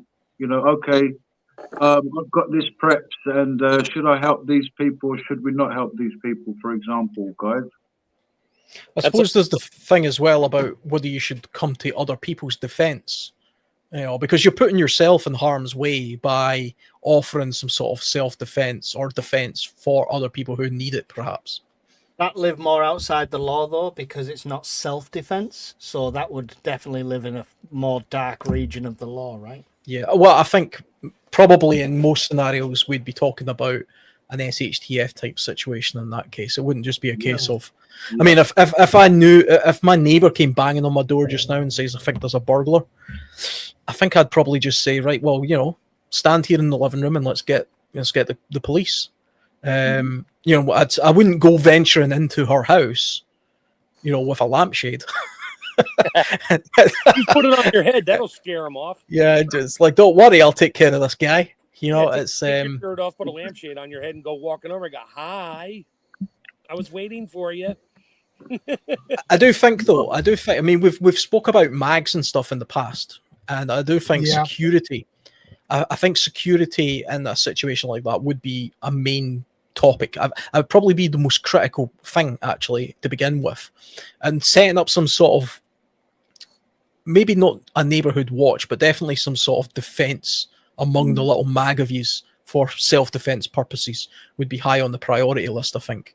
That can start as a neighborhood watch, as to not alienate non-prepper people in your neighborhood, but it's good to have that context, and it starts to get them in that mindset, and when it hits the fan and you become a mag, it's like neighborhood watch magnified to them, right? I would want to mention on the non-lethal weapons front, thank you, Shadow, because this, not just an awesome lighter, it's practically a mace, this thing. That's all solid steel around there. Yeah. That, in arm's reach, could be a tool. The thing about that as well is it looks aggressive. It looks, if you pulled that out and sort of flashed that at me while I was trying to steal your wallet, I would think twice. I've got a lightsaber, Alan. Don't mess with me. I'm a Jedi. I mean, I'm standing there holding a lamp, and you're holding that, and I'm thinking this fight isn't going to go well. Alan, Mike is your father.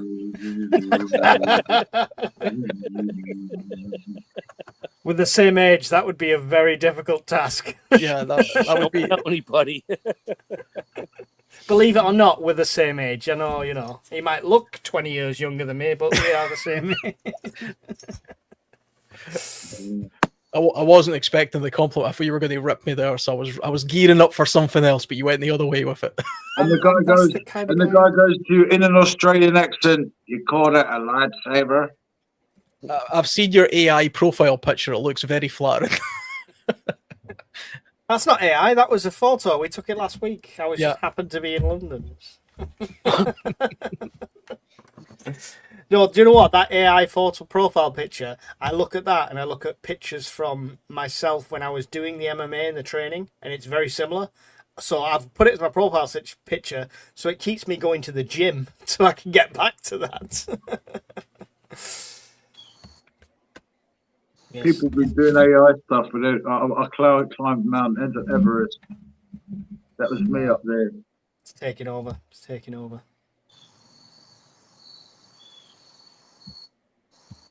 What Gregory say? It's illegal to have a Leatherman multi-tool on your belt in the Netherlands unless you're working and you need it. Really? Same in London. Same in England. Yeah, UK as well, because it has a locking blade. They're releasing new ones now that don't, so I've reverted to my old army one because that doesn't lock. So you could see that doesn't lock. Yeah, but if you fold your pliers up the other way, it kind of keeps it from folding up on. Oh wait, no, it doesn't. It does. It does, but that's still legal because it's not locking. Right. I think if you've got a purpose for having it, even if you're sort of bushcrafting type people, I think this is. I'm not sure. Maybe I think you can. It depends on how you travel with your things, and if you're not sort of you can travel with bushcrafting type stuff in the UK if you're careful about how you go about your business. And what I'm talking about is if you do go bushcrafting, you go camping, you may do a bit of stealth camping. If you've got your stuff right in the bottom of your backpack, your saw, you might have a little sort of survival knife. Obviously, if you start sort of flashing it around, that might be more problems for you. Yeah, I mean, it's the context of where things are carried, obviously. I mean, like right here, this is my grab bag, if you like. This is my bushcraft bag. You know what I mean? So when every time I go into a woodland environment, this is what I've got. And I pack it like this when I'm going there. I can go on the bus with this legally. And right at the very top, is a bushcraft knife. Now, I couldn't legally put this on my hip and walk around the supermarket in the UK. That would just be ridiculous. But you don't have to on the top on the bus neither, though, do you? You could take this on a bus, not on my hip, but if it was in that bag and I was heading out camping. Well, even on top of the bag? No, not on top. You wouldn't want it on display. That's what I mean. You wouldn't want to show it. I mean, the law says in the UK, okay, I have a shotgun license, okay? I can legally carry my shotgun in a bag on a bus in the UK. Yeah. There's nothing wrong with me taking public transport as long as I'm traveling to a place where I'm going to be using it, like a clay pigeon range, or I was going to some ground or something. There's nothing that can. Obviously, if I took it out the bag and just wandered onto a bus, then people would rightly so assume I was a maniac, and the police would show up. Yeah. But if you have got it in a slip and it's covered up and you're there for a genuine reason, then there's nothing that can legally prevent you from doing that. Lots of people who have firearms certificates in the UK don't own cars, and they still have to get to the place they're going in order to do whatever it is they're doing. And there's you can walk to the place. You can walk over land and things like that. Right now in the UK is goose hunting season. And legally, you can shoot geese anywhere below the high water mark on the foreshore without permission because it's crown property. And you can do that at certain times of the year. Now, the place where I do it locally, I can walk from my house down to the shoreline to get there And then once I get to the shoreline where the high water mark is, I can take my gun out of the bag and then walk across the beach holding the gun legally. I do that all the time. It's not really a beach that you would walk your dog on anyway. It's all mud and things like that. You would sink in it. But I have to walk across like council ground and private property in order to get there. As long as it's inside the bag, you can do that. If you take it out of the bag, it's armed trespass, and that's a different law. So it's just about understanding the laws and, you know, knowing what the purpose of it is. You can own a machete in the UK. Okay, there's nothing against doing that. You're just not allowed to own it and run around the streets of London with it. Shadow, could you put Evil Girl 87's last comment on the screen for Alan? Yeah. Ooh, somebody said torture. Fold up lampshade. Yeah.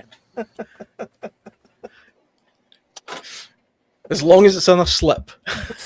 It's not one of those. It's not on your belt. It's not on your hip. You know, you start walking around with double lampshades. You can have one of those locking lampshades. This sounds like a job for AI. Wow. You know what? We'll probably go on our laptops later on, and lampshades will come up for sale. Definitely. They're always listening. Go on your eBay, and on the side it'll have lampshades. They'll be following us everywhere. Shadow going in IKEA tomorrow, and they'll be advertising lampshades.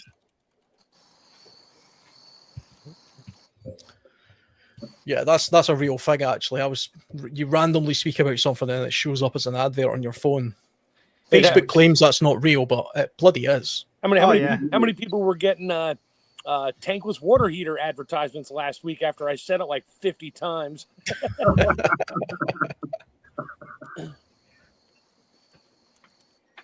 Yeah. And let me just get something for the record straight here, right? When I was going to talk about aliens one time, what I was going to say, I'm not into all that stuff, yeah. All I was going to say is that for me, aliens are demons. That was it. Full stop, gone. Okay, good. That sounds like you need to have do a live show and talk about that, because that would be a fun conversation, but just not here. This is that was the quickest agreement sorted out ever in history, I think. This is awesome, man. AI's version of Alan. Uh-oh. You know, you guys are my brothers, man. I mean, I'm not sure about Mike. That's what AI came up with for Alan's lamp survival school. Mike, are you real? Is that a face mask on? Is that really Mike? No, not real. Are you President Trump? Okay. Tell you what, you've all seen what John Wick can do with a pencil, you know. So hey, anything's a weapon. I'll tell you what, Shadow is more. You know, Shadow's dangerous, man. You know, he's the quiet, dangerous type. He doesn't say anything. You won't hear him coming. That's the thing. He's like, he might move. Listen, have you noticed he can move a millimeter a second without you getting it? Oh, you'll never. Oh wow! Did you see that movement? He done that like a ninja. I'm telling you, he just done some dangerous moves there. Quiet people are always the dangerous ones. It's always the quiet types. Yeah. For one reason, because you don't know their intentions. Yeah, like Bob said. You won't see that monkey fist coming. Shadow, I cannot find that M48 anywhere available in the UK. One place used to do it, but it's just not in stock. Other than that, you cannot get it in the UK at all. That's an ancient Swedish one, Mike. That's why. I'm guessing it's because it's got the holes in the blade, so they're classing it as part of the zombie knife rulings. What a stupid law.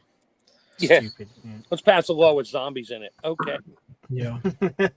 Now we're watching way too much TV. I think it was green as well. If it was green, it was a zombie knife. Yeah. Unfortunately, that's just a case of politicians, doing their bidding for the lowest denominator for getting votes. It's an easy target.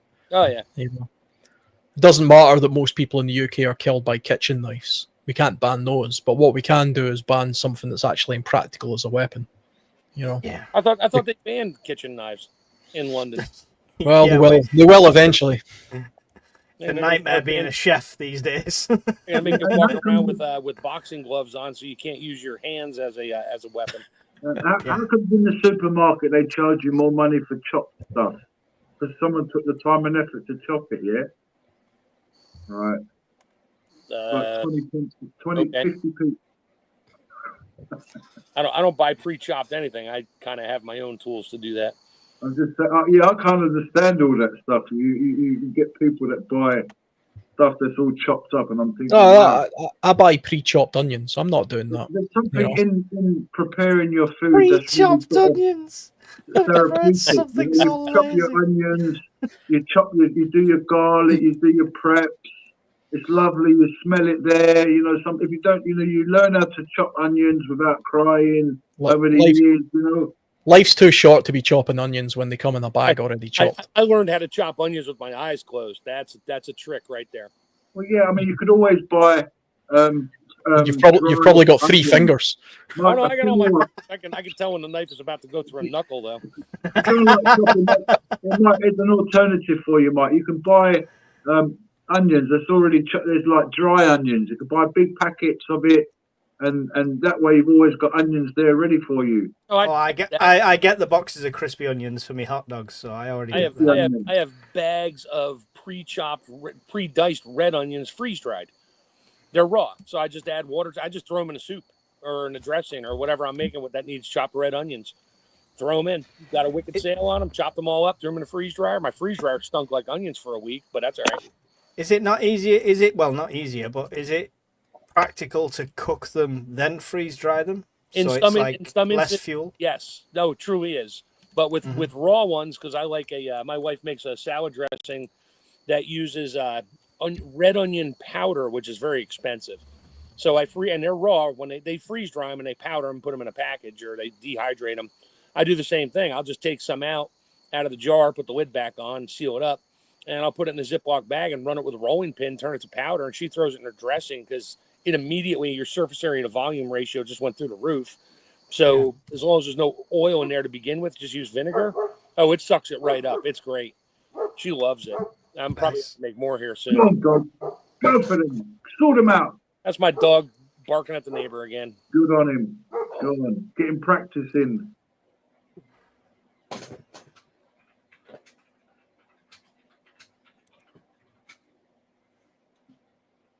gone quiet. Sorry, I'm window shopping. I was just taking a quick look there to see if there's any other practical sort of advice for self-defense, non-lethal self-defense things, and AI's coming up with things like anti-vandal paint can be used in such a way that it could be a defensive tool, which I suppose it could if you were clever about it. What, as self-defense? What am I going to do? Smear myself in it? Yeah, I'm not really sure. It doesn't really give a lot of context, but I suppose you could use it on your gates and your fence and places like that. Your gutters, somebody could climb up your gutter. I suppose you could do that. That's when you smear yourself with that Vaseline we all carry around for fire starter. Nobody can grab you. Be like a greased pig trying to run. Yeah, I was going to say a greased pig. Is it Family Guy where it's they've got to catch the greased up deaf guy? You can't catch me. I'll tell you what could be a good thing if you have brick walls around your property, and you could have, if you wanted to have some kind of self-defense or non-lethal defense around the perimeter, or even have some makeshift walls. Anyway, what the idea is, you put a few bags of concrete aside, cement. I put a link in the private chat. Sorry, about the Talon Spear. Yeah, that's the one I found. It is the UK website. Not in stock, though. Not in stock. And I probably can't get it here in America. £128. I'll just make my own. Wow. The idea, what I was going to say is that you get a load of broken glass. You collect broken glass in buckets. That's illegal. That's illegal. Right, I was going to ask that as well, Chef. Illegal. I was going to ask the guys as well in this unless country. you're a military or some kind of a security base. Right, there Can't put, used to can't be put properties in barbed England. wire, nothing. You can't Right, put broken okay. So that bomb law on. in America, you can't have glass on walls. Yeah, you used to see that a lot in the UK. You're right, especially like late 90s stuff like that. I remember seeing it all over the place and stuff where it was like poured concrete and the broken glass in. You can actually still see it in places in Edinburgh, like in the Old Town, but it's completely against the law here now as well. Yeah, right. Honestly, I was against it because I was against it because we had cats, and it's a nightmare for cats. But what about in SHTF situation? Like, okay, ham radio is illegal if you haven't got a license, but in SHTF it's okay. Yeah, sure. Who's gonna arrest you? When a crap hits a fan, you can do anything you want. You do you. See, so you can collect concrete and you collect glass, it's okay. There is another thing you can use that's not glass, which is legal, because my dad bought some of it off Amazon recently. It's like plastic strips that have spikes on them. Yeah, pigeon pins. Yeah, it's an anti-bird thing. Yep. But pigeon you can put totally legal. But they're not that hard. You can bend them. Yeah. But I mean, somebody puts their hands up on there to try to jump a wall. They're gonna spear their hands with at least one of them, and that's Yeah, he's put them along his fence and his shed, and like if you were to grab onto that, you wouldn't be able to pull yourself up without it, going into your barbed wire. Stuff like barbed wire is quite relatively cheap now. You can buy a bundle of that quite cheap. I think barbed wire's restricted in where you can use it. I don't think you can use that in residential places. Over 7 foot height, I believe. I could be wrong. Like, I don't think you'd be able to just cover your backyard in barbed wire. I don't think that'd be. You could. What Derail's on about? You could buy a bundle of it, pre-measure that to go out onto your back fence, and then have it stored away, so you can literally clip one end and pull the whole thing out, and it's a very quick up, and it's there. Hey, I'm gonna bail off here. I gotta go talk to my neighbor. I will see you guys next week. Catch you later. See you later, Chef. Later. Thanks, I'm going to get off as well in a few more minutes as well. I've got to get off. No worries. I'm literally just now I can't get my spear. I'm just on blades.co.uk adding lots of things to a basket I'll probably never buy, but it's good to what I think would be interesting to see if you could replicate a Spartan spear. You could buy historical spears like that in this country easily. You can get all sorts like that. There's a one called Ancient Warrior, which is based in Scarborough, down the road from where I work. Wow. And they have stuff like that, and you can get all them no problems. Well, it looks like a real one, or it is 100%. It is a real one. It's a live blade on it and everything. I think the only reason we can't get Shadow's one is because it's got the blood channels. Here we go. The lampshade and the spear's coming out now. Right? Not only has this flag got a spear, it also will piss off people who are against flags. So, I mean, that'll anger some people, I suppose. So it's a double tool. It's double whammy. Double whammy. It's not a Palestinian flag, so that'll annoy somebody. Is that a real spear or is that a wooden thing? It's brass. This is a proper. It's a brass spear. Wow. Yeah, that's a proper brass spear. I mean, it's obviously it's not designed as a spear. I was just getting that geezer in my mind. The guy, the hunchback in the 300, and and Leonidas was saying to him, "Okay, lift up your shield. Show me your spear." But those spears, like when they showed it in slow motion, how it knocked back 2 guys. In the film, or 3 guys, or got the first guy that knocked down another 2. The power of that spear going through the air, and it was wobbling. You see it in slow motion, wow, powerful stuff. I think you talk about bows and arrows. If you got people with machetes out there, crazy, and you see one guy had was it recently in the UK? He had was it a crossbow, or was it a samurai? The guy lately, what was the last one, Mike? Was it a guy with a samurai? The crossbow killing with the crossbow. Commented the political pundit's wife, wasn't it, or something like that? Is that the one we're talking about? Both have had a samurai and a crossbow attack. Yeah. Yeah, but I mean, again, this is the thing. I mean, anything can be used as a weapon. That guy had murderous intent. No, I was going to say just about some. Sorry, Al, I was just about to quickly say something about you said of the bow. In my thinking, the bow will give me that distance. Yes, have something for close contact, but I'm just saying that it might give me a little bit of an advantage if someone's got a machete from a distance and I've got a bow and arrow. It's going to give me a bit but of you an would be advantage. you would be the person on the offensive then. I mean, otherwise, why are you walking around with a bow and arrow? I said, as I said, he's coming for me from a distance with a machete. I'm not coming for him. I'm just happen to be there. Someone's coming towards me, and You just happen to be there with your longbow. Well, I'm just saying, in the situation, I might be in the forest, whatever, getting away with a group of people, and all of a sudden there's other people there, and there's a guy there with a machete, he's attacking people, whatever, and all of a sudden he's coming in my direction. You know, I mean, if you look at old primitive footage of people, how they used to fight, it's almost comical. If you could ever dig up like some of those old-fashioned, there's actually still footage of primitive tribes going at each other, okay?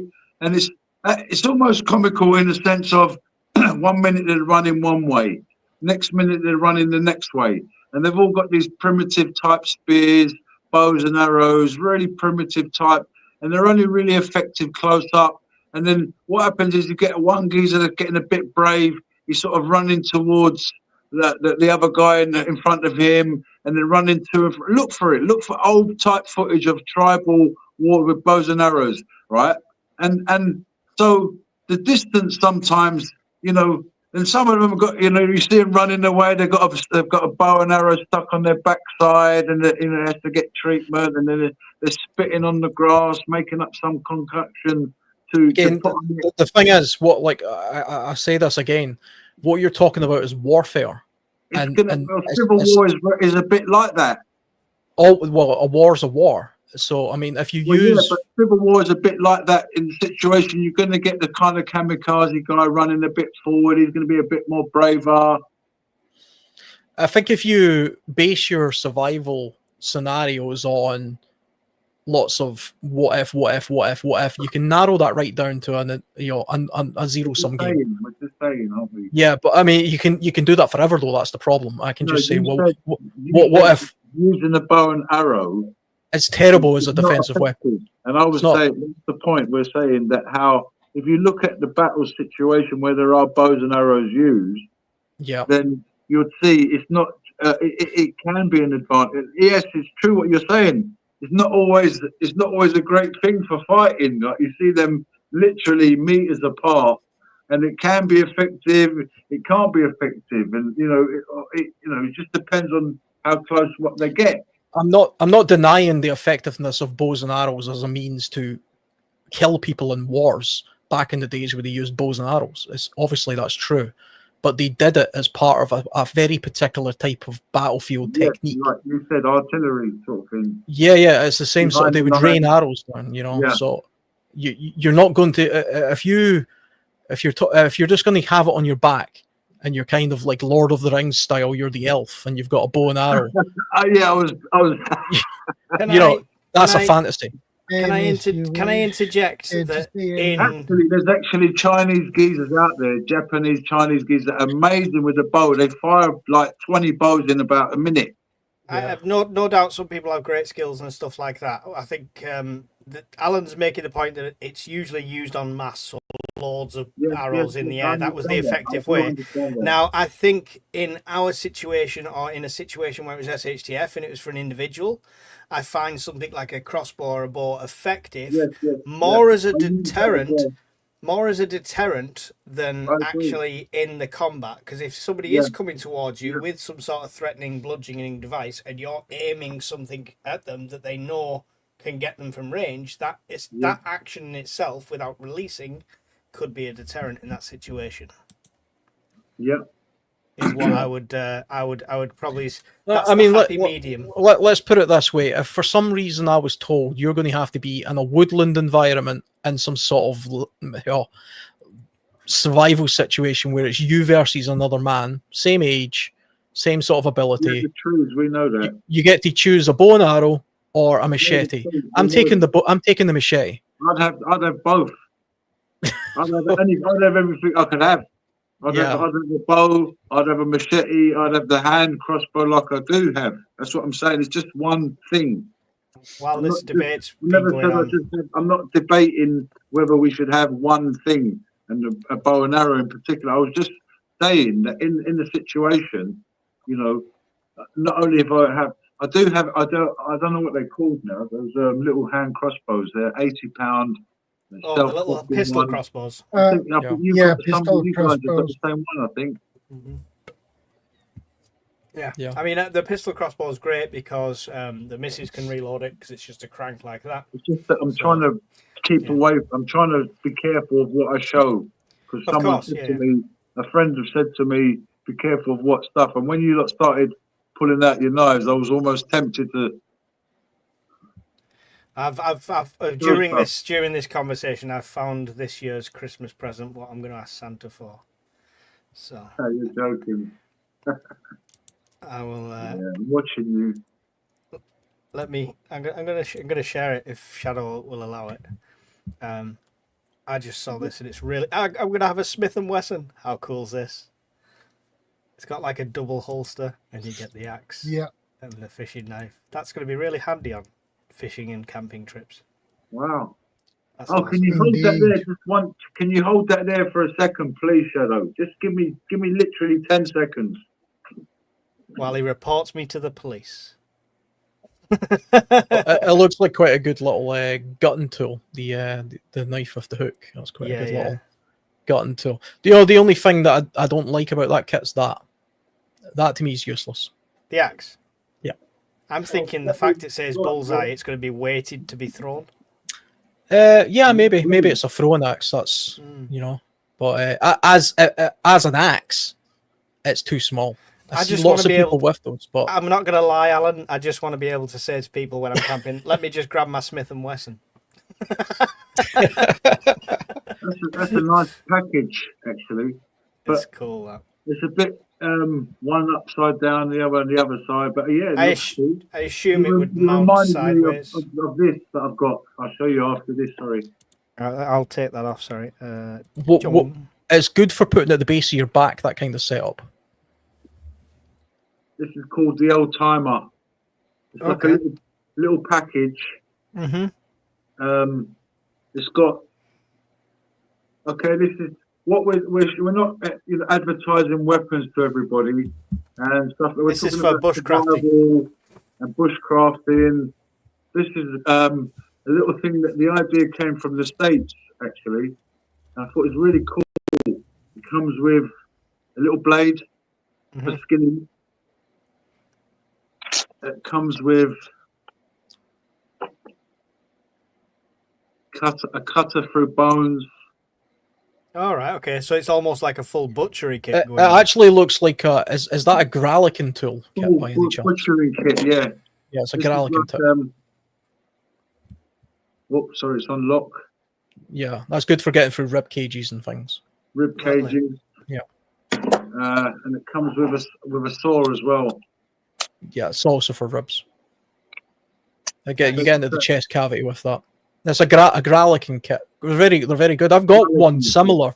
It's not here though. It's not in this room. So. How are you spelling Gralican? Sorry. Not sure. Gralican is, I think it's the Scottish word for basically gutting deer. That's what that's called. That's what we call it anyway. All sorts of animals. Perfect. And when you showed me that thing you got there, Mike, what was that called? What was that? You just showed your. Oh, that it was just an accident. It reminded me of this. Yeah, no, it's cool. I like it. This is called the old timer. Yeah, Gralican is GRALLOCHING. I don't remember what it was called. The old timer. For preparing stuff. It'll come to me. Yeah, look at that. This haircut. Jesus, the guy in the haircut just left a little bit too long at the top there. Gerber do quite a good Gralikin kit. Gerber, which I'll do one. They're quite effective. Oh, there's got some cool chef knives on that. I'm just on the old timer website. That's cool. Bushware is quite a good place if you're looking for Gralikin kits and animal preparation, things like that. That's a deer stalking website. Interesting. Right, Mrs. Urban Prepper has a walk from her 10-minute, 3-hour nap. So Welcome to the Perfect News Network. Good to see you. I'm gonna jump off, but thank you for having me, Shadow. Pleasure, Alan. You're Daryl. very welcome. It's a Have a pleasure. good See you weekend. again, Mike. And I'll, I'll be getting up as well. I think we're after you as well, Mike. Have a good one. All right. See you later. Bye. Take care. Yeah. See you later. I think that's brought us up to the 4 hours anyway, I think. Just Have about. a good Yeah. evening, everyone else that's still with us. Alan, Shadow, thanks for having us on this evening. Yeah, it's been good. My pleasure. Everybody in the listening.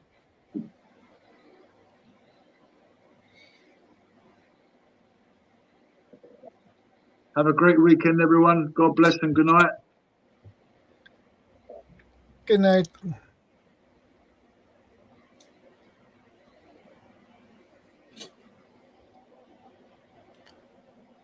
Well, I have a little quite interesting information. It's basically totally off topic, but my dad and my uncle, they are twins. And you know what? My dad and my uncle were born in Glasgow, 1942. That's quite a year to be born in Glasgow. A lot going on in those years. Yeah, and Right in the middle of the war. yeah, the reason why they were born in Glasgow was that my granddad, he was a captain in the merchant fleet, and the problem was they planned to go back to Sweden, but they were not allowed to. So the closest port was in Scotland, Glasgow. So that's why they ended up there. And my grandmother were on board on that ship as well. She was probably 8 month pregnant or 9th month pregnant. So that's why the safest place was Scotland and Glasgow. Yeah. So you've got a bit of a connection then. Yeah, family connection. And I think they stayed there for 3 years or something, if I remember it correctly. Sounds like they stayed there Before until sort of the end of the before war. they could go back to Sweden. So Yeah.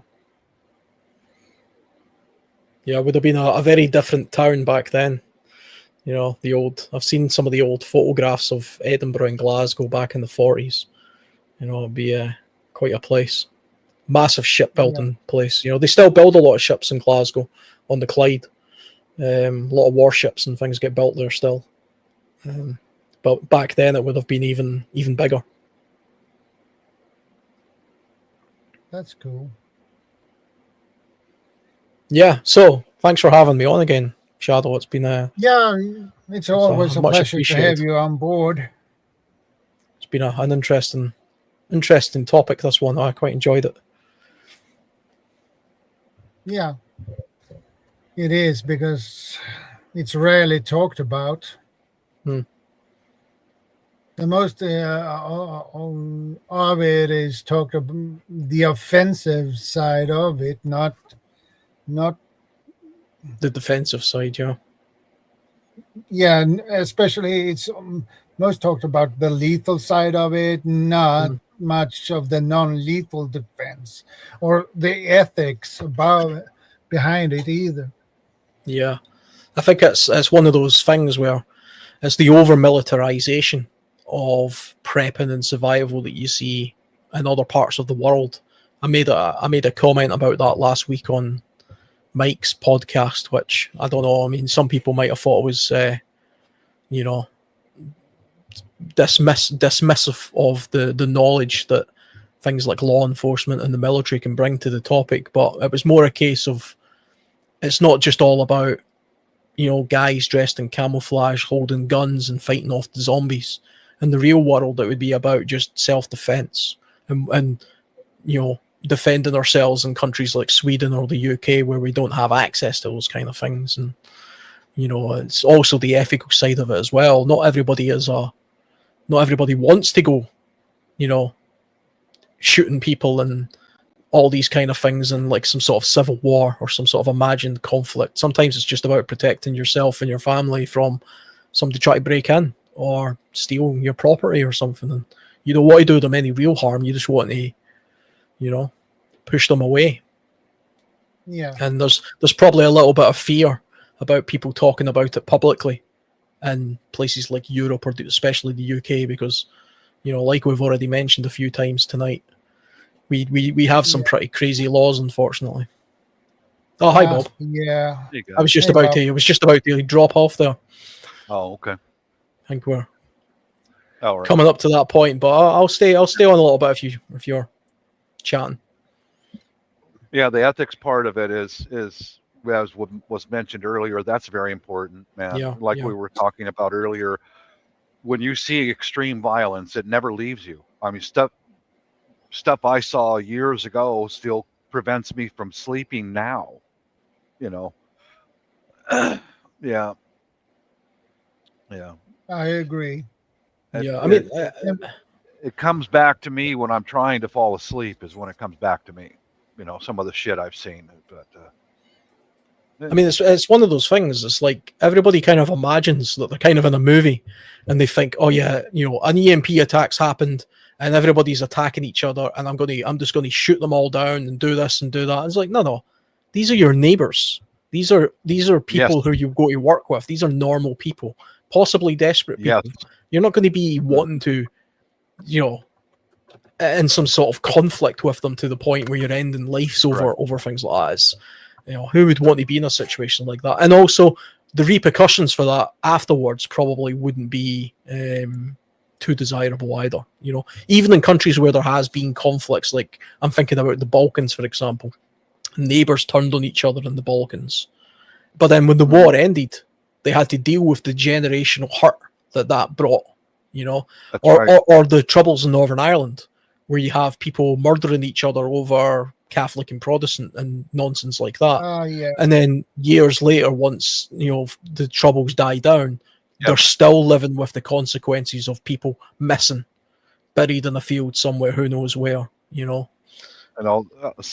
alongside a parallel with that is 8 years after the conflict is over, law and order is reestablished, and that guy you killed or mutilated or harmed, his brother finds you. Yeah. And he's been looking for you. Or you find yourself in court looking at a life sentence. True. Because, one side of a conflict has inevitably won eventually, or society has got back to normal, and you've got the legal repercussions of the actions that you committed. Under the SHTF situation, yes, you can face legal consequences when things go back to normal again. Yeah. So you need to really think through everything before you even do anything. Because you need to keep that in mind. Well, if I do this, I can face legal consequences when things go back to normal. Do I want that? Can I handle that? No, if you can't handle that, don't do it. And Yeah. I hear you, Shadow. There's been many cases here in the States. Our legal system is going to be a little different than your guys's, but I have an altercation with somebody, and he winds up crippled. Like I shatter his arm or his leg, and he can no longer work. And there's been many civil suits filed to where now I have to pay his rent and his food for the rest of his life. That's something to think about. Yeah. You know, and it does happen. Yeah. It does happen. It does. Yeah. You know, it kind of goes back to the mob mentality I was talking about earlier. I mean, we've all experienced road rage. How for some reason you could be the nicest person who never says anything to anybody, but when you're inside your car and somebody cuts you off, for some reason you turn into a monster, or you know somebody who turns into a monster. Feeling for sure. Yeah, we all do. It's like a switch turns because you've got that layer of protection. And the same thing happens when people are on protests and they're surrounded by people who are egging them on or giving them the moral justification for acting in a way that they otherwise wouldn't act. So you'll see like old people at a climate protest, for example, doing things like spitting at the police or kicking a car or trying to set fire to something, you know, or smashing a window in a shop because they're in a crowd of people who's given them the justification and they're egging them on in order to do it. And in the heat of the moment, they're all fired up, and they do it because as human beings, it's programmed into us to be war fighters. And when we're in a mob and you're in a war, you're kind of all riled up and you do things that you wouldn't do normally. But then when the dust settles and, you know, you wake up the next day and you realize, wait a minute, you know, what have I done here? So it's important to have a clear moral compass all the time in your head, especially if you're a prepper or a survivalist, because you think about this stuff more. Just because we think about how to defend ourselves more doesn't mean we should be far more ready to use defensive means or offensive means, you know, because we're a little bit more tuned into it.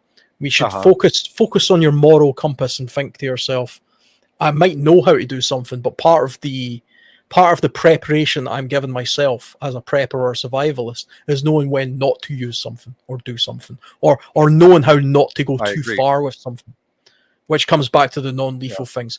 Yeah, if you live in a country where you can shoot somebody dead for coming into your house, okay. Do you have to though? You know, is there another way of doing it? Well said, Alan. Well said. Do you have to? Yeah. And for me, if it's a single guy alone, I'm going to try to either me escape or get him to go back out. But if it's a group of people, you know, 3 or 4 of them, which happens here, that's usually how home invasions happen here in the States. There's 3 or more. Yeah. Come right through your front door and they're running. They're running right into your house. Now that changes everything. If they are more in that group, they send someone on the back of your house and cover the back door so you can't run away. Yeah, they do that a lot. Do you know, years and years ago when I was a teenager, I was at a friend's house and there was 3 of us and we were in his living room playing computer games, and a man just walked into his hallway. It was the wrong door.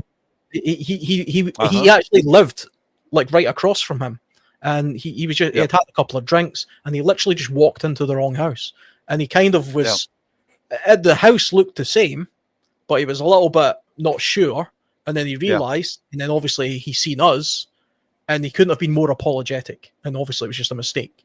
But I can imagine a situation where if you're a person who has a firearm or something, and that happens, and you holy shit, and you just shoot the man dead, you know, in the dark, you know, for a mistake. You know, that's the kind of thing.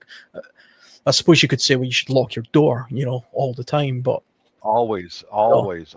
I think we were like 15 years old and didn't care, and we were just playing computer games. But it's you never really know all the circumstances as to why something might happen.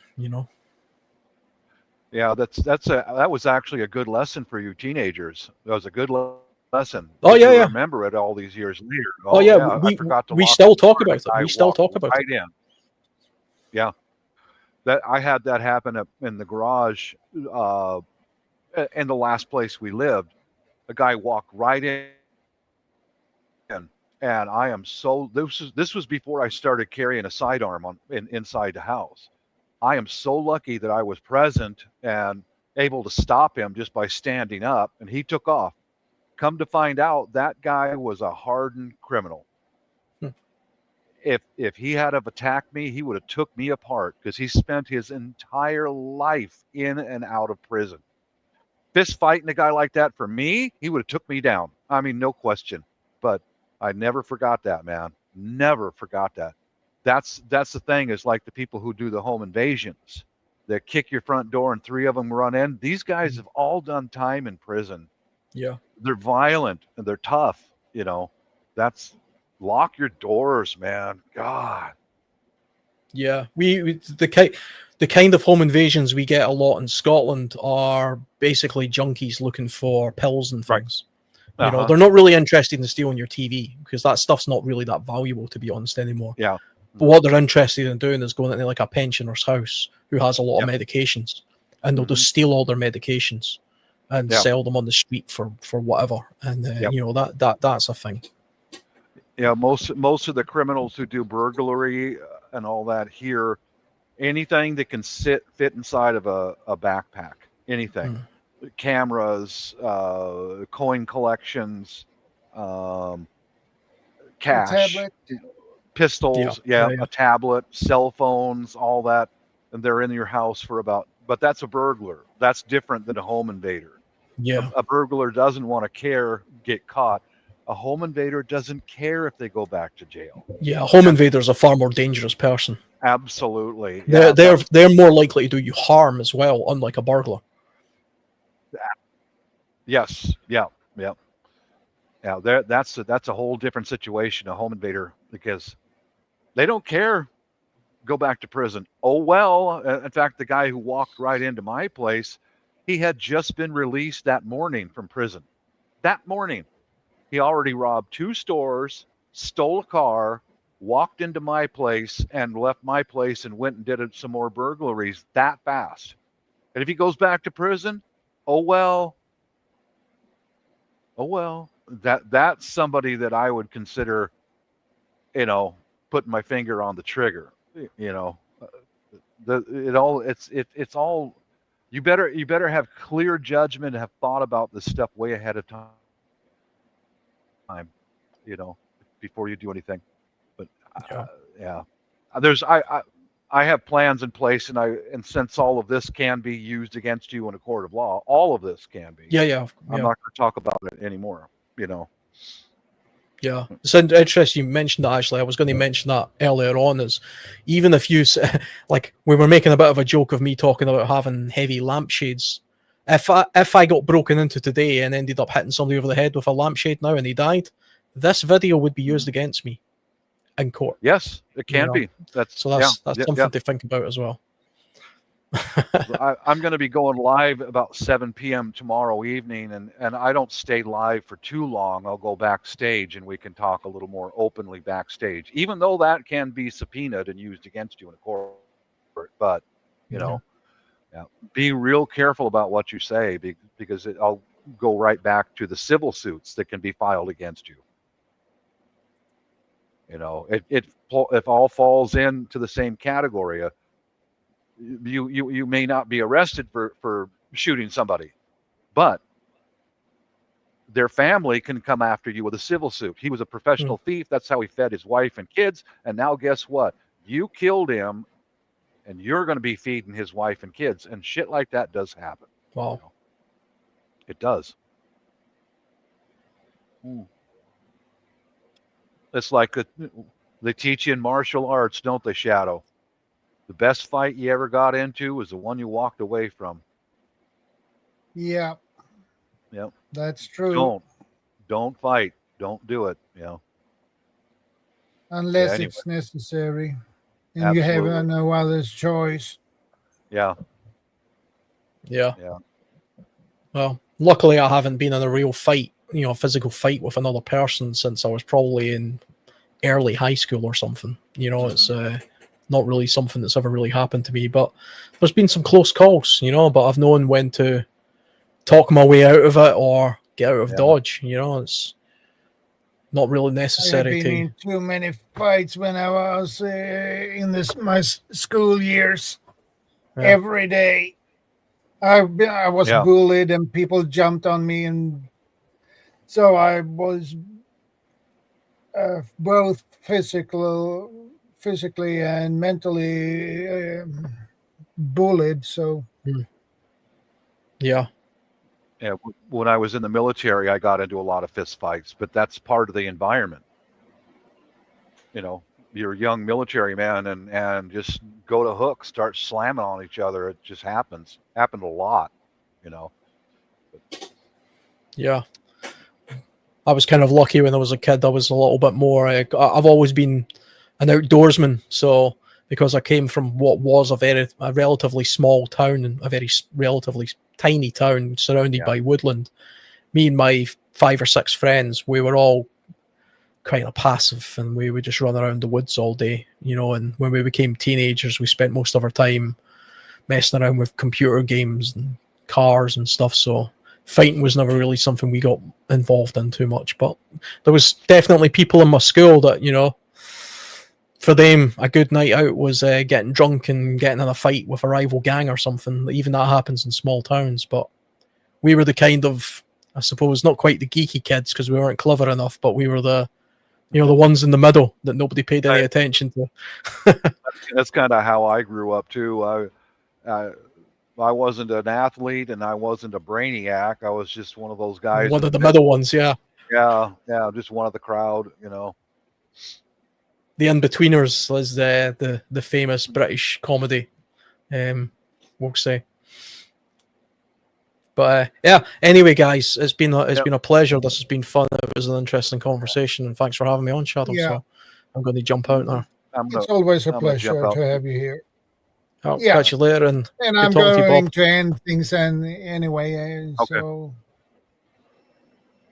Okay, peace out, guys. God bless. Yeah, peace later. Out. Later. Okay, guys, thank you for stopping by. I appreciate it. And I will see you next week with a new topic, whatever it will be.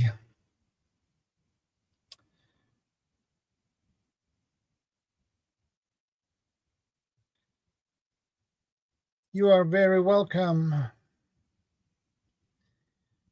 Very interesting conversation. Thank you, gentlemen. Thank you, guys, for stopping by. I appreciate it. And remember, stay safe. Be part of the solution, not the problem. God bless. Good night, Ace. Thanks for stopping by. I appreciate it. And we are running